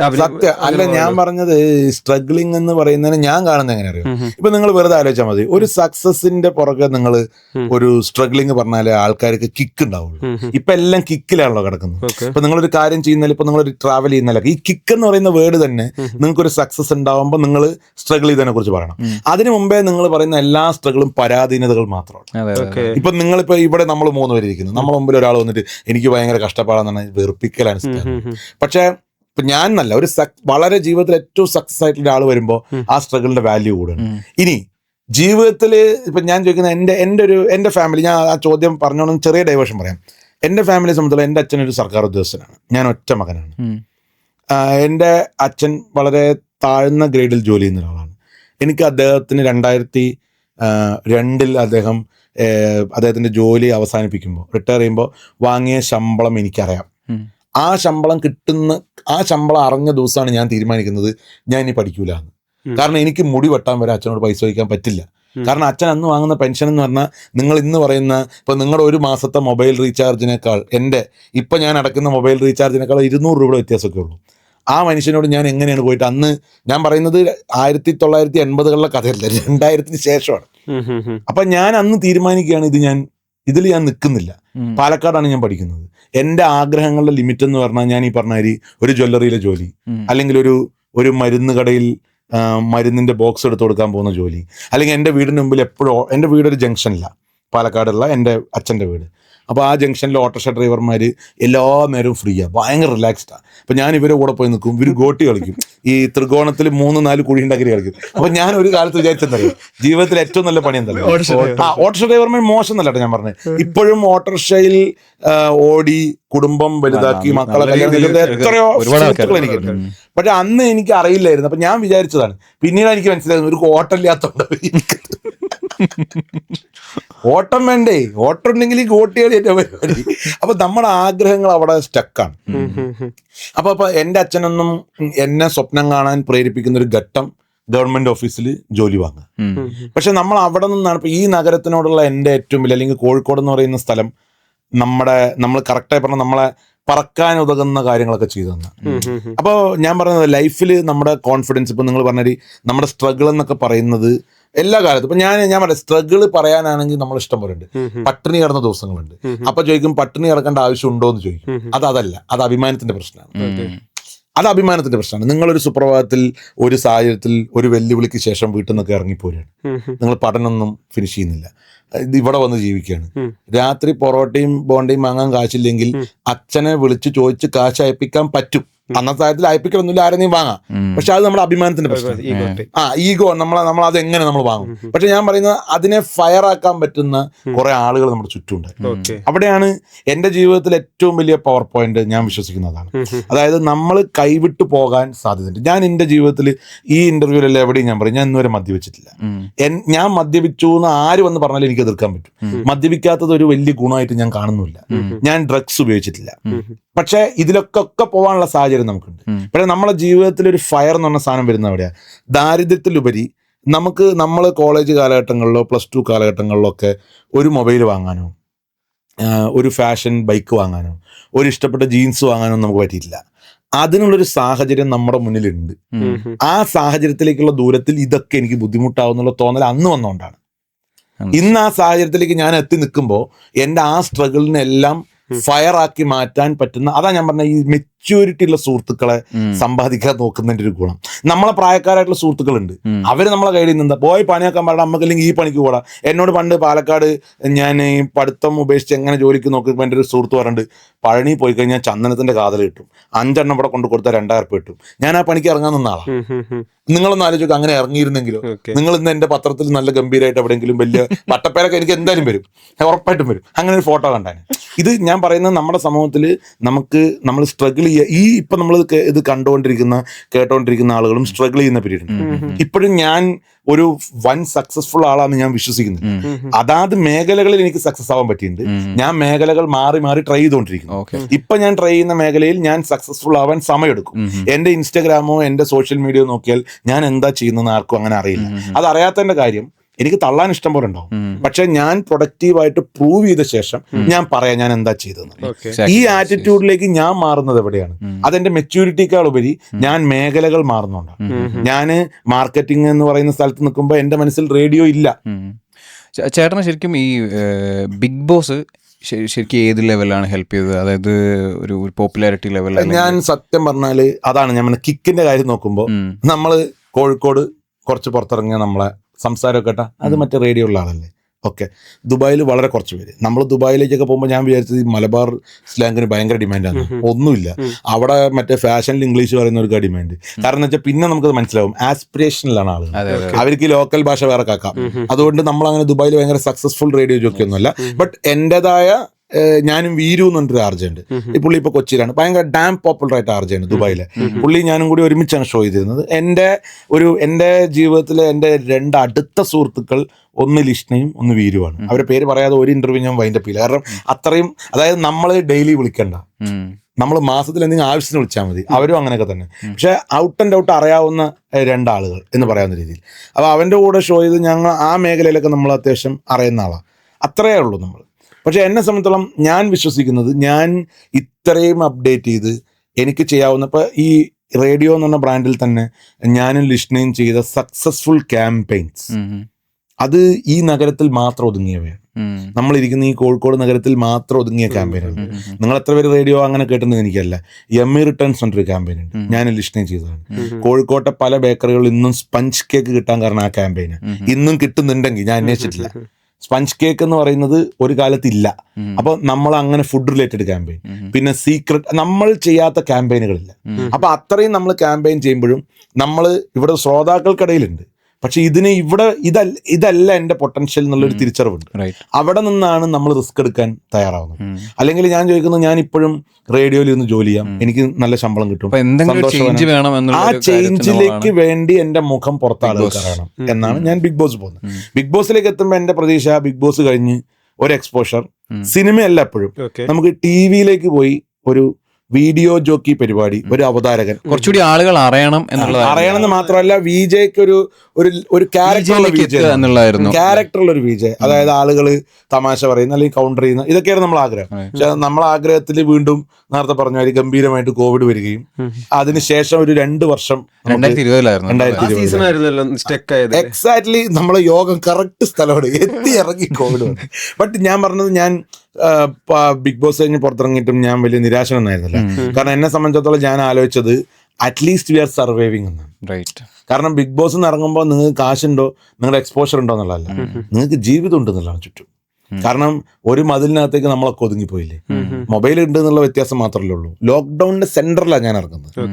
അതായത് ഈ പിന്നെ എറണാകുളത്തേക്ക് മറ്റേടത്തേക്ക് പോകുന്ന ഹൈവേയിലൊന്നും ഒരു വാഹനങ്ങളില്ല. ഇത്രയും മൈലേജ് കിട്ടിയ ദിവസങ്ങളൊന്നും ഞാൻ ഓർക്കുന്നില്ല.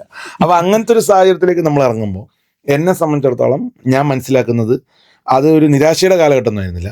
പക്ഷെ എന്ത് സംഭവിക്കും ലൈഫിൽ എന്നുള്ളൊരു ആൻസൈറ്റി ഉണ്ടായിരുന്നു. ടി.വിയിൽ നിന്നൊന്നും ആരും വിളിച്ചിട്ടൊന്നുമില്ല.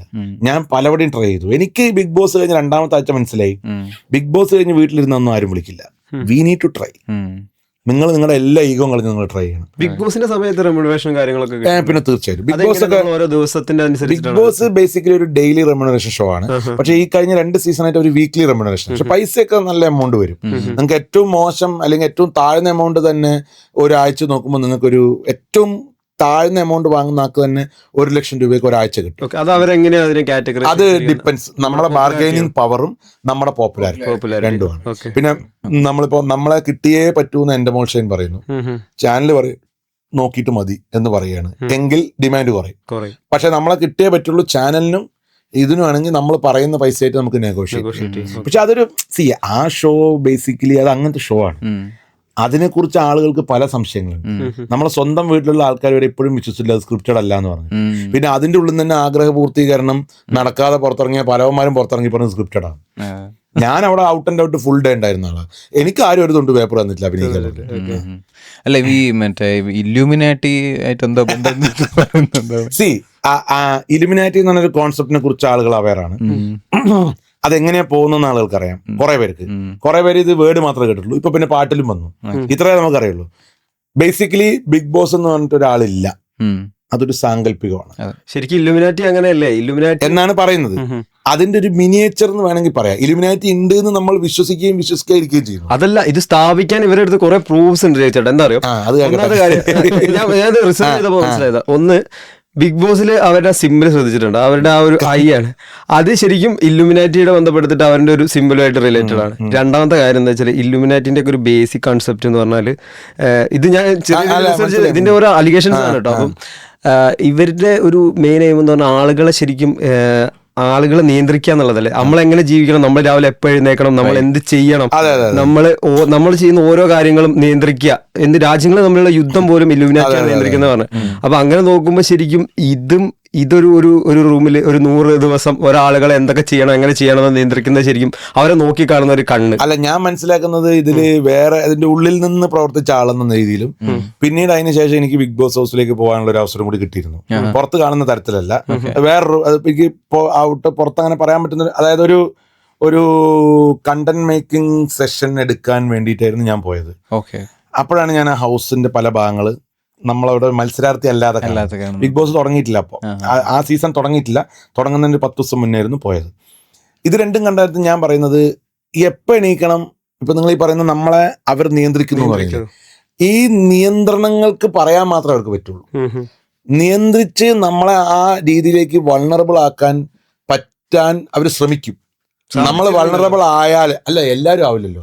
ഇപ്പൊ ഞാൻ ചോദിക്കുന്ന ആ വരുന്ന എല്ലാ മത്സരാർത്ഥികളും എല്ലാ മത്സരാർത്ഥികളും ഒരേ മാനസിക നിലയുള്ളവരല്ല. അല്ല, അവർക്കാകെ നമ്മളെ ഒരേ മാനസിക നിലയിലേക്ക് ആക്കാൻ പറ്റുന്ന എവിടെ അറിയോ?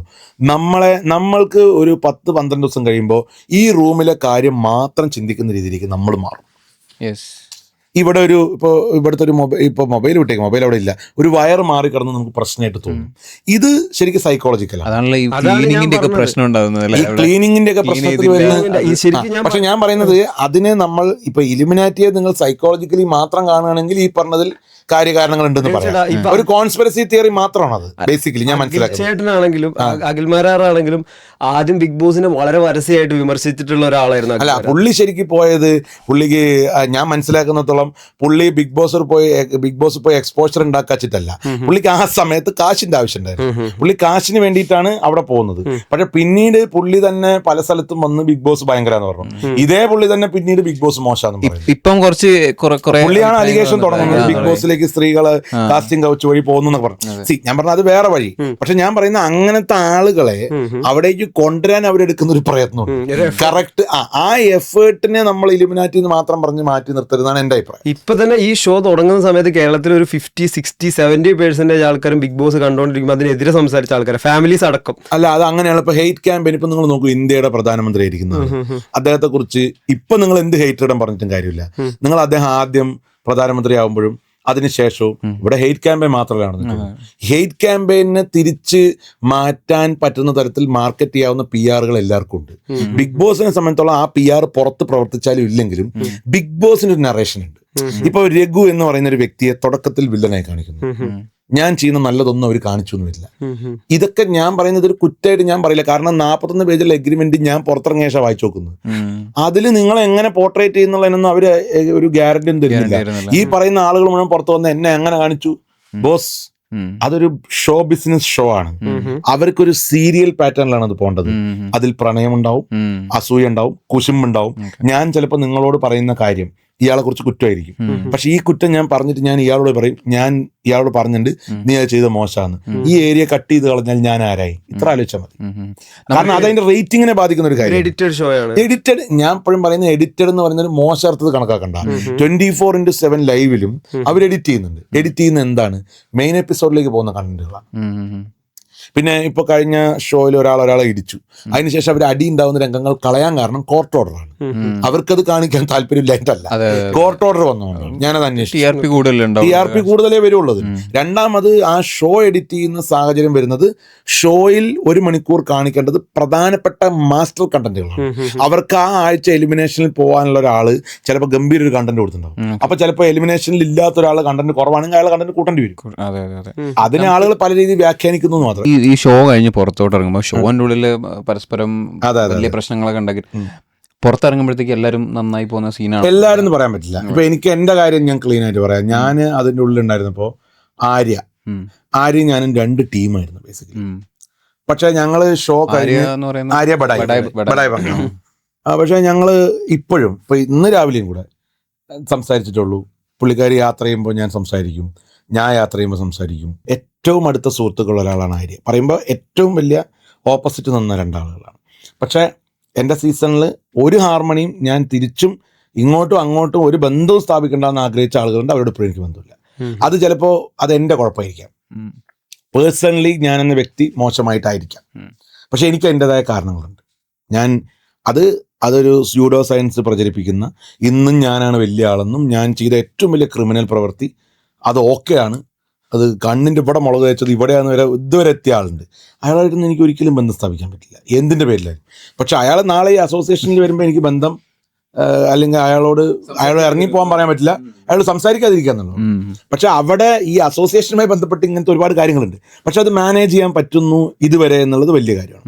അപ്പൊ ബിഗ് ബോസിന് കഴിഞ്ഞ് ഈ സീസണിനെ വെച്ചിട്ട് അതാണല്ലോ നമ്മളെ ചോദ്യം.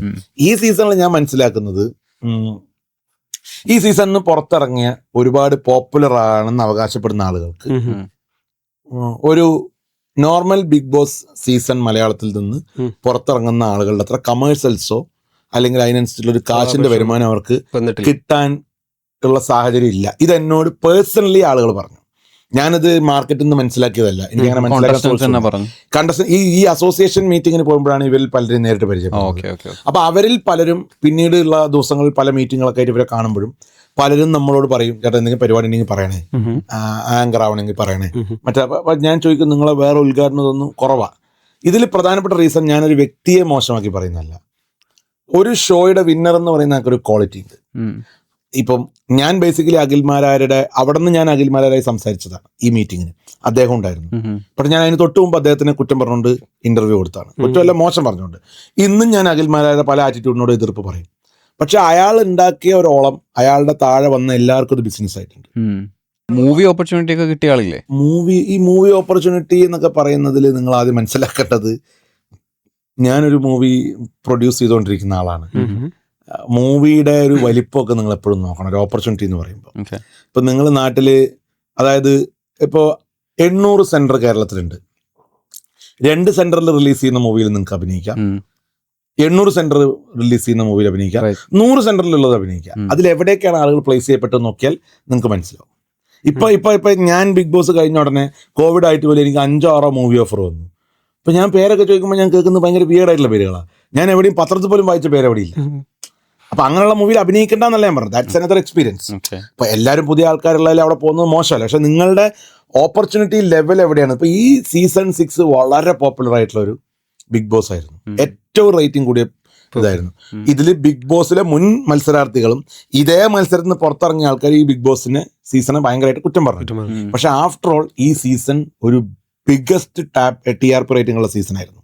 അതിന്റെ എല്ലാ എക്സ്പോഷർ അവർക്ക് ഉണ്ടാവും. പക്ഷെ ഈ വിന്നർ ലെവലിലേക്ക് പോകുമ്പോൾ ഉണ്ടാവുന്ന ഒരു ഒരു ഒരു ക്വാളിറ്റിയുടെ ഏറ്റക്കുറച്ചിലുകൾ അതിന്റെ താഴത്തേക്കുള്ള ആളുകൾക്ക് ബിസിനസ് ആകുമ്പോഴും വ്യത്യാസപ്പെടും. ഓക്കെ, രവിചേട്ടൻ ഇതിലൊരു പാർട്ടിസിപ്പേറ്റ് ചെയ്ത ഒരാളെന്ന നിലയിൽ ശരിക്കും ഇത്രയും വലിയൊരു പവർ ഹൗസ് ആണ്, മോഹൻലാൽ പോലെയുള്ള ഒരു വലിയ ബ്രാൻഡാണ് ഹോസ്റ്റ് ചെയ്യുന്നത്. ഇപ്പം ഇന്ത്യ കേരളത്തിന് പുറത്താണെങ്കിലും എല്ലായിടത്തും ഒരു ടോപ്പ് സെലിബ്രിറ്റിനെ, ടോപ്പ് ബ്രാൻഡിനെ വെച്ചിട്ടാണ് ഇവർ ഈ പരിപാടി ഹോസ്റ്റ് ചെയ്യുന്നത്. അതുപോലെ വലിയ വലിയ ബ്രാൻഡുകളാണ് അവിടെ അഡ്വർടൈസ്മെന്റും കാര്യങ്ങളൊക്കെ ചെയ്തുകൊണ്ടിരിക്കുന്നത്. ഒരു പാർട്ടിസിപ്പന്റ് എന്ന നിലയിൽ രഘുചേട്ടൻ ഉണ്ടായിട്ടുള്ള ബെനിഫിറ്റ്സ് അല്ലെങ്കിൽ ഡ്രോബാക്സ്, ഒരു പേഴ്സണൽ ബ്രാൻഡിങ് എത്രത്തോളം നടത്താൻ പറ്റി, അതൊക്കെ എങ്ങനെ നോക്കിക്കാണുന്നത്? ശരിക്കും ഇല്ല, ഞാൻ ബിഗ് ബോസിലേക്ക് പോകുന്ന ഞാൻ പറഞ്ഞില്ല, എനിക്കൊരു പേഴ്സണൽ ബ്രാൻഡിങ് വേണമെന്ന് വെച്ചിട്ട് തന്നെയാണ്. എനിക്ക് അതുകൊണ്ട് ഒരു ബിസിനസ് ഒന്നുമില്ല. പക്ഷേ ഈ എന്റർടൈൻമെന്റ് ഇൻഡസ്ട്രിയിൽ എനിക്ക് എന്ത് ചെയ്യാൻ പറ്റും എന്നുള്ളതിന്റെ ഒരു തുടക്കം മാത്രമാണ്. അന്ന് സിനിമയോ ഇപ്പൊ സിനിമേന്റെ പിന്നണിയിലുള്ള പ്രൊഡക്ഷനോ എഴുത്തോ ഒന്നും മനസ്സിലില്ല. ജസ്റ്റ് നമ്മളൊന്ന് എക്സ്പോഷർ ആവണം, നമുക്ക് ടി വിയിൽ എവിടെയെങ്കിലും ഓപ്പർച്യൂണിറ്റി കിട്ടണം, ഇത് മാത്രമേ ഉള്ളൂ. പണ്ട് റേഡിയോ ജോക്കിയുടെ ഇന്റർവ്യൂവിന് പോയ അതേ ആറ്റിറ്റ്യൂഡിലാണ് പോയത്. ബട്ട് ഞാൻ പുറത്തിറങ്ങുമ്പോൾ ഞാൻ മനസ്സിലാക്കുന്നിടത്തോളം, ഇപ്പൊ ഞാൻ പറയാം, നമ്മൾ അതിൻ്റെ ഉള്ളിൽ നിന്ന് സംസാരിച്ച അല്ലെങ്കിൽ നമ്മൾ ആരാണെന്ന് കാണിക്കാൻ ശ്രമിച്ചതൊന്നും ഒരു മാസ് ഓഡിയൻസിന് മനസ്സിലാവില്ല. പക്ഷേ ഒരു ഒരു ലെയർ ഓഫ് ആളുകൾക്ക് മനസ്സിലാവും. ആ ലെയർ ഓഫ് ആളുകളിൽ എന്നെ ഞാൻ ബിഗ് ബോസ് കഴിഞ്ഞ് എന്നെ ആദ്യം വിളിച്ചത്, ഞാൻ സ്വപ്നത്തിൽ പോലും കാണാത്ത, എന്നെ ഒരിക്കലും വിളിക്കുമെന്ന് പ്രതീക്ഷിക്കാത്ത മലയാളത്തിലെ ഏറ്റവും പ്രശസ്തനായിട്ടുള്ളൊരു സംവിധായകനാണ്. അയാളെ പേര് ഞാൻ ഇപ്പോൾ പറയാത്തത്, ഞാൻ അയാളായിട്ടൊരു സിനിമയൊക്കെ കമ്മിറ്റ് ചെയ്ത്, അഭിനയമല്ല, ഞങ്ങളൊരു പ്രൊജക്റ്റ് വർക്കൗട്ട് ചെയ്തുകൊണ്ടിരിക്കുക. അയാൾ എന്നെ വിളിക്കുകയും ഇന്ന് അയാൾ എൻ്റെ അടുത്ത സുഹൃത്തുമാണ്. അയാൾ എന്നെ വിളിക്കുന്നത് എന്താ വെച്ച് കഴിഞ്ഞാൽ, ഞാൻ ബിഗ് ബോസ് അങ്ങനെ കാണുന്ന ആളല്ല, പക്ഷേ എനിക്കൊരു ഫോർവേഡ് കിട്ടി. നിങ്ങൾ വനിതാ ദിനത്തിൽ സംസാരിച്ചൊരു കാര്യം ഞാൻ കണ്ട്, അതിൽ ഒറ്റ വേർഡ് കൊണ്ട് ഞാൻ നിങ്ങളുടെ ഫാനായി കളഞ്ഞു. ഫാൻ എന്നല്ല, പുള്ളി ഫാൻ എന്നാണ് പറഞ്ഞ്. പിന്നീട് പുള്ളി പറഞ്ഞ ഫാനൊന്നുമല്ല, ഞാൻ വെറുതെ പിന്നെ ക്ലോസ് ഫ്രണ്ട് ആയത്, എന്ത് ഫാൻ നിനക്കൊക്കെ എങ്ങനെയൊക്കെ തമാശ പറയും. ബട്ട് അയാളത് പറയാൻ കാരണം, ഞാൻ അവിടെ പറഞ്ഞത്, അതായത് ഒരു മാസ് ഓഡിയൻസ് ശ്രദ്ധിക്കാത്തൊരു കാര്യം അദ്ദേഹത്തെ പോലത്തെ ഒരാൾക്ക് ശ്രദ്ധിക്കാൻ തോന്നി. അങ്ങനെയുള്ള ഒരു എക്സ്പോഷറാണ് എനിക്ക് പുറത്ത് ഇന്നും ഉള്ളത്. അതായത് പബ്ലിക്കലി ആളുകൾ രഘു എന്ന് പറഞ്ഞാൽ ആരും വരില്ല, വരാനുള്ളതൊന്നും ഞാൻ ചെയ്തിട്ടില്ല. പക്ഷേ നമ്മളൊരു സ്ഥലത്ത് പോകുമ്പോൾ നമ്മൾ സംസാരിക്കുന്ന ആളുകൾ നമ്മുടെ അതായത് സ്റ്റാൻഡേർഡ് എന്നുള്ള വാചകം ശരിക്കും പൊളിറ്റിക്കലി ഇൻകറക്റ്റാണ്. പക്ഷേ നമ്മളുടെ നിലപാടുകളോട് യോജിക്കുന്ന ഒരാൾക്ക്, അയാൾക്ക് നമ്മളെ പെട്ടെന്ന് കണക്ട് ചെയ്യാൻ പറ്റും. നമ്മൾ പറഞ്ഞ കാര്യം ചേട്ടൻ്റെ ഇമേജിനെ ഏതെങ്കിലും രീതിയിൽ ഒരു ബാഡായിട്ട് ചിത്രീകരിച്ചായിട്ട് പിന്നീട് ഷോ കണ്ടപ്പോൾ തോന്നി. ഞാൻ ചോദിക്കാൻ കാരണം എന്ന് വെച്ചാൽ, നമുക്ക് പേഴ്സണലി അറിയാവുന്ന ഒരു മോട്ടിവേഷണൽ സ്പീക്കർ, പുള്ളിക്ക് ഇങ്ങനെ ഒരു ക്ഷണം ഇങ്ങോട്ട് വരികയുണ്ടായത്ര, പുള്ളി അത് നിരസിക്കാനുണ്ടായതെന്ന് പറഞ്ഞു. റീസൺ ചോദിച്ചപ്പോൾ ഇതാണ്, അതായത് ഈ ഷോ റൺ ചെയ്യാൻ വേണ്ടിയിട്ട് അവർ നമ്മളെ ഒരു മോശം കഥാപാത്രമായിട്ട് ചിത്രീകരിക്കുകയാണെങ്കിൽ നാളെ അത് എൻ്റെ ബിസിനസ്സിനെയും എൻ്റെ ബാക്കിയുള്ള ലൈഫിനെയും ഒക്കെ ബാധിക്കുമല്ലോ, അതുകൊണ്ട് ഞാൻ പോയില്ല. ഇല്ല, ഞാൻ മനസ്സിലാക്കുന്നത്, നിങ്ങൾ എക്സ്പോഷർ മാത്രമാണ് ആഗ്രഹിക്കുന്നെങ്കിൽ ബിഗ് ബോസിനേക്കാൾ നല്ലൊരു പ്ലാറ്റ്ഫോം ലോകത്ത് വേറെ ഇല്ല. പക്ഷേ ഇപ്പം ഞാൻ പറയുന്നത്, നിങ്ങൾ അവിടെ പോകുമ്പോൾ തന്നെ നിങ്ങളെ കണ്ടുടനെ ഇവനെ വില്ലനാക്കാൻ ആരും തീരുമാനിക്കില്ല. നമ്മളൊക്കെ നമ്മളെ സ്വന്തം കണ്ണാടി നോക്കിയാൽ നമുക്ക് മനസ്സിലാവും. നമ്മുടെ ബാക്ക്ലോഗ്, എൻ്റെ ഇന്നലത്തെ ലോഗ് എടുത്താൽ എനിക്കറിയാം ഞാൻ എത്ര വൃത്തികെട്ടവനാന്നുള്ളത്. നമുക്ക് നമ്മളെ കുറിച്ച് നമ്മളെ മോശം കാര്യങ്ങൾ സംസാരിക്കാനോ പറയാനോ താല്പര്യമില്ല. പക്ഷെ ഇവിടെ പോകുമ്പോൾ എന്താ കാര്യം അറിയോ, നമ്മുടെ പിന്നിലേക്കുള്ളതും ആളുകൾ കാണുന്നുണ്ട്, നമ്മൾ പ്രസന്റ് ചെയ്യുന്ന ആളുകൾ കാണുന്നുണ്ട്, നമ്മൾ മുന്നിലേക്ക് ചെയ്യാൻ പോകുന്നതും ആൾക്കാർ ശ്രദ്ധിക്കുന്നുണ്ട്. ഇത് മൂന്നും കോമ്പിനേഷൻ വരുമ്പോൾ നിങ്ങളുടെ ബേസിക് ക്യാരക്ടറെ പുറത്തു വരും. ഇപ്പൊ എന്നെ അതിൻ്റെ ഉള്ളിൽ ഞാൻ പുറത്തേക്ക് ഇറങ്ങുമ്പോൾ എനിക്ക് അത് കേരളത്തിലെ വളരെ പ്രശസ്ത എന്ന് അവകാശപ്പെടുന്ന ഒരു മാധ്യമ പ്രവർത്തക തന്നെ ഫീഡ് ചെയ്ത് കൊടുത്തൊരു വേർഡാണ് ശകുനി. അവരത് ഇടാനുള്ള റീസൺ എന്താ വെച്ചാൽ ഈ പ്രധാനപ്പെട്ട അവിടെ മത്സരിച്ച ആളെ ഞാൻ പുറത്താക്കാൻ ഇനിഷ്യേറ്റീവ് എടുത്തു. അത് ഇനിഷ്യേറ്റീവ് എടുക്കുന്നത് അയാളുടെ കൂടെ നിന്നുകൊണ്ടാണ്. അയാളെ ഞാൻ പുറത്താക്കണമെന്ന് ഞാൻ ആഗ്രഹിച്ചിരുന്നു. അയാൾ അവസരം കിട്ടിയാൽ ഞാൻ പുറത്താക്കുന്ന എൻ്റെ മോട്ടോ ആയിരുന്നു. ഞാൻ എൻ്റെ ലക്ഷ്യം അയാളെ പുറത്താക്കുന്നതായിരുന്നു. ഞാൻ അതിന് സ്വീകരിച്ച മാർഗ്ഗം അങ്ങനെയാണ്. എന്നെ സംബന്ധിച്ചോളം എനിക്ക് ഇന്നും അത് പറയുന്നതിൽ ഒരു റിഗ്രറ്റും ഇല്ല. അവരെന്നെ ശകുനിന്ന് വിളിക്കുന്നോ, ഞാൻ എന്ത് വിളിച്ചാലും ഭയങ്കര പ്രശ്നമായിട്ടല്ല, ആളുകൾക്ക് പ്രശ്നമായിരുന്നു. ഞാൻ കറക്റ്റ് ആയിരുന്നു. അയാളെ നേരിട്ട് അയാൾ ഔട്ടായി പോവില്ല. അയാൾ ചെയ്ത പ്രവൃത്തി അഡ്രസ് ചെയ്യപ്പെടണം. അയാൾ ചെയ്ത പ്രവൃത്തി പുറത്തുനിന്നുള്ള ആളുകൾക്ക് മനസ്സിലാവണം. അതിന് ഞാൻ അതവിടെ പറഞ്ഞുകൊണ്ട് നടന്നു. മോഹൻലാൽ എന്ന് പറയുന്ന അദ്ദേഹത്തിന് പോലത്തെ ഒരു വ്യക്തിത്വം അവിടെ വന്നിട്ട് ആ പെൺകുട്ടിയോട് ചോദിക്കുകയാണ്, അയാൾ ഇവിടെ വേണോ വേണ്ടേ, തീരുമാനം എടുക്കാൻ നിങ്ങൾക്ക് സമയമുണ്ട്. ആ പെൺകുട്ടി അവിടെ ഇരിക്കുന്ന ആരോടും ചോദിച്ചില്ല, എന്നോട് മാത്രമേ ചോദിച്ചുള്ളൂ. അതെന്തുകൊണ്ടാണ്? ആ പെൺകുട്ടിക്ക് അവിടെ 16 പേരുണ്ടായിരുന്നു, അല്ലെങ്കിൽ 11 പേരുണ്ടായിരുന്നു. എല്ലാവരും ചോദിച്ചാൽ എന്നോട് ചോദിച്ചു. ഞാൻ നേരിട്ട് അവരോട് പറഞ്ഞു. അയാൾ ചോദിച്ച മാപ്പ് നിങ്ങൾ കൊടുത്തേക്ക്, പക്ഷെ ഇതൊരു മത്സരമാണ്, അയാൾ ഇനി നിങ്ങളെ ഉപദ്രവിക്കില്ല എന്ന് കണ്ടു. ഞാൻ ചോദിച്ചത് ലോജിക്കലി കറക്റ്റാണ്. അയാൾ അവിടെ നിന്ന് ഏറ്റവും വലിയ മണ്ടത്തര പറഞ്ഞു, മോളെ ഈ 2 കണ്ണും ഞാൻ തരുന്നു. ചാവാത്ത ഒരാൾക്ക് അങ്ങനെ 2 കണ്ണ് കൊടുക്കാൻ പറ്റുക? അയാളുടെ ആരാധകർ ഇപ്പോഴും, അയാളുടെ ആരാധകരെന്ന് പറയുന്ന മാക്രി കൂട്ടങ്ങൾ ഇപ്പോഴും പറഞ്ഞുകൊണ്ടിരിക്കുന്നത് കണ്ണ് സാറ് കൊടുക്കാന്ന് പറഞ്ഞില്ല. ഇത് എങ്ങനെ കൊടുക്കുക എന്ന് പറഞ്ഞിരിക്കും. അപ്പൊ ഞാൻ പറയുന്നത്, അത് ഞാൻ പറഞ്ഞ എന്നെ സംബന്ധിച്ചുള്ള എനിക്കൊരു പേഴ്സണാലിറ്റി ഡാമേജ് എന്ന് പറയാൻ, ഞാൻ അവിടേക്ക് എത്തുമ്പോൾ ഞാൻ മുമ്പേ ഒരു പ്രശസ്തനായ പോപ്പുലറായ ഒരു പേഴ്സണാലിറ്റി അല്ല. എനിക്ക് എൻ്റെ ഇമേജിനെ ഡാമേജ് ചെയ്തോ ഇല്ലേ എന്നുള്ളത് എൻ്റെ വിഷയമേ അല്ല, ഇന്നുമല്ല. അപ്പൊ ഞാൻ മനസ്സിലാക്കിയത് അയാളുടെ മനസ്സിന്റെ വലിപ്പം എത്ര ഉണ്ടെന്നുള്ളത്. കാരണം അയാൾ ചെയ്തൊരു മോശം പ്രവർത്തിക്കാണ് അയാൾ, അല്ലെങ്കിൽ ഒരു ക്രിമിനൽ പ്രവർത്തിക്കാണ് അയാൾ പുറത്തു പോകുന്നത്. ഞാൻ അടിച്ചാളെ പുറത്താക്കിയൊന്നുമല്ല. പക്ഷെ ആ ജസ്റ്റിസിന്റെ കൂടെ നിൽക്കാൻ ആൾക്കാർക്ക് പറ്റുന്നില്ല. അപ്പൊ എനിക്ക് ഒരു ഇമേജിന് ഇഷ്യൂ ഒന്നും പറ്റിയിട്ടില്ല. കാരണം ഇമേജ് നമ്മൾ അതിൻ്റെ ഉള്ളിൽ എന്തെങ്കിലും ചെയ്യുന്നതിന് മുമ്പ് നമ്മൾ അത്ര ഇമേജ് ഉള്ള ആളാവണം. എൻ്റെ പരിചയക്കാരും എൻ്റെ സുഹൃത്തുക്കളോടും ഞാൻ ചോദിച്ചു, തിരിച്ചു വന്നിട്ട് എന്തെങ്കിലും വ്യത്യാസം തോന്നിയോന്ന്. ഒന്നുമില്ല എന്ന് അവർ പറഞ്ഞു. അപ്പൊ ഞാൻ വിശ്വസിക്കുന്നു ഞാൻ ജെനുവിനായിട്ടാണ് നിന്നത്. അതിൽ കുറ്റങ്ങളും കുറവുകളും ഒക്കെ ഉണ്ട്. ടങ് സ്ലിപ്സ് ഉണ്ടാവും, വേർഡ് വന്നത് മോശമായിരിക്കാം, നമ്മളിപ്പോ ഒരാളെ മനസ്സിലാക്കാതെ ഒരാളോട് കുറ്റം പറഞ്ഞിട്ടുണ്ടാവും, അതൊക്കെ ഉണ്ടാവും. ഇതിൽ ഈ പറയുന്ന ഇപ്പൊ നിങ്ങൾ ഈ പിന്നെ പബ്ലിക്കായിട്ട് ഫൈറ്റ് ചെയ്യുന്ന ഫാൻസ് എന്ന് പറയുന്ന ആളുകളുണ്ടല്ലോ, അവർക്ക് ഇഷ്ടപ്പെടുന്ന ആളുകൾ ഇതൊക്കെ ചെയ്യുന്നുണ്ട്. പക്ഷെ അവരതിനെ അക്സെപ്റ്റ് ചെയ്യാൻ തയ്യാറല്ല. പക്ഷെ ഞാൻ ചോദിക്കട്ടെ, ഒരാൾ മനസ്സറിഞ്ഞ് വിചാരിച്ച ഒരു 100 days ആണെങ്കിലും ഇത് ഫേക്ക് ആയിട്ട് നിൽക്കാൻ പറ്റുമോ? നമുക്ക് പറ്റില്ല. അതിന്റെ ഏറ്റവും വലിയ ഉദാഹരണമാണ് ഞങ്ങളുടെ സീസണിൽ പുറത്തു പോയ അയാൾ 71 ദിവസം ഫേക്ക് ആയിട്ട് നിന്ന്. പക്ഷെ 72ാമത്തെ ദിവസത്തെ ഏതാണ്ട് 10ാമത്തെ മണിക്കൂറിൽ അയാളുടെ ഫേക്ക് പൊളിഞ്ഞു. ആ പൊളിഞ്ഞാൽ അയാൾ പുറത്തായി. നിങ്ങൾ ആലോചിക്കേണ്ടതാ, 71 ദിവസം അയാൾ പിടിച്ചു. അത് ഈ ഒരു ഗെയിമിന്റെ സ്പെഷ്യാലിറ്റി അല്ല. അത് ബേസിക്കലി ഇത്രേ ഉള്ളൂ, എന്നെ ബീറ്റ് ചെയ്യാൻ ആരുമില്ല എന്നൊരു തോന്നൽ വരും ഒരു സമയത്ത്. ആ തോന്നൽ വരുന്നത് ഒരു 70ാമത്തെ ദിവസമാണ്. നിങ്ങൾ ബിഗ് ബോസിന്റെ ഗ്രാഫ് എടുത്ത് നോക്ക്. പ്രശസ്തരായി പോപ്പുലറായി നിന്നാലും അഖിൽമാരൊഴികെ പലരും പുറത്തു പോയത് ആ ദിവസങ്ങളിലാണ്. അതെന്തുകൊണ്ടാണ്? അത് ഞാൻ പഠിച്ചിട്ടുണ്ട്. അല്ല, എന്നെ ഇനി ആര് ബീറ്റ് ചെയ്യാൻ? അവിടെ നിന്ന് നിങ്ങൾക്കൊരു ഓവർ കോൺഫിഡൻസ് വരും. ഇനി ആരടാ, ഞാൻ ഫൈനൽ 5 വന്നടാന്ന് അവിടുന്ന് ഔട്ടാവും. അഖിൽമാരാര് മാത്രമാണ് ഒരടി കൊടുക്കാതെ ഒരു ഉന്തും തള്ളും ഇല്ലാതെ അവിടുന്ന് ജയിച്ചാണ്. അതെനിക്ക് തോന്നുന്നു അയാളുടെ കൂടെ ഷിജു എന്നൊക്കെ പറഞ്ഞ ആ ആളൊക്കെ ഉണ്ടായിരുന്നു. പുള്ളിയൊക്കെ എപ്പോഴും പിടിച്ചു നിർത്തായിരുന്നു. ഞാൻ ഉള്ളിൽ നിന്ന് പിന്നീട് മനസ്സിലാക്കിയതാണ്, ഞാൻ അത് കണ്ടിട്ടില്ല. അത് അയാൾ മാത്രമാണ്. നിങ്ങളല്ലാതെ നോക്ക്, ഇന്ന് കേരളം ഭയങ്കരമായിട്ട് സെലിബ്രേറ്റ് ചെയ്യപ്പെടുന്നു എന്ന് അവകാശപ്പെടുന്ന, സോഷ്യൽ മീഡിയ കിടന്ന് അലറലും നിലവിളിയും കാണിക്കുന്ന എത്ര ആൾക്കാർ 70-ന് ശേഷം അവിടെ നിന്നിട്ടുണ്ട്. നിൽക്കാൻ പറ്റില്ല. പക്ഷെ പുറമെ വലിയ രീതിയിൽ ആളുകളെ ഇൻഫ്ലുവൻസ് ചെയ്യാൻ പറ്റുന്ന ആളുകൾ, സെലിബ്രേറ്റ് ചെയ്യുന്ന ആളുകൾ മാത്രം ടാർഗറ്റ് ചെയ്തിട്ടാണ് ഒരു കൂട്ടം ആളുകൾ ഇവർ ഇതിലേക്ക് സെലക്ട് ചെയ്യുന്നത്. അത്ര ആളുകൾ പിന്നെ അവിടെ കിടന്നിട്ട് ചെയ്യുന്ന കാര്യങ്ങൾ ഇവരെയും വലിയ രീതിയിൽ ഇൻഫ്ലുവൻസ് ചെയ്യും ഈ ജനങ്ങളെ. 2 കാര്യമാണ് ഇപ്പൊ ഞാൻ പറയാം. അപ്പം പുറത്ത് 10 മില്യൺ ഫോളോവേഴ്സ് ഉള്ള ഒരാള് ചിലപ്പോ 5ാമത്തെ ആഴ്ച ഔട്ടായിന്ന് വരും, ആയിട്ടുമുണ്ട്. അത് ഇതിനെ എങ്ങനെ ബാധിക്കും എന്നുള്ളത് എനിക്ക് മനസ്സിലാവുന്നിടത്തോളം പ്രസന്റ്ലി നിങ്ങളോട് എന്ത് ചെയ്യുന്നു എന്നുള്ളതാണ് ഡിപ്പെൻഡ് ചെയ്തിരിക്കും. നിങ്ങൾ എത്ര വലിയവനായിക്കോട്ടെ. ഇപ്പൊ നമ്മൾ തീരെ പ്രതീക്ഷിക്കാത്ത ചില സ്ത്രീ കഥാപാത്രങ്ങൾ, അവർ സീരിയൽ ആർട്ടിസ്റ്റ് ആയിരിക്കും. അവരപ്പോൾ നമ്മൾ സീരിയൽ ആണെന്ന് നമുക്കറിയില്ല, പക്ഷെ അവർ 95 ദിവസം പോകും. അവർക്ക് ഇൻസ്റ്റാഗ്രാമിൽ 2 മില്യൺ ഫോളോവേഴ്സ് ഉണ്ടാവില്ല, വെറും 10,000 ആയിരിക്കും. അപ്പൊ ബിഗ് ബോസിനെ സംബന്ധിച്ചിടത്തോളം ഞാൻ ഇന്നും വിശ്വസിക്കുന്നത് സോഷ്യൽ മീഡിയയിലെ ട്രെൻഡ് അല്ല ബിഗ് ബോസിലെ വോട്ട്. യെസ് 100% ഞാൻ ഉറച്ചു വിശ്വസിക്കുന്നു. സോഷ്യൽ മീഡിയയിലെ ട്രെൻഡ് ഫേക്ക് ആണ്. നിങ്ങൾ മാർക്ക് ചെയ്ത് വെച്ചോ, ഇത് ഷോർട്സ് ആണെങ്കിൽ അടുത്ത ബിഗ് ബോസിന് ഉപയോഗിച്ചാലും ആളുകൾ എന്നെ തെറി പറയും. പക്ഷെ ഞാൻ ഇപ്പോഴും പറയും. അതേപോലെ സോഷ്യൽ മീഡിയ വരുന്ന പോൾസ് ഉണ്ട്, ഇന്ന ദിവസം ഇത്ര വോട്ട് വന്നു. നിങ്ങൾക്കൊരു കാര്യം അറിയോ, ബിഗ് ബോസിന്റെ ഏറ്റവും ടോപ്പ് പൊസിഷനിലും ഏഷ്യാനെറ്റിന്റെ ഏറ്റവും ടോപ്പ് പൊസിഷനിലും ഹോട്ട്സ്റ്റാറിന്റെ ഏറ്റവും ടോപ്പ് പൊസിഷനിലുള്ള ആളുകൾക്ക് മാത്രമേ ഈ വോട്ട് അറിയുള്ളൂ. ഇവിടെയുള്ള ഓരോ പൊട്ടന്മാർ യൂട്യൂബിൽ ഇരുന്ന് പറയും ഈ ഗ്രാഫിൽ ഇത്ര വന്നു, എന്തറിഞ്ഞിട്ടാ പറയുന്നത്? ഇവന്റെ വീട്ടിന്റെ അപ്പുറത്ത് പെട്ടിക്കടയിരുന്ന 4 പേര് വോട്ട് ചെയ്യുന്നതാണ് ഇവന്റെ സർവേ. ഈ സർവേ വിശ്വസിക്കുന്ന ജെനുവിൻ ആയിട്ടുള്ള സമൂഹമുണ്ട്.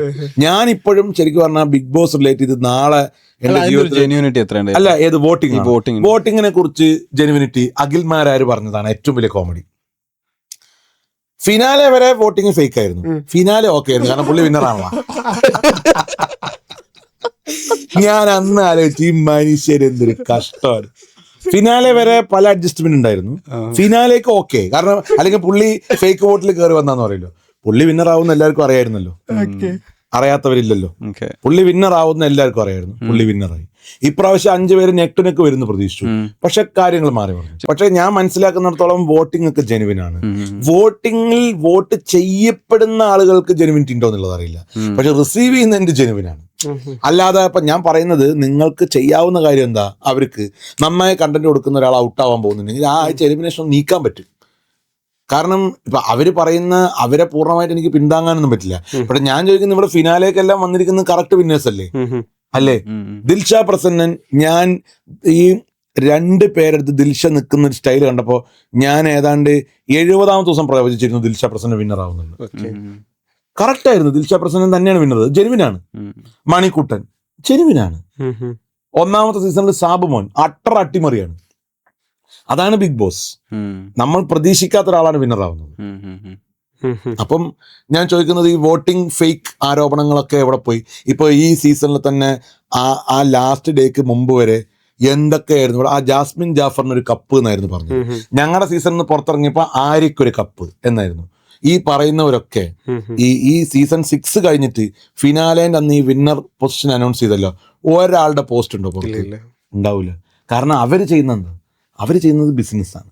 ഈ സോഷ്യൽ മീഡിയ പോൾ എന്നൊക്കെ പറയുന്നത് ഫേക്കാണ്. ഇന്നും ഞാൻ പറയുന്നത് അട്ടർ ഫേക്കാണ്, പച്ച നുണയാണ്. എവിടെയും ഞാൻ പറയും ഫേക്ക്. കാരണം ഇത് വോട്ട് ചെയ്യാനിരിക്കുന്ന വേറൊരു സമൂഹമുണ്ട്. കാരണം ഞാൻ നിങ്ങളെ വീട്ടിൽ, ഇപ്പം എൻ്റെ വീട്ടിൽ എൻ്റെ അമ്മ ഓടി നടന്ന അച്ഛനെ കൊണ്ട്, അമ്മയുടെ കസിൻസിനെ കൊണ്ട് വോട്ട് ചെയ്യിപ്പിക്കുന്നുണ്ട്. അമ്മ വാട്സപ്പോ യൂട്യൂബോ ഫേസ്ബുക്കോ ഒന്നും ഉപയോഗിച്ചിട്ടല്ല ചെയ്യുന്നത്. എത്ര ആൾക്കാരുണ്ട് അങ്ങനെ? അപ്പോൾ സോഷ്യൽ മീഡിയയിൽ കാണുന്ന ട്രെൻഡ് എന്ന് പറയുന്നത് ഒരാളുടെ ബ്രാൻഡ് ബിൽഡിങ്ങിന് ഹെൽപ്പ് ചെയ്യും. അവിടെ നിൽക്കാൻ എത്രമാത്രം ഹെൽപ്പ് ചെയ്യുന്ന എനിക്ക്. ജെനുവിൻ വോട്ടാണെങ്കിൽ അത്രയും വോട്ട്സ് ഇവിടെ വരികയാണ്. അല്ല, അത്രയും വോട്ട്സിനൊക്കെ വ്യത്യാസമുണ്ട് ബ്രദർ. ഇതെന്താ കാര്യം എന്ന് വെച്ചാൽ, ഞങ്ങളുള്ള സമയത്ത് ഒരു അക്കൗണ്ടിൽ നിന്ന് 250 വോട്ട് ഒരാഴ്ച ചെയ്യാം. അതായത് ഒരാൾക്ക് 250 വോട്ട് ചെയ്യാം. ടാപ്സ് ആണ്. ഇപ്പോഴാണത് കുറച്ചിട്ട് നമ്പർ 1 ആക്കിയത്. എനിക്ക് തോന്നുന്നു ഇപ്രാവശ്യമൊക്കെ ഒരാൾക്ക് 1 വോട്ടേ ഒരു ദിവസം ചെയ്യാൻ പറ്റുള്ളൂ, അല്ലേ? ആ നമ്പറിനെ അവർ കാണിച്ചിട്ടുള്ളൂ. സ്വാഭാവികമല്ലേ? ഞാൻ ചോദിക്കുന്നത് അത്രയും വോട്ട് വരിക എന്ന് പറയുന്നത് കേരളത്തിൽ നിന്ന് മാത്രമല്ല, എല്ലാ സ്ഥലത്തുനിന്നും വോട്ട് ചെയ്യാൻ പറ്റും. പിന്നെ ഹോട്ട്സ്റ്റാറിന്റെ റീച്ചിനൊക്കെ ഡിഫറൻസ് ഉണ്ട്. ആൾക്കാർ പുറത്തുനിന്നൊക്കെ ചെയ്യാൻ എത്രത്തോളം സത്യമെന്ന് എനിക്കറിയില്ല. പിന്നെ ആരോ പറഞ്ഞിട്ട് വോട്ടിംഗ് ബോട്ടുകളുണ്ട്, PR ഏൽപ്പിക്കുന്നുണ്ട് എന്നൊക്കെ പറഞ്ഞിട്ടുണ്ട്. ഫേക്ക്. ഞാനിപ്പോഴും ഉറച്ചു വിശ്വസിക്കുന്നു ഫിനാലേക്ക് ഇവിടെ വിവാദം ഉയർത്തി എല്ലാവരും വിന്നറായിട്ടുണ്ടല്ലോ. അവര് വിന്നറായത് ജനുവിനാണെങ്കിൽ ബാക്കി എല്ലാവരും ജനുവിനാണ്. അല്ലെങ്കിൽ നിങ്ങളെല്ലാം കള്ളത്തെന്ന് വിശ്വസിക്കും. അത്രയും എനിക്ക് പറയാൻ പറ്റുള്ളൂ. അപ്പോൾ ഒരു മൂവി ഡ്രീം ചെയ്ത് നടന്ന ആള് പിന്നെ ആദ്യമായിട്ട് പത്രത്തിലെത്തുന്നു, പത്രത്തിൽ നിന്ന് RJ ആയി, റേഡിയോ എത്തി, റേഡിയോ ഒന്ന് ബിഗ് ബോസിലെത്തുന്നു, വിഷ്വലിലേക്ക് എത്തി, പിന്നെ അവിടെ നിന്നാണ് ഇപ്പൊ മൂവി ഫീൽഡിലേക്ക് എത്തുന്നത്. മൂവി ഫീൽഡില് ശരിക്ക് എന്താ പറയാ, ഒരു അഭിനേതാവ് എന്ന രീതിയിലൊന്നും അല്ല. ഞാൻ ഏതൊക്കെയോ സിനിമകളിൽ കുറച്ച് ചെറിയ റോളുകളൊക്കെ അഭിനയിച്ചിട്ടുണ്ട്. ബിഗ് ബോസിൽ നിന്ന് ഇറങ്ങി എങ്ങനെയാണ് എത്തുന്നത്? ബിഗ് ബോസിൽ നിന്ന് ഇറങ്ങിയിട്ട് ഞാൻ ബേസിക്കലി ഞാൻ പറഞ്ഞേ അഭിനയിക്കണം, അല്ലെങ്കിൽ ചാനലിൽ പോകണം. വിളിക്കുന്നവരാരും അഭിനയിക്കാനൊന്നും വിളിക്കുന്നില്ല. അവസാനം ഞാൻ തീരുമാനിച്ചു നമ്മൾ അങ്ങോട്ട് ഇറങ്ങാം. അങ്ങനെ തീരുമാനിച്ചു. അങ്ങനെ വളരെ യാദൃശ്ചികമായിട്ടാണ് ഞാൻ സന്ദീപ് സേൻ എന്ന് പറഞ്ഞ ആളെ പരിചയപ്പെടുന്നത്. സന്ദീപ് സേൻ എന്ന് പറഞ്ഞു കഴിഞ്ഞാൽ പുള്ളിയെക്കുറിച്ച് 2 വാക്ക് പറയാതെ മുന്നോട്ട് പോകാൻ പറ്റില്ല. പുള്ളിയാണ് ഇപ്പം നമുക്ക് ഓരോ സ്റ്റേജിൽ നമുക്ക് നമ്മുടെ ഇൻഡസ്ട്രിയിൽ നമുക്കൊരു ഗുരു ഉണ്ടാവും. അദ്ദേഹമാണ് എൻ്റെ ഗുരു. ഇത് ഞാൻ പറയുന്ന കേട്ട പുള്ളി എന്നെ മടൽ വെട്ടി അടിക്കും, എന്നാലും ഞാൻ പറയും അദ്ദേഹമാണ് എൻ്റെ ഗുരു. അപ്പോൾ ഞങ്ങൾ അങ്ങനെ ഒരു ഗിവ് ആൻഡ് ടേക്ക് ബന്ധം ഉള്ള ആളുകളാണ്. പക്ഷേ ഞാൻ അദ്ദേഹത്തെ അങ്ങനെ തന്നെയാണ് കാണുന്നത്. അദ്ദേഹം ബേസിക്കലി ഇൻഡസ്ട്രിക്ക് ഒരുപാട് ഭയങ്കരമായിട്ടുള്ള സിനിമകൾ സമ്മാനിച്ച ആളാണ്. അദ്ദേഹത്തിൻ്റെ പേര് പറയുമ്പോൾ ചേർത്ത് വായിക്കപ്പെടേണ്ട ഒരു സിനിമയാണ് തൊണ്ടിമുതലും ദൃസാക്ഷി. വളരെ യങ് ആയിട്ടുള്ള ഒരു പ്രൊഡ്യൂസറാണ്. ആ ഏജിൽ അദ്ദേഹം എടുത്ത സിനിമകളൊക്കെ അങ്ങനെ സിനിമകളാണ്. മൂവി ബാക്ക്ഗ്രൗണ്ട് എന്തോ പുള്ളി ബേസിക്കലി വളരെ കാലം മുമ്പേ തന്നെ രേവതി കലാമിന്ദ്രന്റെ എക്സിക്യൂട്ടീവ് പ്രൊഡ്യൂസറൊക്കെ ആയിരുന്നു. അതായത് സുരേഷ് കുമാർ അദ്ദേഹത്തിന്റെ കൂടെയായിരുന്നു അദ്ദേഹം. പുള്ളിയാണ് നമ്മൾ കേട്ട് മറന്ന് വളരെ ഫേമസ് ആയിട്ടുള്ള ഇപ്പൊ എന്താ പറയുക, നമ്മുടെ ലാൽ ജോസിന്റെ ഒരു സിനിമ ഉണ്ടല്ലോ നീലത്താമര, അങ്ങനത്തെ പ്രൊജക്ടുകളൊക്കെ പുള്ളിയാണ്. പുള്ളിയുടെ ആദ്യത്തെ സിനിമ നീക്കോ ഞാച്ചയാണ്. അപ്പൊ തന്നെ മനസ്സിലായി ഒരു പോക്ക് എങ്ങനെയാണ്. അപ്പം പുള്ളിയെ ഞാൻ പരിചയപ്പെട്ട് കുറച്ച് കഴിഞ്ഞ ശേഷമാണ് സൗദി വെള്ളക്ക എന്ന് പറഞ്ഞ സിനിമ സംഭവം.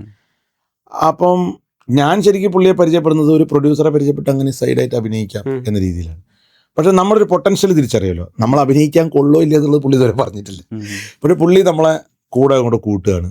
ഒരു പ്രൊഡക്ഷന്റെ ഭാഗമായി ഒരു എന്താ പറയുക പ്രൊഡക്ഷന്റെ കാര്യങ്ങൾ നോക്കുന്ന, അതായത് ഞാനൊരു ലൊക്കേഷനൊക്കെ പൂർണ്ണമായ രീതിയിൽ ഇരുന്ന് കാണുകയും ഇവിടെ എന്താ നടക്കുന്നതെന്നൊക്കെ മനസ്സിലാക്കുന്നതും ഈ സിനിമകളിലൂടെയാണ്. അപ്പം നമ്മൾ അതിലേക്ക് ഇറങ്ങിച്ചെന്ന് ആ സിനിമ അവസാനിക്കുന്നു. ആ സിനിമ അവസാനിച്ച് ഈ സിനിമ ഞാൻ ആദ്യമായിട്ടാണ് എൻ്റെ ജീവിതത്തിൽ റിലീസാവുന്നൊരു സിനിമ റിലീസിന് മുമ്പേ പ്രിവ്യൂ കാണാൻ വേണ്ടി എന്നെ ഡയറക്ടർ തരുൺ മൂർത്തി, എൻ്റെ അടുത്ത സുഹൃത്താണ്. തരുൺ ഞാനൊക്കെ അപ്പോഴേക്കും ഭയങ്കര ക്ലോസ് ഫ്രണ്ട്സ്. അപ്പോൾ തരുൺ എന്നെ വിളിച്ചിട്ട് പറഞ്ഞു, നീ ഒന്നും പടം കാണാം. അപ്പോൾ ഞാൻ പറഞ്ഞ ആളിയെ ഞാൻ ഇങ്ങനത്തെ പരിപാടി നമ്മുടെ ജീവിതത്തിൽ ആദ്യമായിട്ടാണ് ഒരാൾ പ്രിവ്യൂ കാണാൻ വിളിക്കുന്നത്. അതും കൂട്ടത്തോടെ ഇരുന്ന് പ്രിവ്യൂ അല്ല, മിക്സ് ചെയ്യുന്ന സ്റ്റുഡിയോയിൽ നമ്മൾ കുറച്ച് പേര് മാത്രം. ഞാൻ ഈ സിനിമ കണ്ട് ഒരു ഇൻ്റർവെൽ ഒരു ബ്രേക്കും ഇല്ലാതെ ഇത് കണ്ട് ഞാൻ ഇറങ്ങി. ഞാൻ തരുണോട് ഇത് എന്താണ് എനിക്ക് എൻ്റെ ജീവിതത്തിൽ ഞാൻ ഈ സിനിമയും അല്ലെങ്കിൽ സീരീസും ഡോക്യുമെൻ്ററികളൊക്കെ ഉള്ള പാറ്റേൺ മാറുന്നതൊക്കെ എൻ്റെ ഗൾഫ് ജീവിതത്തിൻ്റെ തുടക്കകാലത്താണ്. അവിടെ നമ്മളൊരു വിഷൻ മാറി. അല്ലെങ്കിൽ നമ്മൾ സൗദി വെള്ളക്ക പോലത്തെ ഒരു സിനിമ ആദ്യം കണ്ട എന്താ സ്ലോ ആണല്ലോ എന്ന് ചോദിക്കും. അപ്പോൾ നമ്മളത് ചോദിക്കില്ല, അന്ന് നമ്മൾ ചോദിക്കേണ്ട അവസ്ഥയല്ല. അങ്ങനെ ഞാൻ പുള്ളിയോട് പറയുന്നു, ഞാൻ അതേ എക്സൈറ്റ്മെൻറ്റിൽ സന്ദീപേട്ടനോട് ഇത് കൺവിൻസ് ചെയ്തു. പുള്ളിയോട് പറഞ്ഞു, രഘുവിന് ഈ പടം ഭയങ്കര ഇഷ്ടപ്പെട്ടില്ലേ, ഈ പടം രഘു ഒന്ന് മാർക്കറ്റ് ചെയ്യും. അപ്പം ശരിക്കും എൻ്റെ കിളി പോയി. കാരണം ഇതൊരു വലിയ കോടികൾ മുടക്കിയൊരു പ്രോജക്റ്റാണ്. അതിനെ മാർക്കറ്റ് ചെയ്യാറുള്ളപ്പം തരുൺ അതിൽ ഭയങ്കരമായിട്ട് പാഷനേറ്റ് ആയിട്ടുള്ള ആളാണ്. അപ്പോൾ തരുണിൻ്റെ കൂട്ടത്തിൽ ഞാനും കൂടി ചേർന്നിട്ടാണ് ആ പടത്തിന് ഇപ്പോൾ സൗദി വെള്ളക്ക എന്ന് പറഞ്ഞാൽ ആളുകൾ ഇന്ന് നമ്മൾ സംസാരിക്കുമ്പോൾ ഒരു നാഷണൽ അവാർഡ് കിട്ടിയ കേരളത്തിലെ ഏറ്റവും മികച്ച സിനിമയാണ്. അന്ന് ആ സിനിമ ഇറങ്ങുന്ന സമയത്ത് ആ സിനിമയോട് മത്സരിക്കുന്നത് ഇവിടുത്തെ ഏറ്റവും പ്രശസ്തരായ നടന്മാരുടെ ഏറ്റവും വലിയ സിനിമകളാണ്. അപ്പോൾ അതിലെങ്ങനെ ഡിഫറെൻ്റ് ആയിട്ടുള്ള ക്യാമ്പയിൻസ് കൊണ്ടുപോകാം എന്നുള്ള ഞാൻ മാത്രമല്ല ഞങ്ങളൊരു കൂട്ടായ ചിന്തയിലാണ് ആ സിനിമയുടെ ഒരു മാർക്കറ്റിംഗ് ആംഗിൾ മൊത്തം നമ്മൾ കാണാത്ത രീതിയിലേക്ക് മാറ്റുകയും ചെയ്യുകയും ചെയ്തു. പക്ഷെ വെറൈറ്റി അപ്രോച്ച് ആയിരുന്നല്ലോ. സൗദി വെള്ളക്ക എന്താണെന്നൊക്കെ ചോദിച്ചിട്ടുള്ളത്. അതെ, അത് മാത്രമല്ല നമ്മളിപ്പോൾ നമ്മളൊരു ഈ ഞാൻ പറഞ്ഞത് ഇപ്പോൾ ഈ സന്ദീപ് സേനൻ എന്ന് പറഞ്ഞ പ്രൊഡ്യൂസർ കാശ് മുടക്കുന്ന ഒരു പ്രൊഡ്യൂസർ മാത്രമല്ല, ഹൈലി ക്രിയേറ്റീവ് ആയിട്ടൊരു വ്യക്തിയാണ്. നിങ്ങൾ അദ്ദേഹത്തിന്റെ പടങ്ങളെ ചോയ്സ് എടുത്താൽ മനസ്സിലാവും. ഇപ്പം ഞാനിപ്പോൾ പ്രൗഡ് ടു സേ ഞാൻ ഇപ്പോഴും അദ്ദേഹത്തിന്റെ കൂടെ അദ്ദേഹത്തിന്റെ ഏറ്റവും പുതിയ സിനിമയിൽ ഞാൻ ലൈൻ പ്രൊഡ്യൂസറാണ്. ലൈൻ പ്രൊഡ്യൂസർ എന്നുള്ളൊരു പോസ്റ്റിലേക്കൊക്കെ എന്നെ പോലെ ഒരു 3-4 വർഷം എക്സ്പീരിയൻസ് ഉള്ള ഒരാൾക്കൊന്നും എത്താൻ പറ്റില്ല. പുള്ളി നമ്മളെ വിശ്വസിച്ചേൽപ്പിച്ചൊരു ദൗത്യമാണ്. ഉർവശി തിയേറ്റർ എന്നൊരു കമ്പനിയുടെ ഏറ്റവും പ്രധാനപ്പെട്ട ഭാഗത്താണ് ഞാൻ ഇരിക്കുന്നത്. അദ്ദേഹം ഒരു സിനിമയെ നോക്കി കാണുന്നത് എങ്ങനെയാണെന്ന് എനിക്കറിയാം. അദ്ദേഹം ഒരു സിനിമയുടെ മാർക്കറ്റിങ്ങിന് വേണ്ടിയിട്ട് ഇറങ്ങുന്നത് എങ്ങനെയാണെന്ന് എനിക്കറിയാം. അതിൽ ഞാൻ എടുത്തു പറയേണ്ട ഒരു കാര്യം, അദ്ദേഹത്തിന്റെ ഒരു വിഷനായിരുന്നു ഈ പടത്തിന്റെ ഫസ്റ്റ് പോസ്റ്ററുകളിൽ ഒരു സ്റ്റാറുകളും ഇല്ല. ഒരു മഞ്ഞ കളറ് വലിയ വീതിയിൽ ഒരു പോസ്റ്ററിൽ നടുക്ക് നമ്മൾ ബ്ലാക്കിൽ വലുതായിട്ട് എഴുതും സൗദി വെള്ളക്ക. ഞങ്ങൾ കൈയടിച്ച് പാസ്സാക്കിയതാണ്. എനിക്ക് തോന്നുന്നു ആ സിനിമ ശരിക്കും ഒരു FMCG പ്രൊഡക്റ്റ് എങ്ങനെ മാർക്കറ്റിൽ ഇറങ്ങി മാർക്കറ്റ് ചെയ്യുന്നു അതേപോലെ മാർക്കറ്റ് ചെയ്ത് ഞങ്ങൾ ഏതാണ്ട് 4000-ലധികം കത്തുകൾ കൈപ്പടയിൽ എഴുതിയിട്ട് കേരളത്തിലെ മാധ്യമപ്രവർത്തകർ, ഈ റേഡിയോ ജോക്കികൾ, പിന്നെ നമ്മൾ വാർഡ് മെമ്പർമാർ വഴി കുറേ പേരുകൾ എടുത്ത് അങ്ങനെ പേഴ്സണലി പേര് വിളിച്ചിട്ട് സംവിധായകനും പ്രൊഡ്യൂസറും കൂടി എഴുതിയിട്ടുണ്ട് കൈപ്പടയിൽ. അവരുടെ കൈപ്പടയിൽ കുറച്ച് എഴുതിയിട്ടുള്ളൂ. നമ്മൾ പ്രൊഡക്ഷൻ ടീം തന്നെ അതിനുവേണ്ടി എഴുതും, അവർ ഒപ്പിട്ടു. ഇപ്പം നമ്മളിപ്പം ഒരു മാധ്യമ പ്രവർത്തനമാണെങ്കിൽ അദ്ദേഹത്തെ ചേട്ടാന്ന് വിളിച്ചിട്ടേക്ക് അഡ്രസ്സ് ചെയ്യാം. ഈ കത്ത് എത്തിയ ശേഷം ആ സിനിമയ്ക്ക് ഉണ്ടായ ഇമ്പാക്റ്റ് വേറെ ലെവലാണ്. അത് ആ കത്തിനെ കുറിച്ച് ചിന്തിക്കുമ്പോൾ തരുണോ സന്ദീപേട്ടനോ എന്നോട് പറഞ്ഞിട്ടില്ല ഇതൊരു പ്രിന്റ് എടുത്ത് അയച്ചാൽ പോരെയെന്ന്. കാരണം അവർക്കറിയാം ഈ സിനിമ ഇമോഷണലാണ്. ഒരു കത്തിന്റെ ഇമോഷൻ എന്താണെന്നുള്ളത് അവർക്കറിയാം. ആ ഇമോഷനോടുകൂടി തന്നെയാണ് ഇപ്പൊ നിങ്ങളെ പേര് വിളിച്ചിട്ടാണ് ആ കത്ത് നിങ്ങളുടെ അഡ്രസ്സിലേക്ക് വരുന്നത്. കിട്ടിയോ കിട്ടിയില്ലോ എന്ന് ഞങ്ങൾക്കറിയില്ല. പക്ഷെ പിന്നീട് ഈ സിനിമ ഇറങ്ങിയ ശേഷം ഒരുപാട് ആളുകൾ ഫേസ്ബുക്കിൽ അവർക്ക് വന്ന കൈപ്പടയിൽ എഴുതിയ കത്ത് ഇല്ലൻ്റെ അവർ പോസ്റ്റ് ചെയ്യാൻ തുടങ്ങി. ആ സിനിമയുടെ ആ സിനിമ എത്രമാത്രം നല്ലതാണോ ആ നല്ല ഇമോഷൻ എന്ന് പറഞ്ഞ സാധനത്തിന് ഞങ്ങൾ ആ ഫസ്റ്റ് കൺവിൻസ് ചെയ്ത് കത്തിലൂടെയാണ്. പിന്നെ ആ സിനിമയുടെ അവിടെ നിന്നാണ് നമുക്ക് കോൺഫിഡൻസ് വരുന്നത്. ഞങ്ങൾ അത് കഴിഞ്ഞ് ടാബ്ലോയിഡ് ഇറക്കി. ഈ സിനിമ ശരിക്കും പറഞ്ഞാൽ കേരളത്തിലെ ഈ നമ്മുടെ കേരള ട്രിവാൻഡ്രത്ത് നടക്കുന്ന ഫിലിം ഫെസ്റ്റിവലിൽ ഇത് പ്രദർശിപ്പിച്ചില്ല. പൊളിറ്റിക്സ് ആണ്, പല രീതിയിലുള്ള പൊളിറ്റിക്സുകളാണ്. അന്നേ ദിവസം രാവിലെ ഞങ്ങളൊരു ടാബ്ലോയിഡ് ഇറക്കി, വെള്ളക്ക ടൈംസ് എന്ന് പറഞ്ഞിട്ട് 4 പേജുള്ള ടാബ്ലോയിഡ് ഞങ്ങൾ കേരളത്തിലെ എല്ലാ ബസ് സ്റ്റാൻഡുകളിലും റെയിൽവേ സ്റ്റേഷനിലും ഒപ്പം ഫിലിം ഫെസ്റ്റിവലിലും ഞങ്ങൾ കൊടുത്തു. അതൊരു ഭയങ്കര റെവല്യൂഷനായിരുന്നു. ഒരുപാട് പേര്, അതായത് ആ ടാബ്ലോയിഡിലെ കണ്ടന്റ് ആ സിനിമയിലെ, അതായത് അവിടുത്തെ ഒരു വക്കീൽ രാജിവെച്ച കഥ, അതൊരു വാർത്തയാണ്. ഫ്രണ്ടിൽ ഈ ഉമ്മ ചിരിക്കുന്നതാണ്, ബാക്കിൽ ബിനു പപ്പുവിന്റെ കഥാപാത്രത്തിന് ഒരു നല്ല കാര്യം ചെയ്തതിന് CITU അംഗീകാരം കൊടുത്തതാണ്. അത് സിനിമയിലില്ല. സിനിമയുടെ എക്സ്റ്റൻഷൻ വാർത്തകൾ മാത്രം വെച്ച് ഒരു ടാബ്ലോയിഡ് ക്യാരക്ടേഴ്സിനെ വെച്ച് ഞങ്ങൾ ചെയ്തു. അതിന്റെ ബാക്കിൽ ഈ സിനിമയുടെ അവസാനം നമ്മുടെ വിൻസി എന്ന് പറഞ്ഞ നടിയില്ലേ, അവരും അവരെ ഭർത്താവ് സാക്ഷി പറയാൻ വരുന്നു, അവരുടെ വിവാഹ വാർഷികത്തിന്റെ പരസ്യം കൊടുത്തു. അങ്ങനെ ഒരു ക്രിയേറ്റീവ് പ്രോഡക്റ്റ് ഞങ്ങൾ ഇറക്കി. അപ്പൊ ഞാൻ പറഞ്ഞ അതിലൂടെയാണ് നമുക്ക് കോൺഫിഡൻസ് വരുന്നത്. നമ്മൾ ഷൂട്ടിംഗ് കാണുക, ഷൂട്ടിങ്ങിന് സ്ഥലത്ത് നടക്കുന്ന അപ്രതീക്ഷിത ചെലവുകളെ കുറിച്ച് പഠിക്കുക, അതോടൊപ്പം ഒരു സിനിമയെ മാർക്കറ്റിലേക്ക് ഇറക്കുമ്പോൾ ഈ തരുണിനെ പോലെയും സന്ദീപനെ പോലെയും ഇത്രയും പ്രശസ്തരായ ആളുകളുടെ കൂടെ നമ്മളെ ഐഡിയാസിനോട് ഒരു വാല്യൂ കൽപ്പിക്കുന്നുള്ള. കാരണം ഞാൻ പറയുന്ന ഒരു ഐഡിയ അവർക്ക് ബൗൺസ് ആവണമെന്ന് ഒരു നിർബന്ധമില്ല. ഞാൻ ആരാ, ബിഗ് ബോസ് വന്ന് വിട്ടോ, ഞാനൊരു റേഡിയോയിൽ ഒരു പ്രസൻറ്റർ മാത്രമല്ലേ. അപ്പോൾ നമ്മൾ ക്രിയേറ്റീവ് എന്ത് ചിന്തിച്ചാലും ഇവർക്കത് ബൗൺസ് ആവണമെന്നില്ല. പക്ഷെ അവർ രണ്ടുപേരും അതിനെ വളരെ മനോഹരമായിട്ട് എടുക്കുകയും അവർ നമ്മളെ അപ്രീഷിയേറ്റ് ചെയ്ത് മുന്നോട്ട് പോവുകയും ചെയ്തത് എനിക്ക് ഭയങ്കര കോൺഫിഡൻസ് ആയിരുന്നു. അങ്ങനെ ആ സിനിമയ്ക്ക് ശേഷമാണ് ഈ വിലായത്ത് ബുദ്ധ എന്ന സിനിമ. ഇപ്പം ഞാൻ പറഞ്ഞില്ലേ, നമ്മൾ സിനിമയിലേക്കുള്ള ജേണി പറയുമ്പോൾ അതിൻ്റെ ഈ സിനിമ ഒരു എല്ലാവരും പറയല്ലോ ഭയങ്കര എന്താ പറയുക, നമ്മൾ അപ്രതീക്ഷിതമായിട്ടും അല്ലെങ്കിൽ എന്താ പറയുക ലോജിക്ക് ഇല്ലാത്തതൊക്കെ സംഭവിക്കുന്നു. അതായത് സച്ചി എന്ന് പറയുന്ന മലയാള സിനിമ കണ്ട ഏറ്റവും പ്രശസ്തനായ എഴുത്തുകാരനും ഇന്നും കേരളത്തിലെ ഏറ്റവും പ്രശസ്തരായ നടന്മാരൊക്കെ അദ്ദേഹം ഈ ലോകത്തില്ലല്ലോ, ഞങ്ങൾക്ക് അദ്ദേഹത്തിൻ്റെ പടത്തിൽ അഭിനയിക്കാൻ പറ്റില്ലല്ലോ എന്നൊക്കെ കരുതുന്ന ഒരാളുടെ മരണത്തിന് മുമ്പ് അദ്ദേഹം തീരുമാനിച്ചൊരു സിനിമയാണ്. അന്ന് ഞാനും ഈ സിനിമ പ്രൊഡ്യൂസ് ചെയ്യാൻ പോകുന്ന സന്ദീപ് സേനും തമ്മിൽ അറിയുക പോലുമില്ല. പക്ഷെ ഇന്ന് അത് മലയാളത്തിലൊരു, ഞങ്ങൾ വിശ്വസിക്കുന്നു മലയാളത്തിലൊരു എണ്ണം പറഞ്ഞ ഒരു ഔട്ട്പുട്ട് പ്രൊഡക്റ്റ് വരാൻ സാധ്യതയുള്ള പൃഥ്വിരാജ് സുകുമാരൻ്റെ ഏറ്റവും ആളുകൾ ഭയങ്കര പ്രശസ്തമായ ഒരു പുസ്തകത്തിൻ്റെ ദൃശ്യാവിഷ്കാരത്തിന് കാത്തിരിക്കുന്ന സിനിമയ്ക്ക് ആ സച്ചിയുടെ മരണസമയത്തൊന്നും എനിക്ക് ഇവരൊന്നും അറിയുപോലില്ല. ഞാൻ ആ സിനിമയുടെ ലൈൻ പ്രൊഡ്യൂസറാണ്. ലൈൻ പ്രൊഡ്യൂസർ എന്ന് പറയുമ്പോൾ ആ സിനിമയുടെ എക്സിക്യൂഷനിൽ നമുക്ക് വളരെ പ്രധാനപ്പെട്ട ഒരു പങ്കുണ്ട്. ആ സിനിമ ഇപ്പൊ തന്നെ നമ്മൾ ഡിസൈഡ് ചെയ്ത് കഴിഞ്ഞാൽ അത് എങ്ങനെയാണ് മാർക്കറ്റ് ചെയ്യേണ്ടത്, അത് നമ്മുടെ ഇൻഡസ്ട്രി സ്ഥിരം കാണുന്നതല്ലാത്ത എന്തൊക്കെ അതിന് വേണ്ടി ചെയ്യാൻ പറ്റും. ഈ ലൈൻ പ്രൊഡ്യൂസർ എന്ന് പറഞ്ഞാൽ എക്സാക്ട് എന്താണ് ശരിക്കും? ബേസിക്കലി ഇതിന് പല സ്ഥലത്ത് പല അർത്ഥങ്ങളാണ്. എന്നെ സംബന്ധിച്ചോളം ഞാൻ എനിക്ക് അതല്ലാത്ത പല തസ്തികകളും എൻ്റെ പേരിൻ്റെ മുമ്പിൽ എഴുതാൻ എനിക്ക് പറ്റുന്ന സാഹചര്യമുണ്ട്. കാരണം അത് പ്രൊഡ്യൂസ് ചെയ്യുന്ന ആളുമായിട്ടുള്ള എൻ്റെ ബന്ധത്തിന് എനിക്ക് ഇന്ന പേര് വേണമെന്ന് പറഞ്ഞാൽ അത് ഒരു ബുദ്ധിമുട്ടുള്ള കാര്യമൊന്നുമില്ല. പക്ഷേ എൻ്റെ ഒരു ഫ്യൂച്ചറിസ്റ്റിക് പ്ലാൻ എന്ന് പറയുന്നതിൽ ഇപ്പോൾ നമ്മൾ കണ്ടുകൊണ്ടിരിക്കുന്ന ഈ OTT പ്ലാറ്റ്ഫോമുകളിലെ സീരീസും അങ്ങനത്തെ ഒരുപാട് കാര്യങ്ങളുണ്ട്. ഇപ്പോൾ ഒരു ലൈൻ പ്രൊഡക്ഷൻ എന്ന് പറയുന്നത് ബേസിക്കലി നമ്മൾ ഒരു ഷൂട്ടിംഗ് ഏരിയനെ എക്സിക്യൂട്ട് ചെയ്യുന്ന ഒരു സംഭവമാണ്. ഇപ്പം ഒരു പ്രൊഡക്ഷൻ കമ്പനി നമ്മളെ വിശ്വസിച്ച് ഒരു പടം ഏൽപ്പിക്കും, അല്ലെങ്കിൽ നമ്മളായിരിക്കും 1000 പേരെ നിന്ന് കഥകൾ കേട്ട് നല്ലൊരു സിനിമ ഒരു പ്രൊഡ്യൂസർക്ക് കൊടുക്കുന്നു. നമ്മളായിരിക്കും ആർട്ടിസ്റ്റിനോട് പോയി സംസാരിച്ച് അയാളെ ഇന്നാക്കി പ്രൊഡ്യൂസറോട് പറയുന്നു ഇന്ന ആർട്ടിസ്റ്റ് ഉണ്ട്, ഇന്ന കഥ ഉണ്ട്, ഇന്ന ഡയറക്ടർ ഉണ്ട്. ഇതിന് പ്രൊജക്ട് കോർഡിനേറ്റർ അല്ലെങ്കിൽ പ്രൊജക്ട് ഡിസൈൻ, ഇതൊക്കെ പല പേരുകളുണ്ട്. പക്ഷേ ഇന്റർനാഷണലി അതിനൊരു ഈ പറയുന്ന സിനിമയുടെ കാശ് മുടക്കലും മാർക്കറ്റിങ്ങും ഒന്നും അല്ലാത്തൊരു ഏരിയയാണ് ലൈൻ പ്രൊഡക്ഷൻ. അത് ബേസിക്കലി നിങ്ങളായിരിക്കും ആ ലൊക്കേഷനിലെ ഒരു അവസാന വാക്കിനോട് അടുത്ത് നിൽക്കുന്നത്. അവസാന വാക്ക് എന്ന് പറയാൻ പറ്റില്ല, ഞാനൊന്നും അങ്ങനത്തെ ആളല്ല. കാരണം എൻ്റെ എക്സ്പീരിയൻസ് വെച്ച് ഞാൻ അവസാന വാക്ക് അവിടെ പറയാൻ പോകില്ല. എനിക്ക് അത്ര ഒരു പ്രാക്ടിക്കൽ എക്സ്പീരിയൻസ് ഉള്ളൂ. ഒരാൾ വന്ന് ഇന്നത് ചെയ്യട്ടെ എന്ന് വെച്ചാൽ ചെയ്യണ്ട എന്ന് പറയാനുള്ള ഒരു എക്സ്പീരിയൻസ് എനിക്കായില്ല. അതിന് എന്നെക്കാൾ വിവരമുള്ള ആളുകൾ അവിടെ ഉണ്ട്. പക്ഷേ നമ്മൾ പ്രവർത്തിക്കുന്ന അങ്ങനെയാണ്. നമ്മൾ അപ്പോൾ എന്നെ സംബന്ധിച്ചോളം ഞാൻ വളരെ എൻ്റെ ജീവിതത്തിലെ വലിയ ആഗ്രഹങ്ങളിലൊന്നാണ്, ലക്ഷ്യം ഇന്ന സമയം തന്നിട്ടില്ലെങ്കിലും ഒരു സിനിമ സംവിധായകന്റെ കുപ്പായം എന്തെങ്കിലും അണിയണം. ഞാൻ വളരെ ലക്ഷറി ആയിട്ട് സിനിമ പഠിച്ചുകൊണ്ടിരിക്കുന്ന ആളാണ്. എനിക്കറിയാം അസോസിയേറ്റും പിന്നെ ചീഫും ഒക്കെ ബുദ്ധിമുട്ടുന്നത്. ഞാൻ ആ ഒരു ബുദ്ധിമുട്ടും ഇല്ലാതെ ലൊക്കേഷന്റെ ഇപ്പുറം നിന്നുകൊണ്ട് ഇത്ര ലൈറ്റ് ക്യാമറാമാൻ വേണമെന്ന് പറഞ്ഞാൽ ഈ ലൈറ്റ് എന്തിനായിരിക്കും ഇയാൾ പറഞ്ഞതിനെ കുറിച്ച് ചിന്തിക്കാൻ ഇപ്പൊ എനിക്ക് പറ്റും. അപ്പം ഒരു ലൈൻ പ്രൊഡ്യൂസറുടെ ഒരു ജോബ്, ഇപ്പം സിനിമയിൽ ഒരു ജോബിന് ഒരു കാറ്റഗറി ഒന്നുമില്ല. നമ്മളിപ്പോൾ പറയുന്ന ജോബാണ് ആ ജോബ്.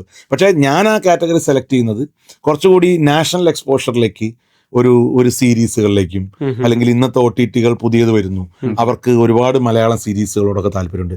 അപ്പോൾ ഇപ്പോൾ പൃഥ്വിരാജിനെ പോലത്തെ വളരെ ഇന്ത്യ നോക്കി കാണുന്ന ഒരു ബ്രാൻഡ് ആയിട്ടുള്ള ഒരു വ്യക്തിയുടെ ഒരു സിനിമയുടെ ഒരു ലൈൻ പ്രൊഡ്യൂസർ എന്ന് പറഞ്ഞാൽ എൻ്റെ ഫിലിമോഗ്രഫിയിലും എൻ്റെ പോർട്ട്ഫോളിയോക്കും വരുന്ന ഡിഫറൻസ് ഉണ്ട്. ആ ഡിഫറൻസ് ആണ് ഞാൻ ചൂസ് ചെയ്തത്.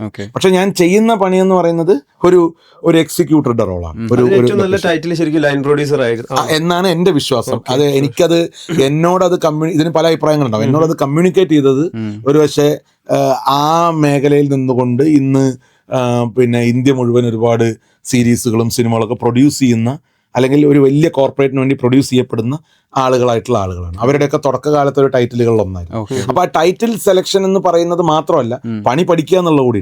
അപ്പൊ നാളെ ഞാനൊരു പ്രൊജക്റ്റുമായിട്ട് ഒരു വലിയൊരു ബ്രാൻഡിന്റെ അടുത്ത് പോകുന്നു. ആ പ്രൊജക്ടിനോട് അത് പറയുമ്പോൾ ഞാൻ പറയുന്ന ബഡ്ജറ്റും ഞാൻ പറയുന്ന കാര്യങ്ങളൊക്കെ റിയൽ ആണെന്ന് അവർക്ക് തോന്നണം. അത് തോന്നണമെങ്കിൽ എനിക്ക് പ്രാക്ടിക്കൽ എക്സ്പീരിയൻസ് വേണം. അതായത് ഞാൻ വീട്ടിൽ നിന്ന് രാവിലെ എൻ്റെ ലൈൻ പ്രൊഡ്യൂസറെ കുപ്പായിട്ട് വന്നിട്ട് ഒരു കാര്യമില്ല. പക്ഷെ ഞാൻ പഠിച്ചുകൊണ്ടിരിക്കുകയാണ്. ഞാൻ ഓരോ ദിവസവും നടന്നുകൊണ്ടിരിക്കുന്ന സീനിലെ ബാലൻസുകൾ എന്താണ്, ഈ സീൻ ഇവിടെ ബാലൻസ് വെച്ചാൽ ഈ സ്ഥലത്തിന് അടുത്ത ദിവസം വേറെ റെന്റ് കൊടുക്കേണ്ടി വരില്ലേ. അപ്പൊ നമ്മൾ ഡയറക്ടറോട് പോയി ചോദിക്കും, ചേട്ടാ നമുക്കിതൊന്ന് ഇന്ന് എങ്ങനെയെങ്കിലും ഒന്ന് തീർക്കാൻ പറ്റിയാൽ നമുക്ക് നാളത്തേക്ക് ഒരു 50,000 രൂപ സേവ് ചെയ്യാൻ പറ്റും.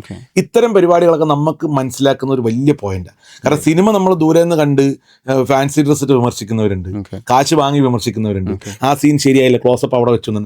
പക്ഷേ ഞാൻ പറഞ്ഞത് നിങ്ങൾ വിമർശിക്കണം, ഇല്ല എന്നല്ല ഞാൻ പറഞ്ഞു. പക്ഷെ നമ്മൾ അതിന്റെ പിന്നിൽ നിന്ന് നമ്മൾ ചെയ്യുന്ന ഒരു കാൽക്കുലേഷൻ ഉണ്ട്, സാമ്പത്തികമായിട്ട് തന്നെയാണ് ഞാൻ പറയുന്നത്. അതായത് ഇന്ന ദിവസം ഇപ്പൊ നമ്മൾ വളരെ തന്ത്രപ്രധാനമായിട്ടുള്ള ഒരു മിലിറ്ററി ഏരിയ ഷൂട്ട് ചെയ്യുന്നു, ഒരു ദിവസം നമുക്ക് പെർമിഷൻ ഉള്ളൂ, സീൻ നമുക്ക് ബാലൻസ് വെക്കാൻ പറ്റില്ല. അപ്പം നമ്മളെപ്പോഴും നമ്മൾ അഡ്ജസ്റ്റ്മെന്റ് നമ്മൾ ചെയ്യേണ്ടി വരും. അഡ്ജസ്റ്റ്മെന്റ് വേറെ അർത്ഥത്തിലല്ല, നമ്മളിപ്പോൾ ആർട്ടിസ്റ്റിനോട് 10 മണിക്ക് വരുന്ന ആർട്ടിസ്റ്റ് ആയിരിക്കും, നമ്മൾ അവരോട് കയ്യും കാലും പിടിച്ച് പറയാം എങ്ങനെയെങ്കിലും രാവിലെ 6 മണിക്കൊന്ന് വരണം. നമ്മൾ അയാളെ അല്ലെങ്കിൽ ആ ആർട്ടിസ്റ്റിനെ നമ്മൾ ദ്രോഹിക്കുകയല്ല ചെയ്യുന്നത്, നമ്മൾ അവരോട് കാര്യങ്ങൾ പറഞ്ഞ് മനസ്സിലാക്കും. നമ്മൾ വേണമെങ്കിൽ കാണിച്ചു കൊടുക്കുക, ഇന്ന് വൈകുന്നേരം എത്ര മണി വരെ അവിടെ പെർമിഷൻ ഉള്ളൂ, ഇതില്ലെങ്കിൽ എനിക്കിന്ന് പരിപാടി നടക്കില്ല, ഇത് നമ്മൾ അടുത്ത മാസം വരെ ഷൂട്ട് ചെയ്യണം. അപ്പം നമ്മുടെ ചില വാക്ചാതുരി അവിടെ വർക്ക് ചെയ്യും. നിങ്ങളെ ഈ നിൽക്കുന്ന മീശ അന്നത്തേക്ക് അത് ഉണ്ടാവുമോ, നിങ്ങൾ അടുത്ത സിനിമ പോകുമ്പോൾ കളയില്ലേ. അപ്പം നമ്മൾ അതിനെ നമ്മൾ കുറച്ചുകൂടെ മയപ്പെടുത്തി പറഞ്ഞ് നമ്മൾ അവരെ കൺവിൻസ് ചെയ്ത്. അപ്പൊ ഇതൊക്കെ ശരിക്കും പറഞ്ഞാൽ പ്രൊഡക്ഷൻ കൺട്രോളറും പ്രൊഡക്ഷൻ എക്സിക്യൂട്ടീവ് ഒക്കെ ചെയ്യുന്ന ജോലിയാണ്.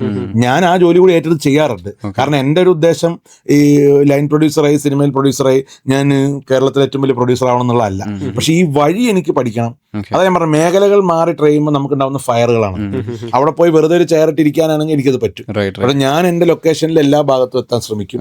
ഈവൺ ഒരു മെസ്സിൽ ഇപ്പം നമ്മൾ ലൊക്കേഷനിൽ നമ്മൾ വെള്ളം വാങ്ങുമ്പോൾ വെള്ളത്തിലൊരിക്കലും നമ്മൾ പിശിക്കാൻ പാടില്ല. അത് ഞാൻ പഠിക്കുന്നത് എന്നോട് സന്ദീപേട്ടനാണ് പറയുന്നത്. ഞാൻ പിശിക്കുന്നല്ല ഞാൻ പറഞ്ഞു. അപ്പം ഞാൻ ചോദിച്ചു, ഇപ്പോൾ നമ്മളെ മറയൂരാണ് ഞങ്ങളുടെ ലൊക്കേഷൻ, അത് നമുക്ക് അടുത്ത എവിടുന്ന് കൊണ്ടുവന്നാൽ പറയാം പോരാ. കാരണം പുള്ളി പറയുന്ന ലോജിക്ക് വേറെയാ, ഞാൻ ചിന്തിച്ചിട്ട് പോലുമില്ല. ഇല്ല മോശം വെള്ളം കൊണ്ടുവന്ന് ഒരു ഫുഡ് ഇൻഫെക്ഷൻ ഉണ്ടായി, എത്ര ദിവസം നമ്മളത് മാറ്റി വെക്കണം.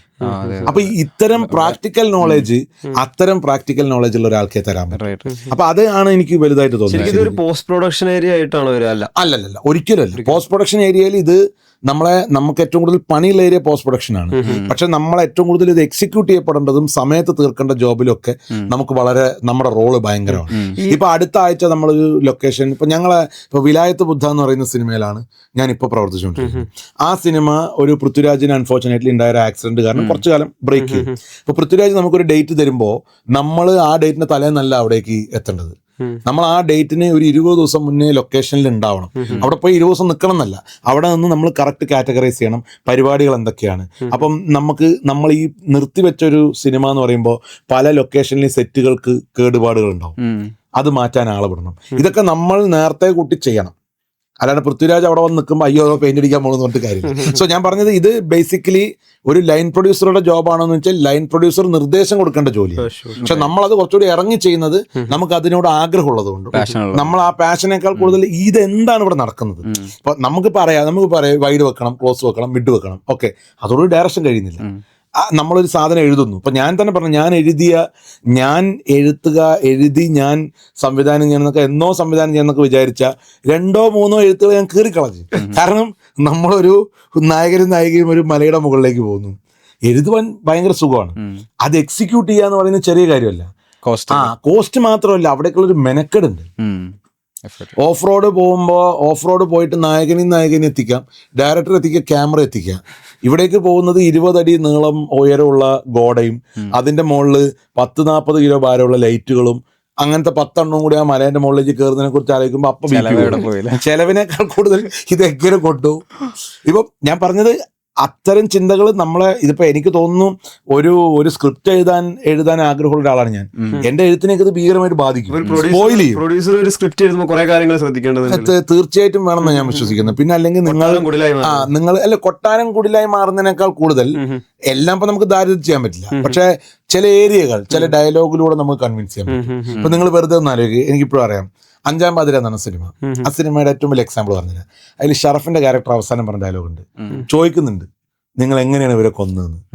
അപ്പൊ പുള്ളിയുടെ ഒരു ഡയലോഗ് ഉണ്ട്. അതാണ് എനിക്ക് തോന്നുന്നത് ഒരു സ്ക്രിപ്റ്റ് റൈറ്ററുടെ ബ്രില്യൻസ്, ചെലവ് ചുരുക്കലിന്റെയും.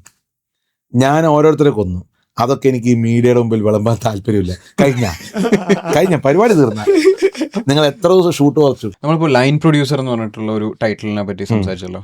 ഇതേപോലെ അപ്പം ഓഫൺ ടൈംസ് നമ്മൾ മൂവിനെ പറ്റി ഡിസ്കസ് ചെയ്യുന്ന സമയത്ത് ആ മൂവിയിൽ ആക്ടർ ആവുക അല്ലെങ്കിൽ ഡയറക്ടർ ആവുക, ഇങ്ങനെയുള്ള കാര്യങ്ങളാണ് പറയാറുള്ളത്. പക്ഷെ മൂവി റിലേറ്റഡ് ആയിട്ട് ഒരുപാട് കരിയർ ഓപ്പർച്യൂണിറ്റീസ് അല്ലേ, അല്ലെങ്കിൽ ഇങ്ങനെയുള്ള ടൈറ്റിലുകളല്ലേ നമുക്ക് അത്യാവശ്യം നല്ലൊരു എമൗണ്ട് ഉണ്ടാക്കാൻ പറ്റുന്ന ഒരു ജോബ് ഓപ്പർച്യൂണിറ്റിയാണ് ഞാൻ ഉദ്ദേശിക്കുന്നത്, അല്ലെങ്കിൽ ബിസിനസ് ഓപ്പർച്യൂണിറ്റി. അതൊരു ഫ്രീലാൻസർ ആയിട്ടും ചെയ്യാം. അങ്ങനെ കുറേ ഓപ്പർച്യൂണിറ്റീസ് ഉണ്ട്. ഇപ്പോൾ മാർക്കറ്റിംഗ് സൈഡ് എടുക്കുകയാണെന്നുണ്ടെങ്കിൽ അല്ലെങ്കിൽ പ്രൊഡക്ഷൻ സൈഡ് എടുക്കുകയാണെങ്കിലൊക്കെ.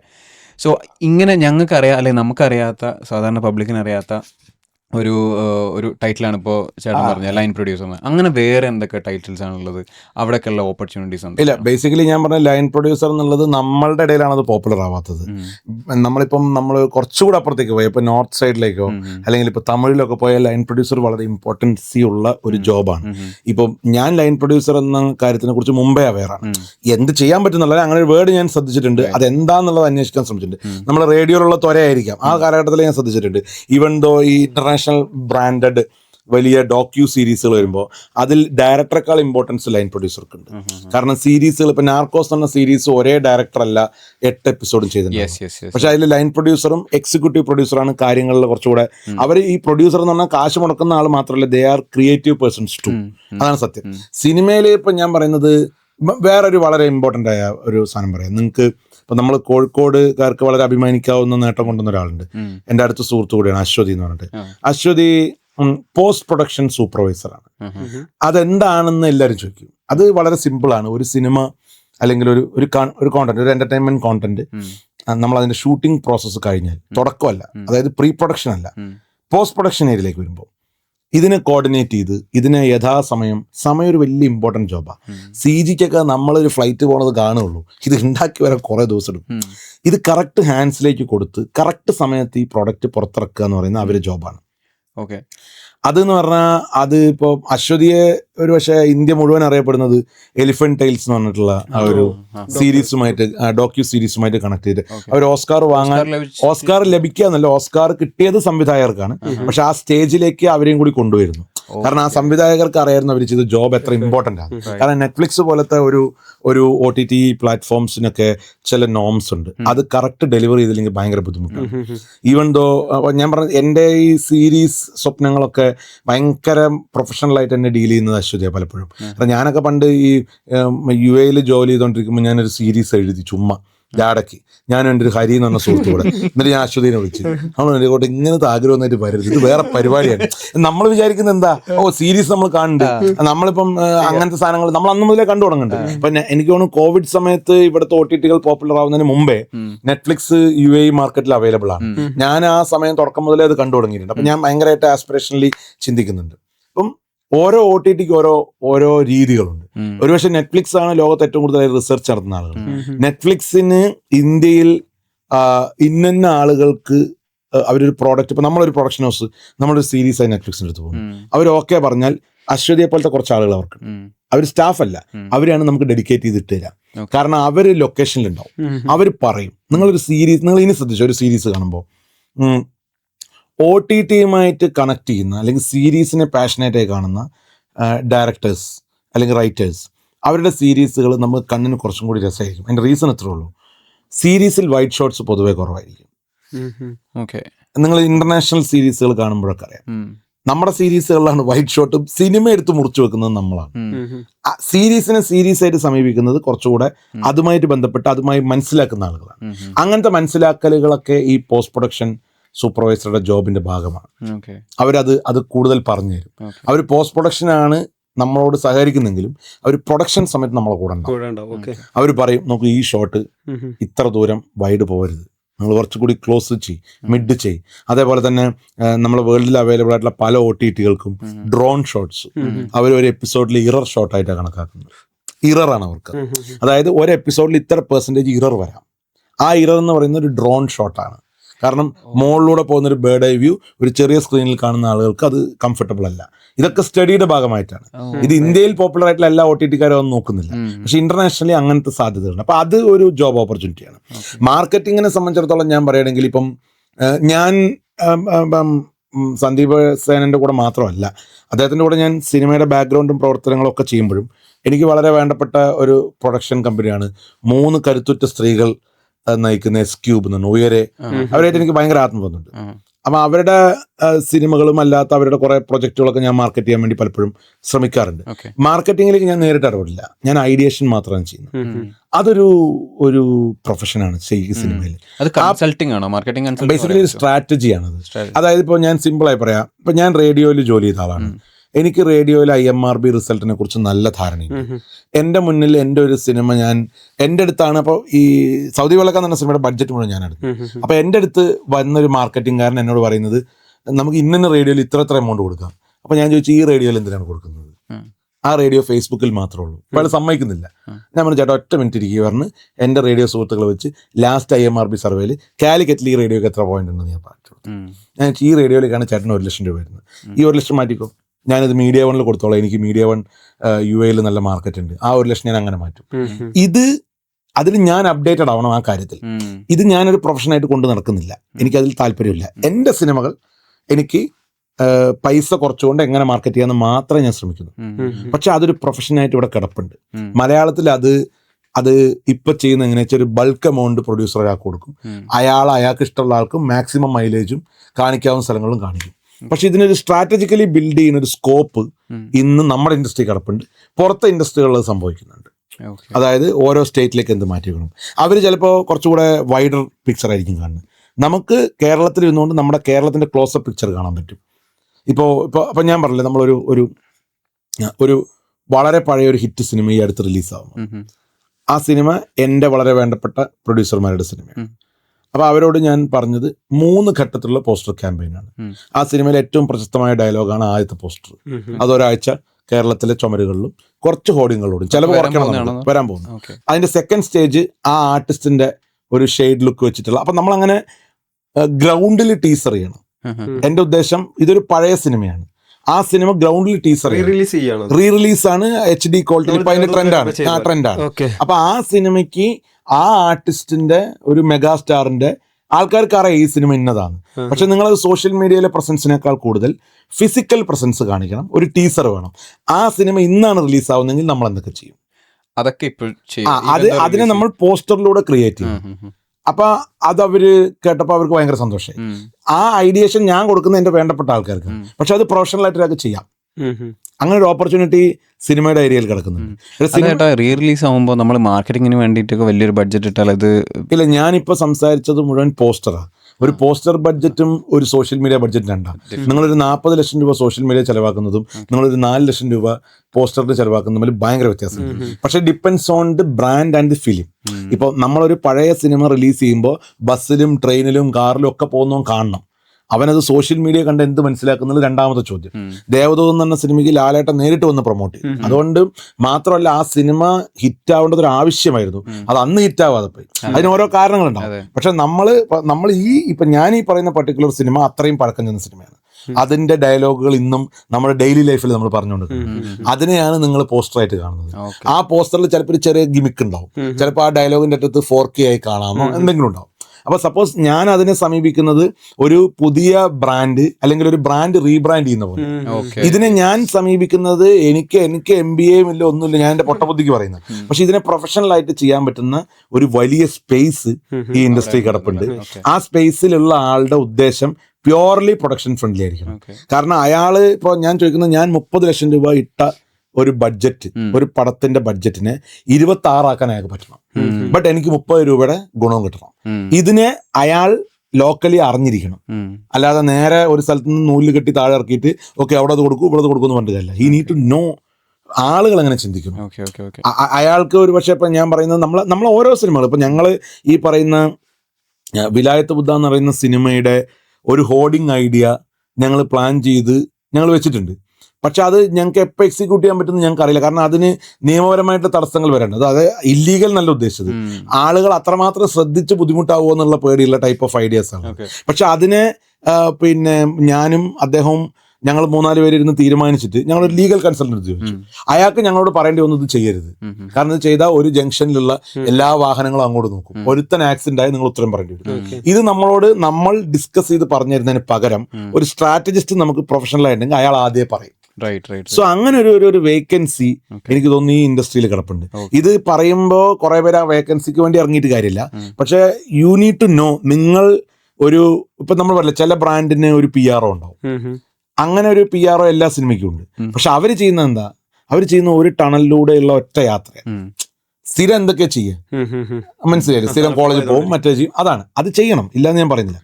പക്ഷെ അതിലുമുപരി ആ സിനിമയെ ഒരു ബ്രാൻഡായിട്ട് കാണാൻ, ആർട്ടിസ്റ്റിനെ ബ്രാൻഡ് ആവുന്നതിൻ്റെ ഒപ്പം കണ്ടന്റിനെ എങ്ങനെ ക്രിയേറ്റീവ് ബ്രാൻഡ് ആക്കാം എന്നത് നിങ്ങൾക്ക് വളരെ ഇമ്പോർട്ടൻ്റ് ആയിട്ട് ചെയ്യാവുന്ന. ഇപ്പം ഈ ഉയരെ പ്രൊഡ്യൂസ് ചെയ്ത അതേ ആളുകളുടെ സിനിമയാണ് ജാനകി ജാനെ. ആ സിനിമയുടെ സമയത്ത് റേഡിയോയിലേക്ക് ഒരു ക്യാമ്പയിനെ കുറിച്ചൊന്നും ആരും ചിന്തിച്ചിരുന്നില്ല.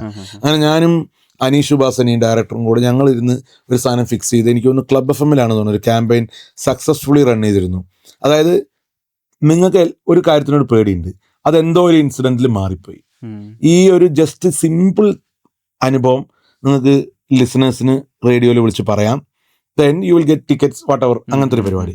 പക്ഷെ അത് അത്യാവശ്യം സക്സസ്ഫുൾ ആയിരുന്നു. അത് ആ സിനിമയുടെ തീമുമായി കണക്ട് ചെയ്യുന്നതാണ്. വെറുതെ നവ്യ നായരെയോ അല്ലെങ്കിൽ സൈജു ചേട്ടനെയോ കൊണ്ട് ഇന്റർവ്യൂ എടുക്കുന്നതിനേക്കാൾ കുറച്ചുകൂടെ ഒരു പുഷ് ഭയങ്കരമായിട്ടല്ലെങ്കിലും അങ്ങനെ. അപ്പൊ ആ ഐഡിയേഷന് ശരിക്കും ഇവിടെ സ്കോപ്പ് ഉണ്ട്, ആളില്ല. ഞാൻ ആ പ്രൊഫഷൻ എന്തായാലും കണ്ടിന്യൂ തീരുമാനിച്ചിട്ടില്ല. എന്റെ സിനിമകൾക്കും എന്റെ ഇങ്ങനെ വളരെ വേണ്ടപ്പെട്ട ആളുകളുടെ സിനിമയ്ക്ക് ഒഴികെ എനിക്ക് ചെയ്യാൻ താല്പര്യം. കാരണം ഒന്നാമത് അതിന്റെ അല്ലെങ്കിലും അത് PR ഒക്കെ ചെയ്യുന്ന ആളുകൾക്ക് നമ്മൾ അനാവശ്യമായിട്ടൊരു കോമ്പറ്റീറ്റർ ആവും, നമ്മൾ ആ മേഖലയിലേ അല്ല, അതുകൊണ്ട് വേണ്ട. ശരിക്കും ഒരുപാട് കാര്യങ്ങൾ ചെയ്യുന്ന ഒരു പവർ ഹൗസ് ആണല്ലേ ശരിക്കും രഘുവേട്ടൻ. കാരണം എന്താ വെച്ചാൽ ഒരു ലൈൻ പ്രൊഡ്യൂസർ ആണ്, പക്ഷേ ഒരു ബ്രാൻഡ് സ്ട്രാറ്റജിസ്റ്റ് ആണ്. ഇപ്പൊ പറയുന്നത് കേട്ടിട്ട് ഓരോ കാര്യങ്ങൾ, ഒരു ബ്രാൻഡ് എങ്ങനെ ബിൽഡ് ചെയ്യണം എന്നുള്ളതിനെ കുറിച്ച് പറഞ്ഞു. ഒരു RJ ആണ്, ഒരു VJ ആണ്. അതിന്റെ പുറമെ ഇപ്പൊ കിഷ്കിന്ദ കാണ്ഡത്തിൽ വരെ ചെറിയ കിഷ്കിന്ദ കാണ്ഡത്തിൽ അഭിനയമില്ല, ഏറ്റവും വലിയ കോമഡി തരാം. ഞാൻ ആ സിനിമ എനിക്ക് എന്റെ കുടുംബത്തിലൊരു ചെറിയൊരു മരണവുമായി ബന്ധപ്പെട്ടുകൊണ്ട് തിയേറ്ററിൽ പോകാൻ പറ്റാത്തൊരവസ്ഥയിലിരിക്കുകയാണ്. അപ്പൊ ഞാൻ ആ സിനിമ എനിക്ക് കാണാൻ പറ്റില്ല. പ്രിവ്യൂവിന് വിളിച്ചപ്പോൾ ഞാൻ ഉണ്ടായിരുന്നില്ല അവിടെ. ഞാൻ ഊണ് കഴിക്കാൻ ലൊക്കേഷനിൽ പോയത്. എൻ്റെ അടുത്ത സുഹൃത്താണ് എൻ്റെ പ്രൊഡ്യൂസർ. പുള്ളി എന്നെ കയറി അഭിനയിപ്പിച്ചു. ഇപ്പൊ എന്നോട് ഒരുപാട് നീ അഭിനയിച്ചിട്ട് എന്താ പറയാ, ഹിറ്റായല്ല സിനിമ, ഹിറ്റ് ആവുമ്പോഴാണല്ലോ. പക്ഷെ ഞാൻ പറഞ്ഞത് എനിക്ക് ഭയങ്കര സന്തോഷമുണ്ട്. കാരണം ഓണത്തിലെ ബിഗ് ബഡ്ജറ്റ് ബൂംസിന്റെ ഇടയിൽ വന്നിട്ട് ഞാൻ സത്യത്തിൽ കിഷ്കിന്ദ കാണ്ഡം എന്ന് പറഞ്ഞ സിനിമയുടെ കഥ എനിക്ക് അറിയായിരുന്നു മുമ്പേ. കാരണം ഞാൻ പ്രൊഡക്ഷൻ ആളുകളായിട്ട് അങ്ങനത്തെ പ്രൊഡ്യൂസർ എൻ്റെ വളരെ അടുത്ത വൺ ഓഫ് ദി പ്രൊഡ്യൂസർ, അദ്ദേഹം വളരെ ഫേമസ് ആയിട്ടുള്ള ഒരു പ്രൊഡക്ഷൻ കൺട്രോളർ ആയിരുന്നു, അലക്സ് കുര്യൻ എന്ന് പറഞ്ഞിട്ട്. പുള്ളിയാണ് കാക്ക സ്റ്റോറീസ് എന്ന് പറയുന്ന, പുള്ളിയാണ് ഈ പ്രൊജക്ട് ബിൽഡ് ചെയ്യുന്നത്. ഈ കിഷ്കിന്ദ കാണ്ഡം എന്ന് പറഞ്ഞ പ്രൊജക്ട് ഉണ്ടാക്കുന്നത് പുള്ളിയാണ്. അപ്പം പുള്ളി ഇതിന്റെ കഥ പറയുമ്പോഴും എനിക്ക് കൊള്ളാം, അത്രേ ഉള്ളൂ. പക്ഷെ ഈ സമയത്ത് ഇത് എങ്ങനെ എന്നറിയില്ലായിരുന്നു.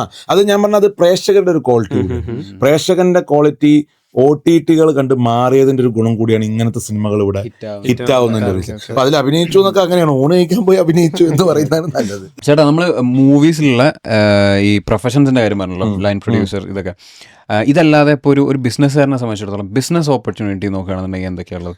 നമ്മൾ നേരത്തെ ഈ ഡിസ്ട്രിബ്യൂഷന്റെ കാര്യമൊക്കെ സംസാരിച്ചു. അപ്പൊ അതേപോലെ വേറെ എന്തൊക്കെ? ഇല്ല, ബേസിക്കലി ഇപ്പൊ ഞാൻ പറയട്ടെ, ഇപ്പൊ ഒരുപാട് ആളുകൾ ചെറിയ മൂവികളായിട്ട് വരും. ഇപ്പൊ ഞാൻ ഒരുപാട് പുറത്തു പോയി ഇൻവെസ്റ്റേഴ്സിനെ കാണുന്ന ആളാണ്. ഒരുപാട് ഇൻവെസ്റ്റേഴ്സ് എൻ്റെ കൂടെ സഹകരിക്കുന്നുണ്ട് പല നമ്മളെ സിനിമകളിലൊക്കെ ആയിട്ട്. അപ്പൊ ഞാൻ പലപ്പോഴും മനസ്സിലാക്കുന്നത് സിനിമയിലേക്ക് ഇൻവെസ്റ്റ് ചെയ്യുക എന്ന് പറയുന്ന ഒരു ബിസിനസ്സാണ് ബേസിക്കലി. പക്ഷെ ആ ബിസിനസ്സിനെ നിങ്ങൾ കാണേണ്ടത് ജെനുവിൻ ഹാൻഡ്സിന്റെ അടുത്തേക്ക് എത്തുക എന്നുള്ളതാണ്.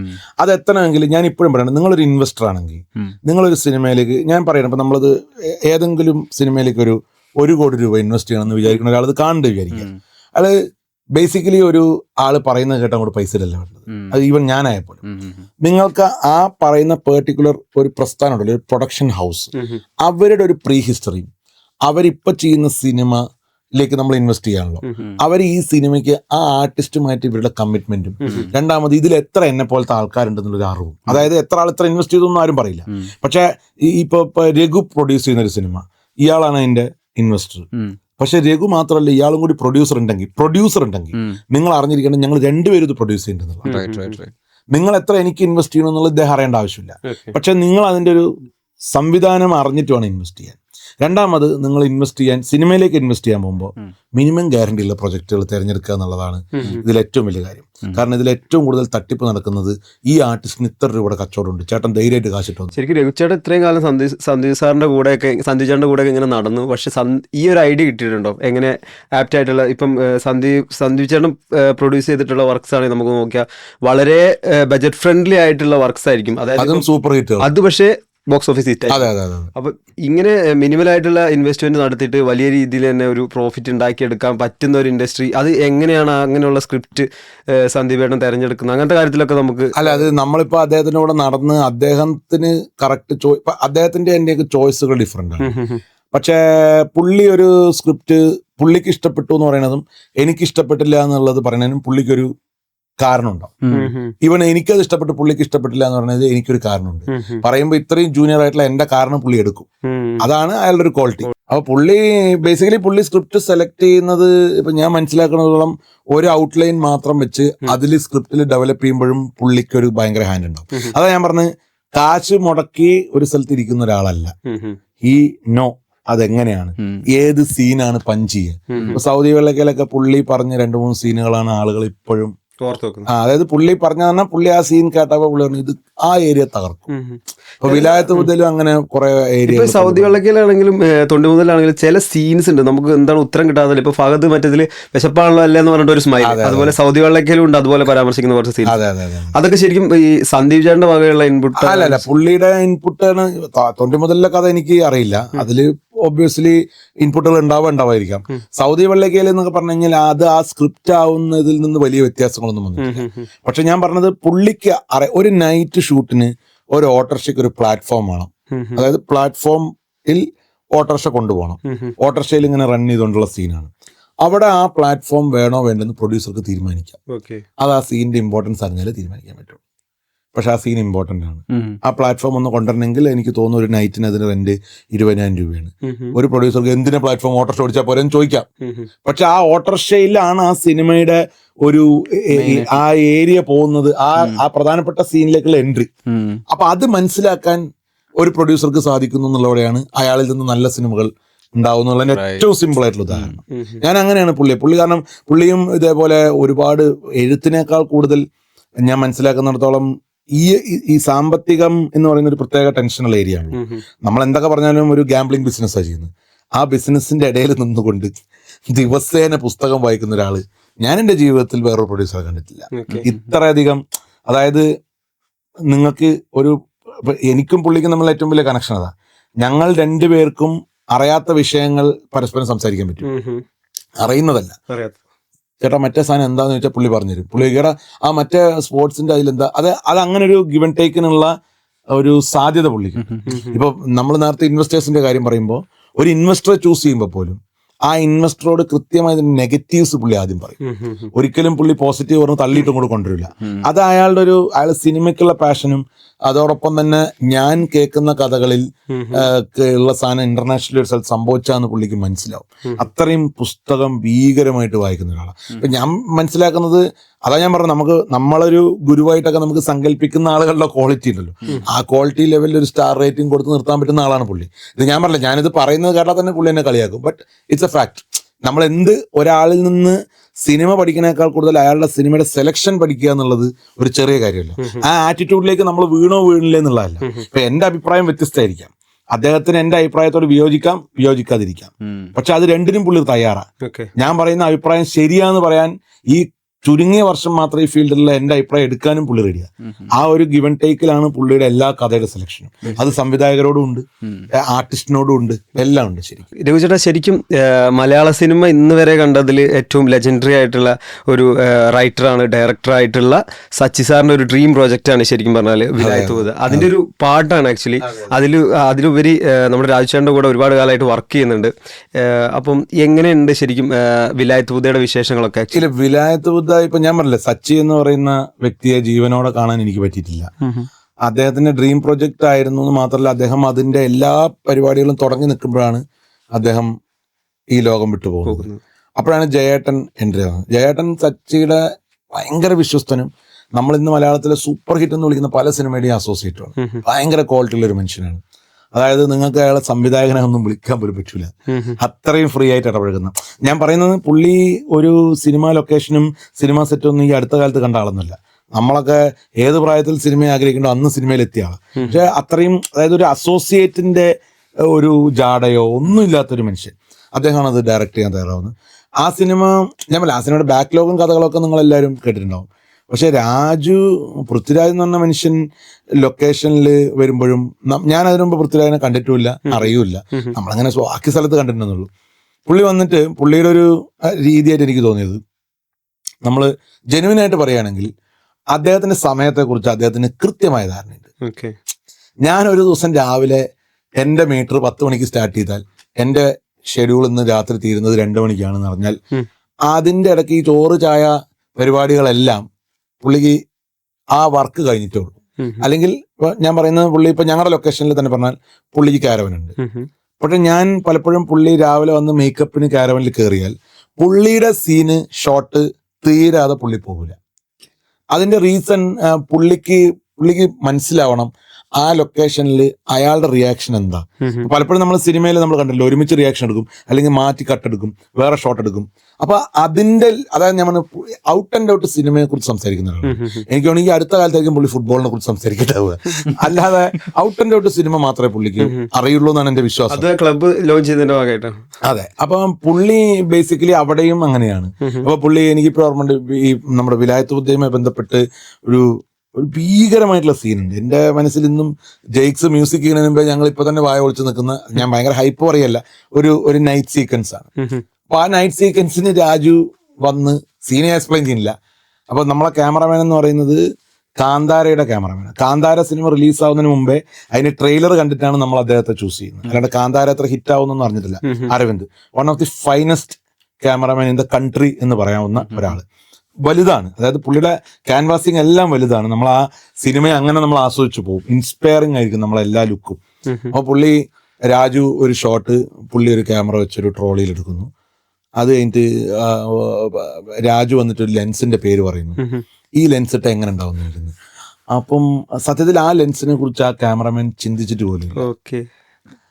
ബട്ട് ആ ലെൻസ് ഇട്ട് ഷൂട്ട് ചെയ്ത ഏരിയ ഞാൻ ഈ അടുത്ത് ഞങ്ങൾ കുറച്ച് എഡിറ്റ് ഭാഗങ്ങൾ കണ്ട്, നിങ്ങൾ പറഞ്ഞാൽ വിശ്വസിക്കില്ല. ഞാനിപ്പോഴും മനസ്സിലാക്കുന്നത്, നമ്മളൊരു സിനിമ എൻസൈക്ലോപീഡിയ അല്ലെങ്കിൽ ഇന്ന് മലയാള സിനിമയുടെ ഏറ്റവും മാറ്റത്തിന്റെ മുഖം എന്നൊക്കെ നിങ്ങൾ രാജുവിനെ വിളിക്കുന്നതിന്റെ അപ്പുറത്തേക്ക് ഞാൻ മനസ്സിലാക്കുന്നത്, ഞാൻ അഭിനയിക്കുന്നു, എന്നെ നന്നായി കാണിക്കണമെന്നുള്ള മാത്രമല്ല, ആ ക്യാരക്ടറിന് ആ ടെക്നിക്കൽ സ്പെക്ക് എത്രമാത്രം ചേരുന്നുള്ളത് അയാൾക്ക് ഈ ഞങ്ങളുടെ സിനിമയിൽ, ഞങ്ങൾ പ്രൊഡ്യൂസ് ചെയ്യുന്ന സിനിമയിൽ പോലും അയാൾ അവെയറാണ്.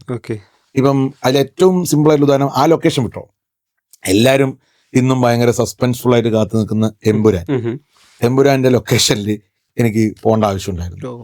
അപ്പൊ ഞാൻ രാജു എന്ന സംവിധായകനെ ആദ്യമായിട്ടാണ് സംവിധാനം ചെയ്യുന്നത് കാണാൻ പോകുന്നത്. അപ്പൊ ഞാനുള്ള സമയത്ത് മലയാളത്തിലെ 2 ഫേമസ് ആയിട്ടുള്ള ആർട്ടിസ്റ്റും തമിഴിലൊരു ഭയങ്കര പോപ്പുലർ ആയിട്ടുള്ള സസ്പെൻസുകളാണ് ആർട്ടിസ്റ്റും ഇങ്ങനെ ഒരു സംസാരം നടന്നുകൊണ്ടിരിക്കുന്ന ഒരു സീനാണ്. ഞാൻ നോക്കുമ്പം പുള്ളി ഇപ്പുറം ഇരുന്ന് ഡയറക്റ്റ് ചെയ്യുന്നു. അപ്പൊ ഞാൻ വിചാരിക്കുന്നത്, നമ്മളെന്താ വിചാരിക്കുക, പൃഥ്വിരാജ് എല്ലാം സെറ്റ് ആക്കിയിട്ട് ഓക്കെ റെഡി അല്ലേ, ആക്ഷൻ പോട്ടെ, പുള്ളിക്ക് അറിയാം. പക്ഷെ പുള്ളി അങ്ങനെ വിളിക്കുന്നതാണ്. പക്ഷെ നിങ്ങൾ പറഞ്ഞാൽ വിശ്വസിക്കില്ല, നമ്മളൊന്നും ജീവിതത്തിൽ വളരെ കുറച്ച് സിനിമ എക്സ്പീരിയൻസ് ഉള്ളവരും ഇത്രയും സ്പീഡിൽ, ഇത്രയും പെർഫെക്ഷൻ ആയിട്ട്, അതായത് പുള്ളി ഒരു ട്രാക്കും ട്രോളിയുമാണ്, ആ ഷോട്ട് ഇങ്ങനെ മൂവ് ചെയ്ത്, ഞാൻ അങ്ങനെ പുള്ളിയുടെ, നമുക്ക് പരിചയമുള്ളതുകൊണ്ട് നമ്മളിങ്ങനെ മോണിറ്ററിന്റെ ബാക്കിൽ ഇങ്ങനെ കൗതുകത്തോടെ നോക്കി നിൽക്കുക. അപ്പം ആ ആർട്ടിസ്റ്റിന്റെ എക്സ്പ്രഷൻ പുള്ളിക്ക് കിട്ടിയിട്ട് നമ്മൾ നോർമലി ആണെങ്കിൽ ഒരു ബഫർ ടൈം ഇടും, അതൊന്നുമില്ല, കട്ട്, ഓക്കെ, കഴിഞ്ഞ് പരിപാടി കഴിഞ്ഞ്. ഞാൻ പറയുന്നത്, ഞാൻ അത് കഴിഞ്ഞ് ജയൻ നമ്പിയോട് വിളിച്ചപ്പോൾ പുള്ളി പറഞ്ഞു, ഇങ്ങനെ തന്നെയാണ് പുള്ളി ലൂസിഫറും ഡയറക്റ്റ് ചെയ്ത് ബ്രോഡായും ഡയറക്റ്റ് ചെയ്ത്. കാരണം അതായത് സിനിമയുടെ എല്ലാ പ്ലാനും മനസ്സിൽ വെച്ചുകൊണ്ട്, എല്ലാ ഡയറക്ടേഴ്സും അങ്ങനെ തന്നെ. പക്ഷെ നിങ്ങൾ ആലോചിക്കേണ്ടത്, അപ്പുറം 50 സിനിമ ചെയ്തുകൊണ്ടിരിക്കുന്ന ഒരാളാണ് ഈ പണി ചെയ്യുന്നത്.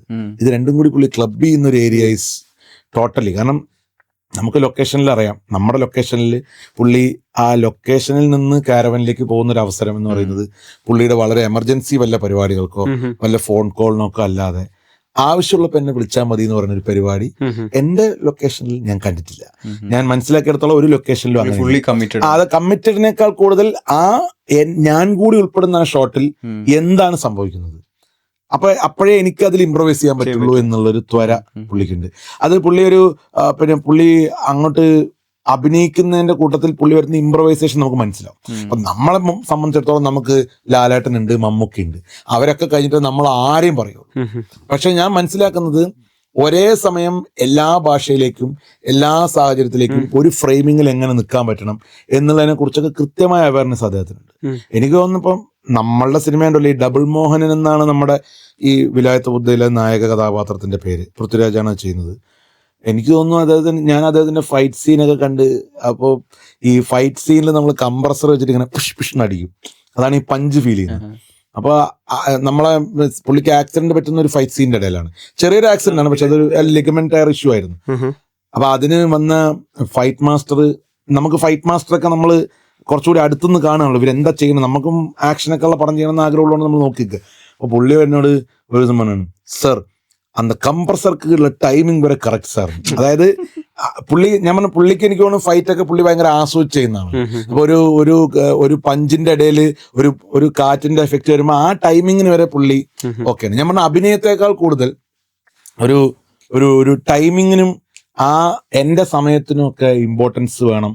എന്റെ സമയം ഒരു സ്ഥലത്തും വെറുതെ കളഞ്ഞിട്ട് കാര്യമില്ല, എല്ലാം മീറ്ററാന്ന് പുള്ളിക്കറിയാം. പൃഥ്വിരാജ് വെറുതെ നിൽക്കുന്ന സമയം പോലും കമേഴ്സ്യലാണ് ഞാൻ മനസ്സിലാക്കിയെടുത്തോളം. കാരണം ഇവിടെ അല്ലെങ്കിൽ അവിടെ അല്ലെങ്കിൽ ഇവിടെ, അല്ലെങ്കിൽ ഇപ്പോൾ ഒരു പരസ്യം, കാരണം പുള്ളി അങ്ങനെ പാക്ഡ് ആയിട്ട് പോയിക്കൊണ്ടിരിക്കുന്ന ഒരാളാണ്. അപ്പൊ ആ സമയത്തിനെ കുറിച്ച് കൃത്യമായ അവയർനെസ് ഉണ്ട്. ഇത് നാളെ ഞാൻ ലാലേട്ടൻ്റെ ഒരു പടം വർക്ക് ചെയ്താൽ ചിലപ്പോൾ അദ്ദേഹത്തെ കുറിച്ച് ഇങ്ങനെ പറഞ്ഞേക്കാം, ഞാൻ അദ്ദേഹത്തിനോട് വർക്ക് ചെയ്തിട്ടില്ല.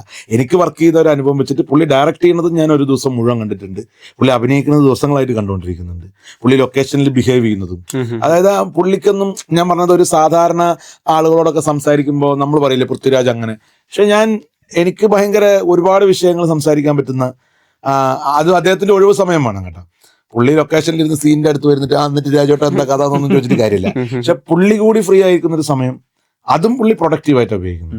പുള്ളി കാണാത്തൊരു സാധനം നമ്മൾ കണ്ടു എന്ന് പറയുമ്പോൾ അത് ചോദിച്ച് മനസ്സിലാക്കാനുള്ള അയാളുടെ ഒരു ഇതൊക്കെ എനിക്ക് റിയലി അപ്രീഷിയേറ്റ് ചെയ്യും. പുള്ളിയുടെ കൂടെ വർക്ക് ചെയ്യാൻ പറ്റുന്ന, അതും നമ്മുടെയൊക്കെ ഈ തുടക്കകാലത്തൊരു പരിപാടിക്ക് തന്നെ ഇങ്ങനത്തെ ഒരാളോട് വർക്ക് ചെയ്യുമ്പോൾ നമ്മൾ അടുത്ത സ്ഥലത്ത് പോകുമ്പോൾ ഇതിന്റെ പകുതിയെങ്കിലും വേണം നമ്മൾ എക്സ്പെക്ട് ചെയ്യുമല്ലോ. അതെനിക്ക് തോന്നിയിട്ടുണ്ട്.